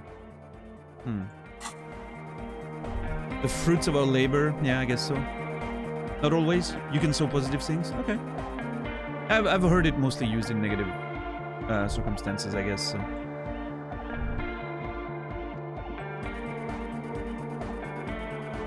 Oh, hey, man. It's good to see you. Okay, this didn't increase Goodbye, anything there. I was wondering if it would help. Yo, man. What's on your mind? Nothing new on those two. What about this? Welcome back. No? Okay. Let's see. We have all those checks to do now. Good morning! Yeah! Harder car! Wow, he's very hyped about it. Whoa, that was crazy. That was a crazy sound we heard before. Yeah! It was awesome and scary. Very hardcore. It was awesome and scary. His voice booms through the chamber, then gets silent. Too hardcore, in fact. I couldn't control it at all. I think they've done a really, like, the sound design of this scene was incredible. The music completely stopping at first, right? And that's that very heavy silence. And then that growing sound. Like, it was so very well done. Like how it got progressively louder and scarier and all the effects and all that. Like it was really well done. My immersion was complete. Like I was legitimately worried about what was gonna happen. What happened? It sucks up all the air in the mix until it's the only thing left. Starts compressing itself and everything around it. Completely fills up the headspace. Extreme! Alright. Inside your chest, the heart beats still with the after effects of the sound. Imagine if you could harness that power, making it pulse. Oh, there it is! What if this is the answer to Van Eyck's jam? We could use the sound for the bass. But how? Oh, come on. Let's go. What about the compressor? The one with the spiky hair was setting up to achieve some sort of parallel processing. Interfacing. Oh no. What did it have to be interfacing? The audio onslaught can be tamed. Connect the dots. Ugh!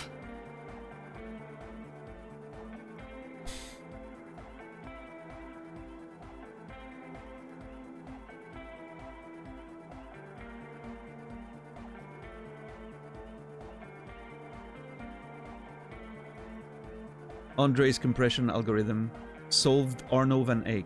Okay. Alright. Is there anything I can interact with?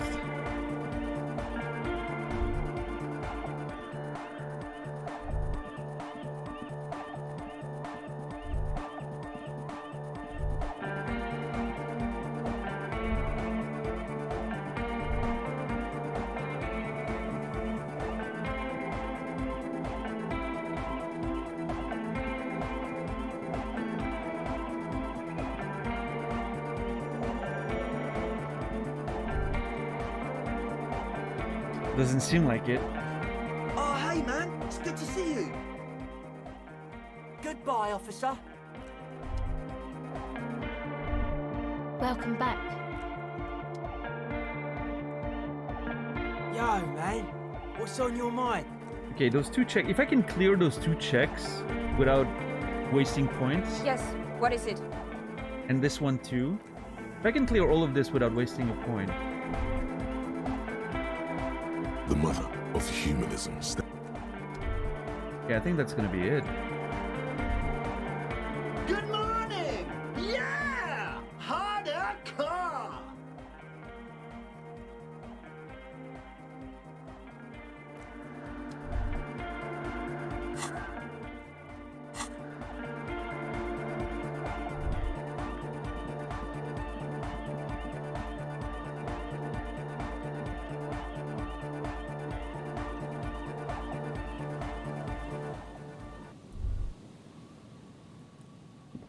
Yeah, I don't think there's anything we can do about any of that, right?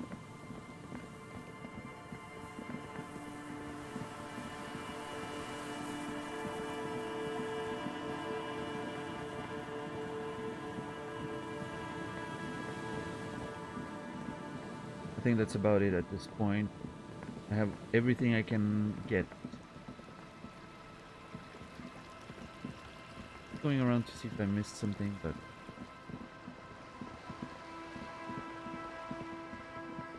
how much can I interfacing? I have 2 extra slots of interfacing. I guess potentially 3 if I'm gonna take some drugs.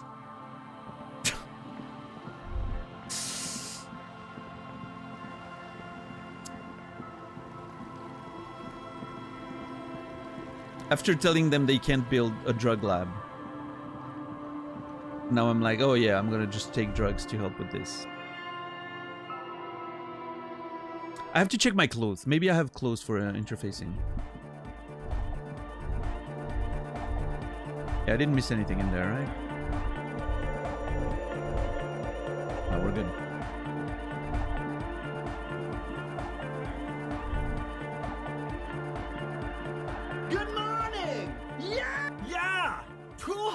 It sucks up Inside your chest. Ah! What about the compressor? The one with the spiky hair was setting up to achieve some sort of parallel processing. Mm-hmm. He was setting up a compressor. I was wondering if I could find the compressor, right, to interact with it, but I'm not sure I'm seeing any noticeable item, right?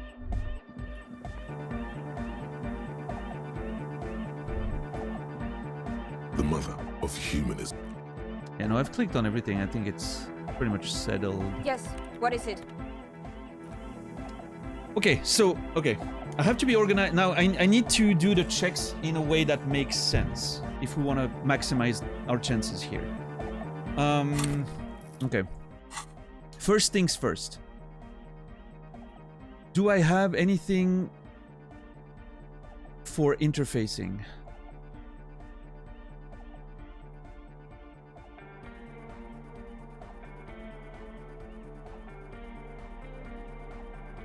Okay, gloves. But those are already +2. Oh my god.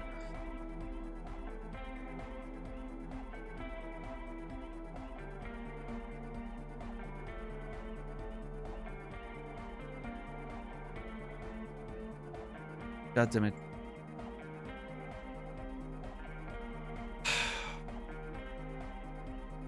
Okay, that's all the interfacing we're gonna get.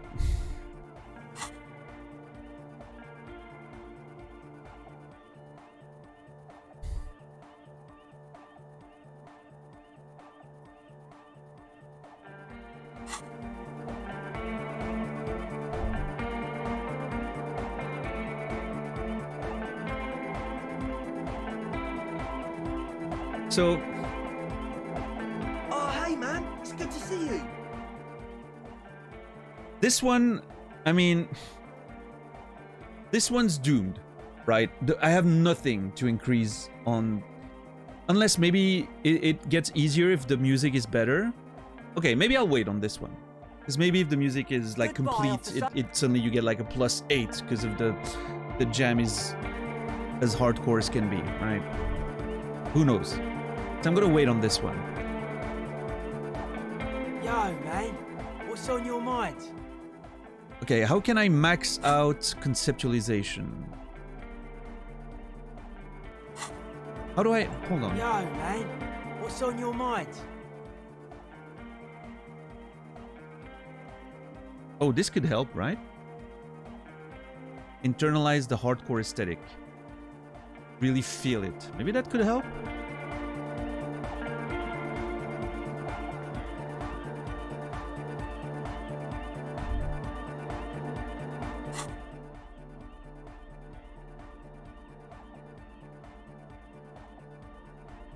What's my conceptualization at?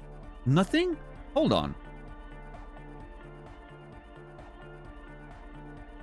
Do I not have conceptualization close? Come on. I must have some. Yeah, there it is. What's up, Rico?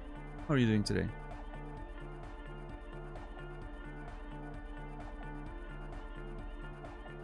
Yeah, this one. Nice. Oh, we're gonna nail this. Beautiful.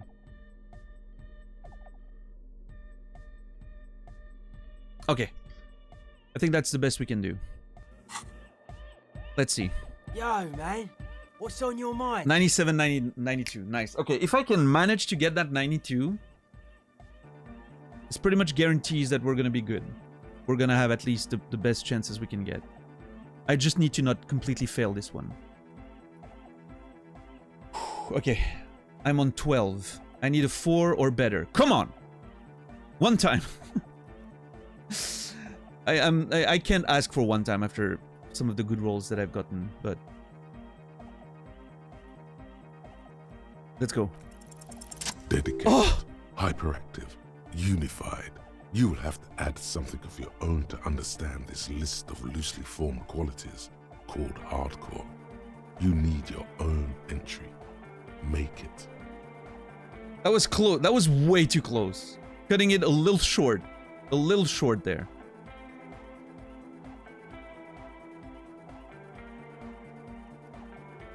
Test your limits.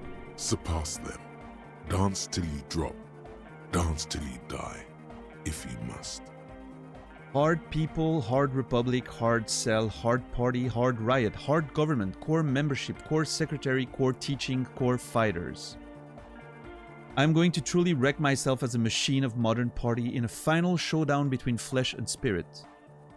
I want to have fuck with you. See the sunshine, we ain't stopping. Keep on dancing till the world ends. I wouldn't be surprised if one of those lines is some of the lyrics from Scooter. I don't seem to have anything to add to the core. Well, there you go.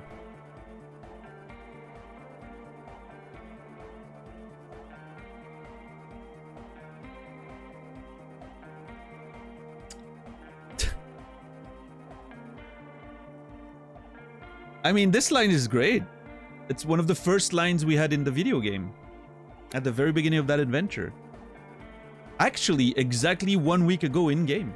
Pretty sure that was about the time we had that exact line. Maybe it's a good callback. Maybe that's what was missing. It came organically, you know? I'm not forcing it. It is just what it is. Could be a hit song, who knows?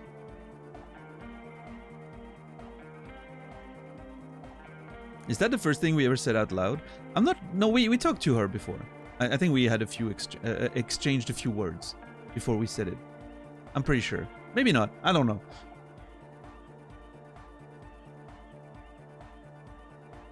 But it was definitely one of the first things we said in the video game. Yeah. Could be our very first words, but I don't think so. I think we talked about being a cop first. Because then she, you know, we like apologized and she was like, oh, that's going to be very embarrassing for you later. And then she left, right? So I think we had the conversation about being a policeman before that.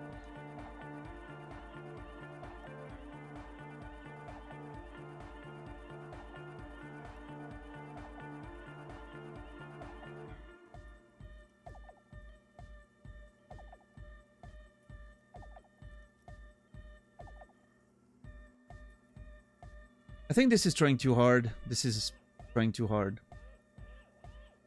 Although I like it, but this is a little dramatic. I think this one's good. I don't know. I like it. There's something organic about it. It's a line we actually came up with earlier in the game. It feels like it could be...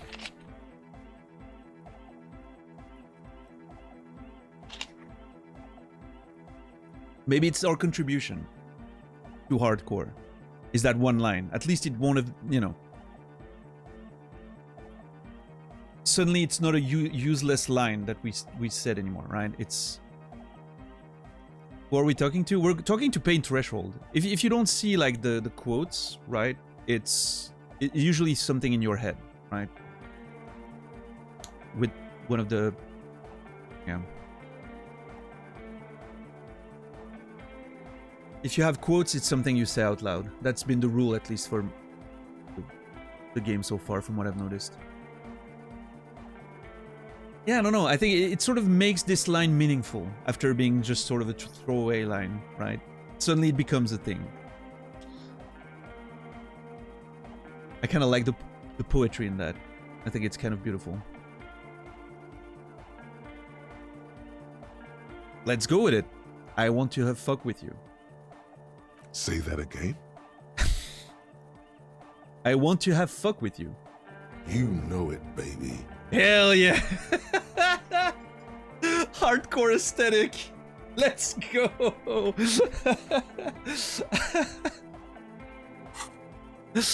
Oh, that is fantastic. Fuck grammar.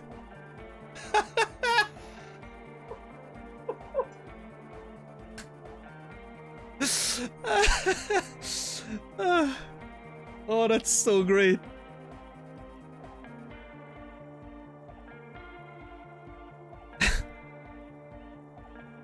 Not only have you internalized the hardcore aesthetic, you've also contributed to it.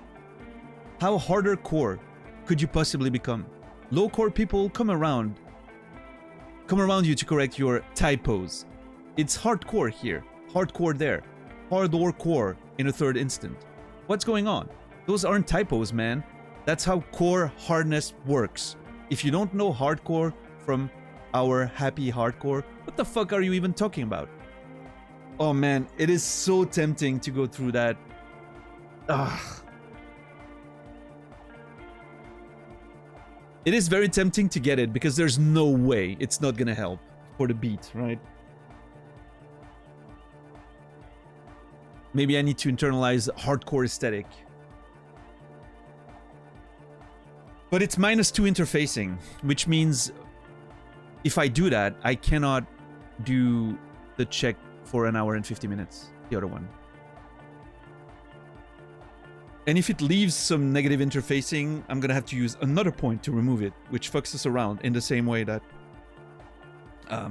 we got fucked by the sobriety one. Oh, by the way, interesting, isn't it, that we studied for over, like, what, over 24 hours, we studied the sobriety thing. Which one was, how was it called again? Wasteland of Reality. Because we were hoping we would feel better after that and get a bonus out of it. And then by the end of it, we're like, no, it's still shit. Enjoy. And not an hour later, in game time, we're like, you know what? Fuck this sobriety thing. I'm drinking again. And that gets us where we needed to be. I'm not sure about the message of this game, but there's definitely, like, thematically speaking, there was a series of circumstances that were pretty funny, I will say. The way it all just, like, came together towards the end of that. That was kind of brilliant, unintentionally.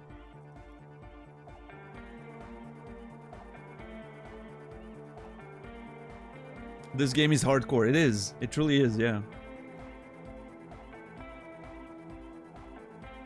Da-dum, da-dum, da-dum, da-dum, da-dum, da-dum, da-dum. Drugs are good, okay? I wouldn't go that far, but...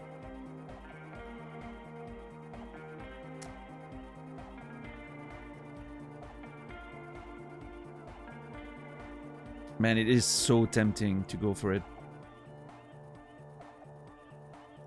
It is so tempting. Like, what if it's gonna give us insane bonuses for the beat or something, right?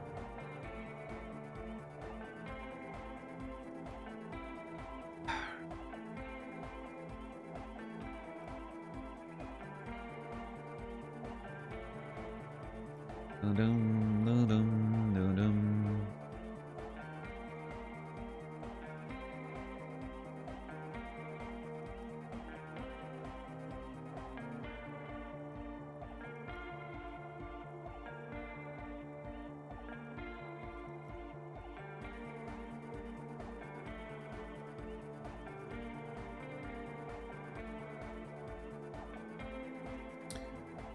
Let's see, hold on. Maybe just passing that was enough to have an influence? Because if I can save the points, I would let. Yeah! Harder car! No. God damn it.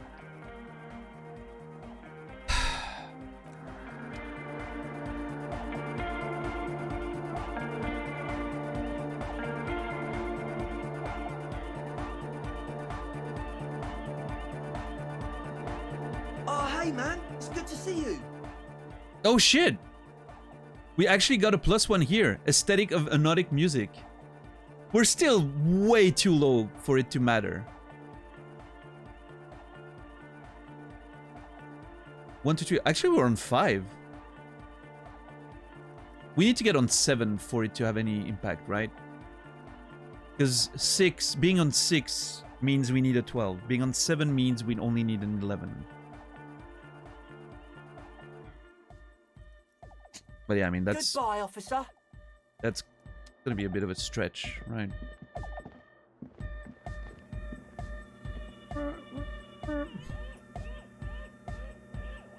Alright, let's Yo, man. What's on your mind? come up with a site for a mega long wave radio antenna. What's up, Dom? Okay, this one's almost a guarantee, unless we do a double one. So, I guess let's go for it. See what happens. At least we get, you know, the checks we can do, we get them out of the way, and then we know exactly how many points we have to work with, right? Close your eyes. Okay, that's a good roll. Unfold your mental map of Martinez. It's morning. You're standing on the plaza before the whirling. Oh my god, we're gonna put the fucking antenna on the statue. Isn't it? We're gonna use the statue as an antenna. That gigantic monstrosity. The wind pushes a piece of tear across the cracked tiles. From the north comes the malicious laughter of 2 children. I'm guessing that's Kuno and Kuno S. Turn to face the bay. Turn to face the apartment. Turn to face the traffic circle. Your eye follows the tiles west. You see a bench and a few twisted, pitiful trees.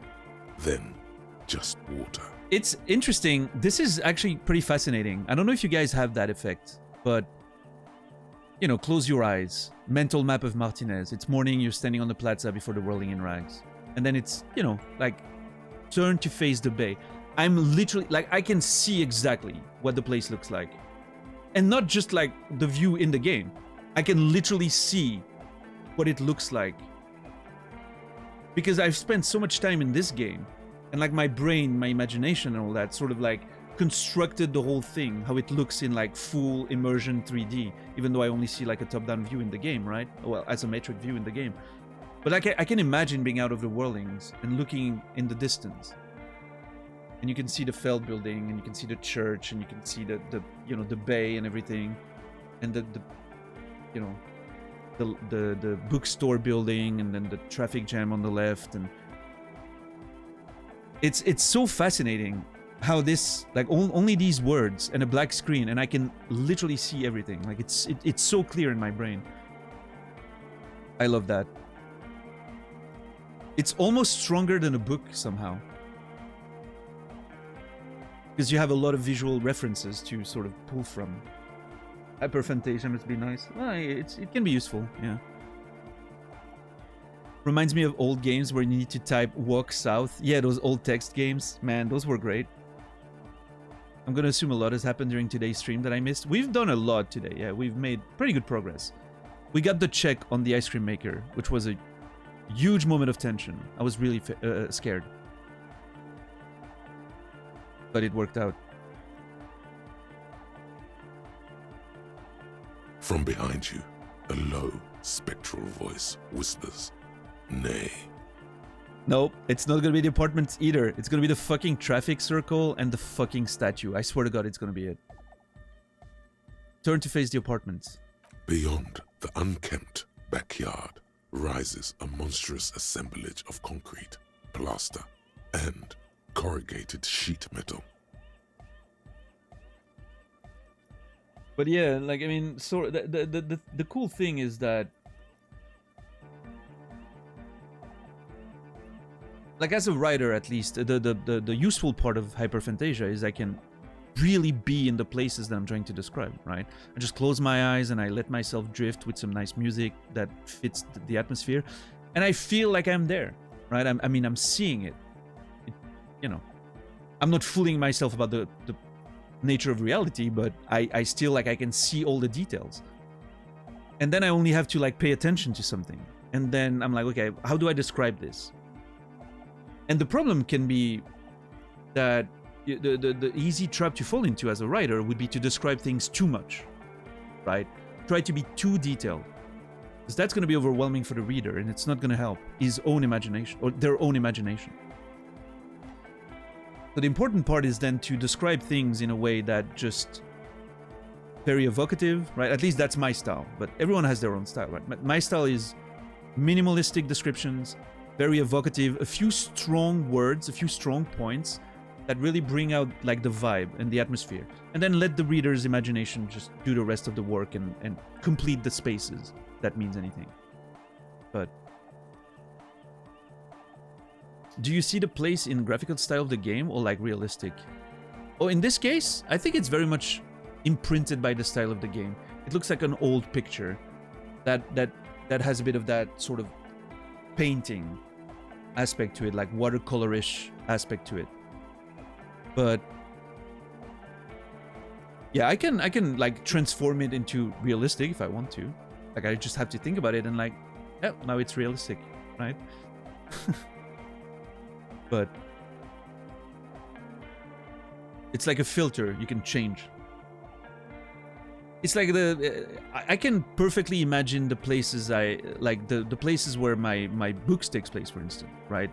The locations in my books, I can imagine them perfectly. I know what they look like, I know what they feel like, and I can sort of like put a filter on them. Suddenly, I don't know, maybe there's a fighting scene in my first novel that no matter how I was trying back in the day when I was writing it, always I would imagine it as an anime. It's one of the fights in my first book feels so anime-ish that every time I was picturing it, it turned into an anime. It's the only part of the whole book that always turned into an anime. Like I could literally see that the characters had a different like style and everything, because like the scene is so like the fight is so anime. Like there's a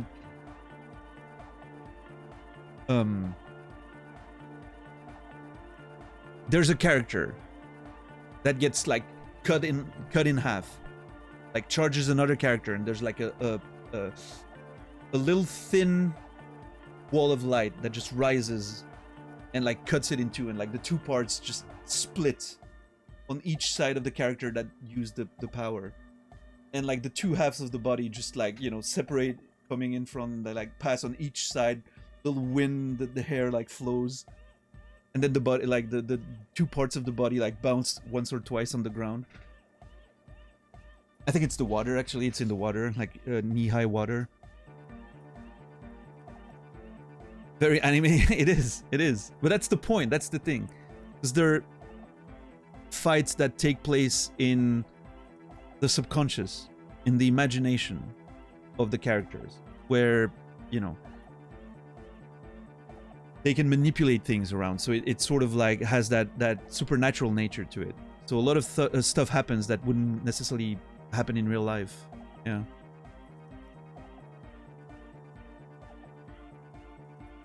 So it's pretty interesting. But that scene was always very anime in my head, yeah.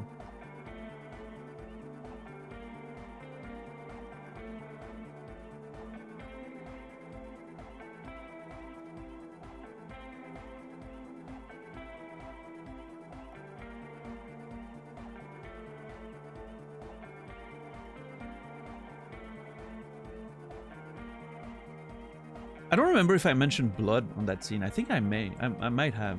Like the body splits and like, again, like I said, like goes on each side, and like there's a splatter of blood that just like hits the middle. I don't remember if that's a thing or not, but I imagined it just now. Trying to remember the scene. If I didn't write that in, I should have, because that would have looked cool.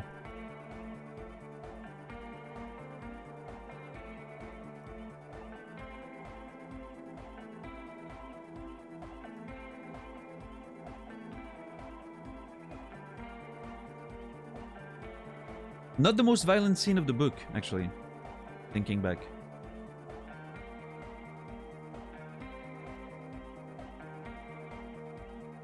There's worse.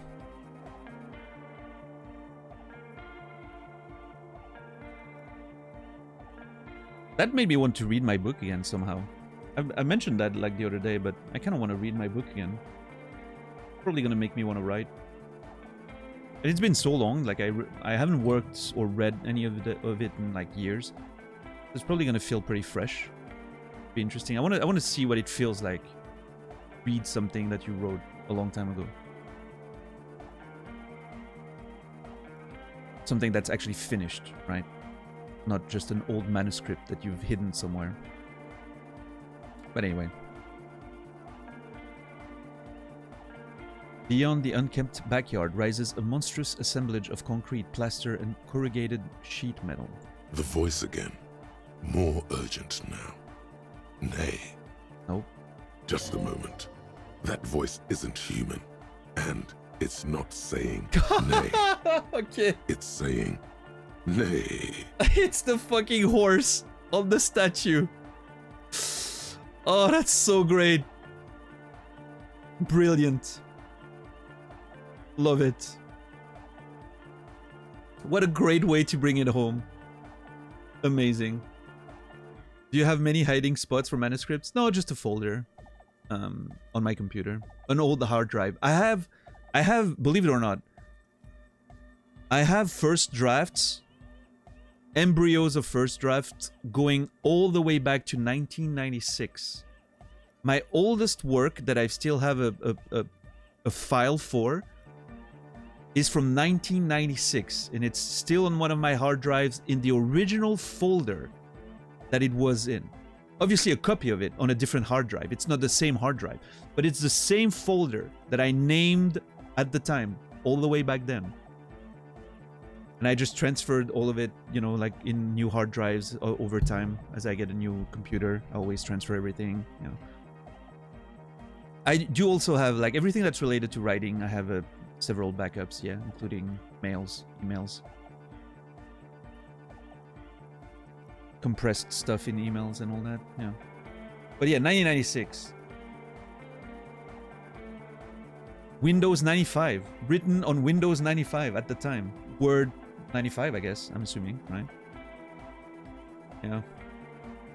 What a time to be alive. Crazy. I do also have like a couple of...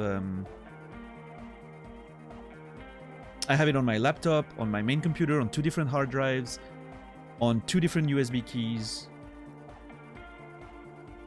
and on the internet on multiple saves. Google Drive, Dropbox, and 2 different emails. Gmail and another one.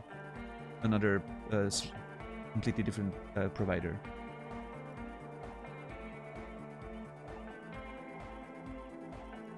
I think we're good. There's some redundancy there. I think we're good.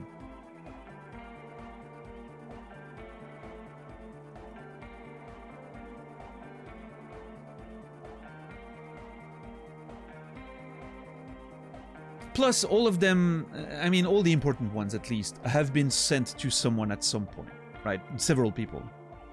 Either my editor or friends that I wanted them to like read like an early version, give me an opinion. So, you know, there's also the way of finding those things, essentially. Wow, that sucks, Sorrow. Jeez.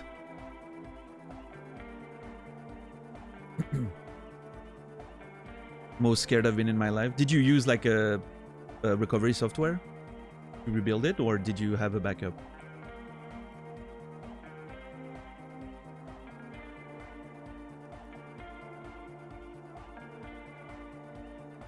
But yeah, man, a file from 96, it feels weird to think about it. It's almost 30 years ago.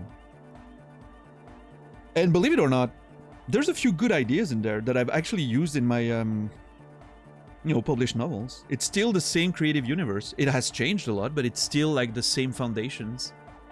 I've mentioned that story before, but there's one scene in my first published novel that I wrote, and I had forgotten that I wrote almost the exact same scene in a different story with different characters, but pretty much the same things happening in it. Except the characters were a little different and the context was a bit different and you know. But I suddenly went back to some of my older files. One from 2003, I think, was the one. And I read it. And I'm like, holy shit, this is exactly the same scene. And I compared even the words that I used to describe certain things. Some sentences were almost word for word the same, even though I wrote it like 15 years later.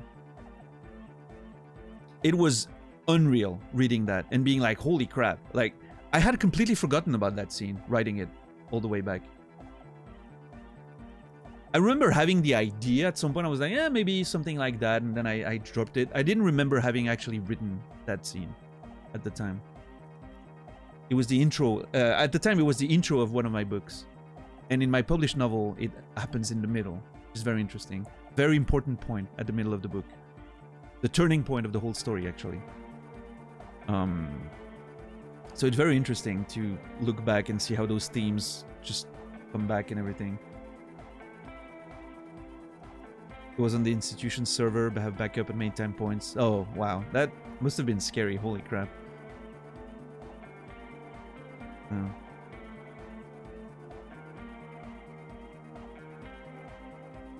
Yeah, Noger? That's interesting. Original ideas don't exist anymore. Yeah, no, I mean, auto-plagiarism, yeah. But yeah, it was interesting to see, like, how certain things, certain specific things, themes or events are so, like, important in your imaginary world, right? And you can't escape them, and you're gonna get to them at some point. Like, it's quite fascinating to see that.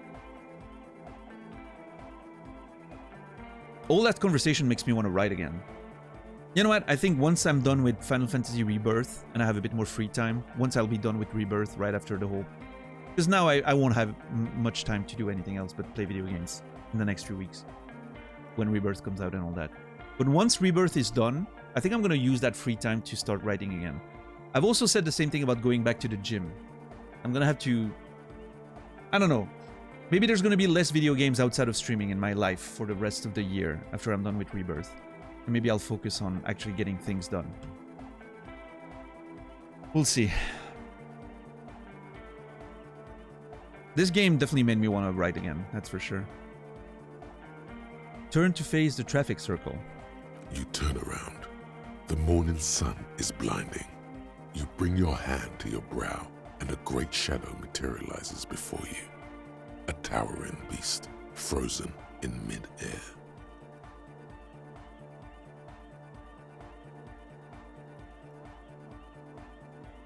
The statue of Philip III. Centaur Called Man it. is made of I knew metal. it. With the right gear, we could make it work. Instantly, the moment it mentioned, you know, you're standing in front of the whirling in rags, I was like, oh, it's gonna be the statue. Fucking hell. Yeah! Connect the centaur to the lorries! Unite the whole roundabout in hardcore way! Yeah, maybe we can use the radio equipment in Ruby's lorry, actually. Huh?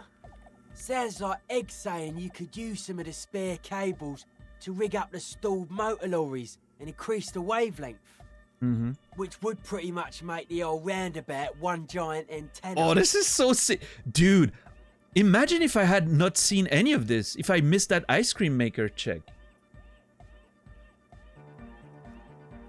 It's unreal how much we could have missed. All of this amazing stuff. I mean, I don't know, maybe the game would have offered me another way to get there, but geez. One roundabout! One wavelength! Hardcore! We shall call it the Herald of Destruction. As long as it gets the job done, I'm not interested in the details. I'm not gonna say that. That's for Nasrallah to say. I'm sure Nasrallah picked that option if he got that conversation. That's a very big antenna. No, we shall call it the Herald of Destruction. Pretty hardcore. Maybe it would be better to go with something more positive. Oh. We have the amps! We have the cables! We're almost ready! Yeah! Alright. I've grown to like those characters very much. He's right. All we're missing now is the transceiver itself. Soon as you find one, we'll be all set. Oh, wasn't there one in the...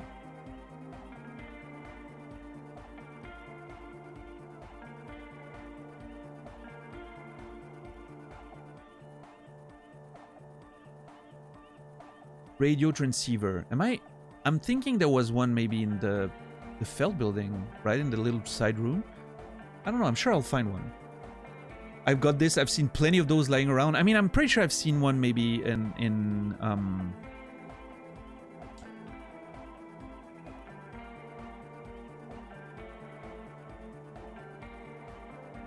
I mean, probably like in Ruby's Lorry, that's probably a radio transceiver. We have one in the Capri. Oh! We can simply use the Capri, maybe it's already on the spot. Where am I supposed to find a radio transceiver? I don't know. Buy one? Steal one? I don't know your cop ways. And before you ask, no, you can't have the radio from my kinema. Kim! Come on!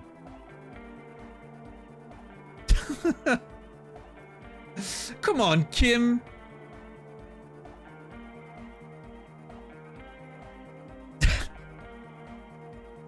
I was just about to say!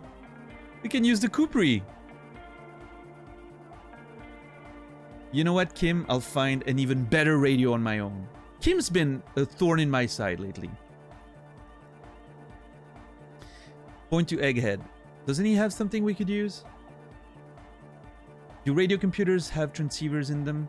I think I saw a radio in that office near the harbor. Oh, yeah.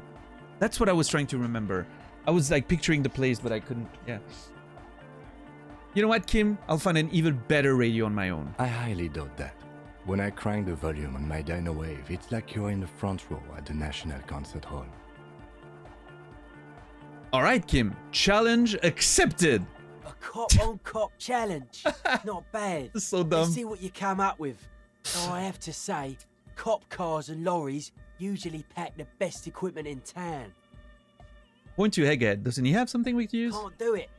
We just got this place set up. Can't go risking Egg's most important equipment. Do radio computers have transceivers in them? Yeah, probably. Thing is, you'd have to be an engineer to get it out. I'd stick with regular radios if I were you. I think I saw a radio in that office near the harbor. I mean, I still think Ruby's Lorry could be the key there. Some equipment from Arbor could work. Worth the legwork at least. Alright, I guess I need to find one of these transceivers then. While you're gone, me and Egg will get the rest of the gear together. Meet us back here when you got it. Alright, take care, Noid. Beautiful. We're definitely taking on la responsabilité there. Yeah. I don't know where that's gonna lead, but I'm interested in the idea of contacting the coalition boat, right? I want to see what it does. Man, I had a feeling yesterday that this could have maybe been the last Disco Elysium stream. But it looks like we have plenty more to do. We have all that antenna stuff to determine, to do, and then we have... And I'm sure all of this... I have a feeling that a lot of this is going to be like final stages stuff. End game, so to speak. This is what we're going to work on. And then we have the Van Eyck stuff. A few checks to do, right? Oh, the figurine stuff. Oh, I don't know what that is. Nothing happened. Oh, I wonder maybe if something could have happened. Maybe if I had picked different choices with the church here. I don't know. But yeah, anyway, seems like there's still a lot of it to go.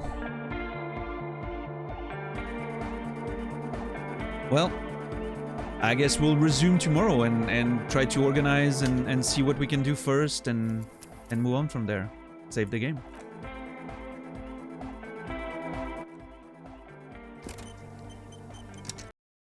Oh, actually, hold on. Oh yeah, no, we have at least one more stream to go, maybe two, who knows, at this rate. I'm not sure. Tomorrow, I think, is gonna be a day off. I can't completely confirm that now, so stay alert just in case. But I think I'm gonna try the schedule that I mentioned the other day, which is have a day off on Wednesday and a day off on Saturday. This Saturday, I won't be streaming in any case because I'm going to see my family, my cousins, for my mom and my uncle's birthday. Their birthdays are 2 days apart. Well, 2 days, technically a year apart, but 2 days apart. So we're gonna be there for celebrate those birthdays. But I think tomorrow is gonna be a day off, and then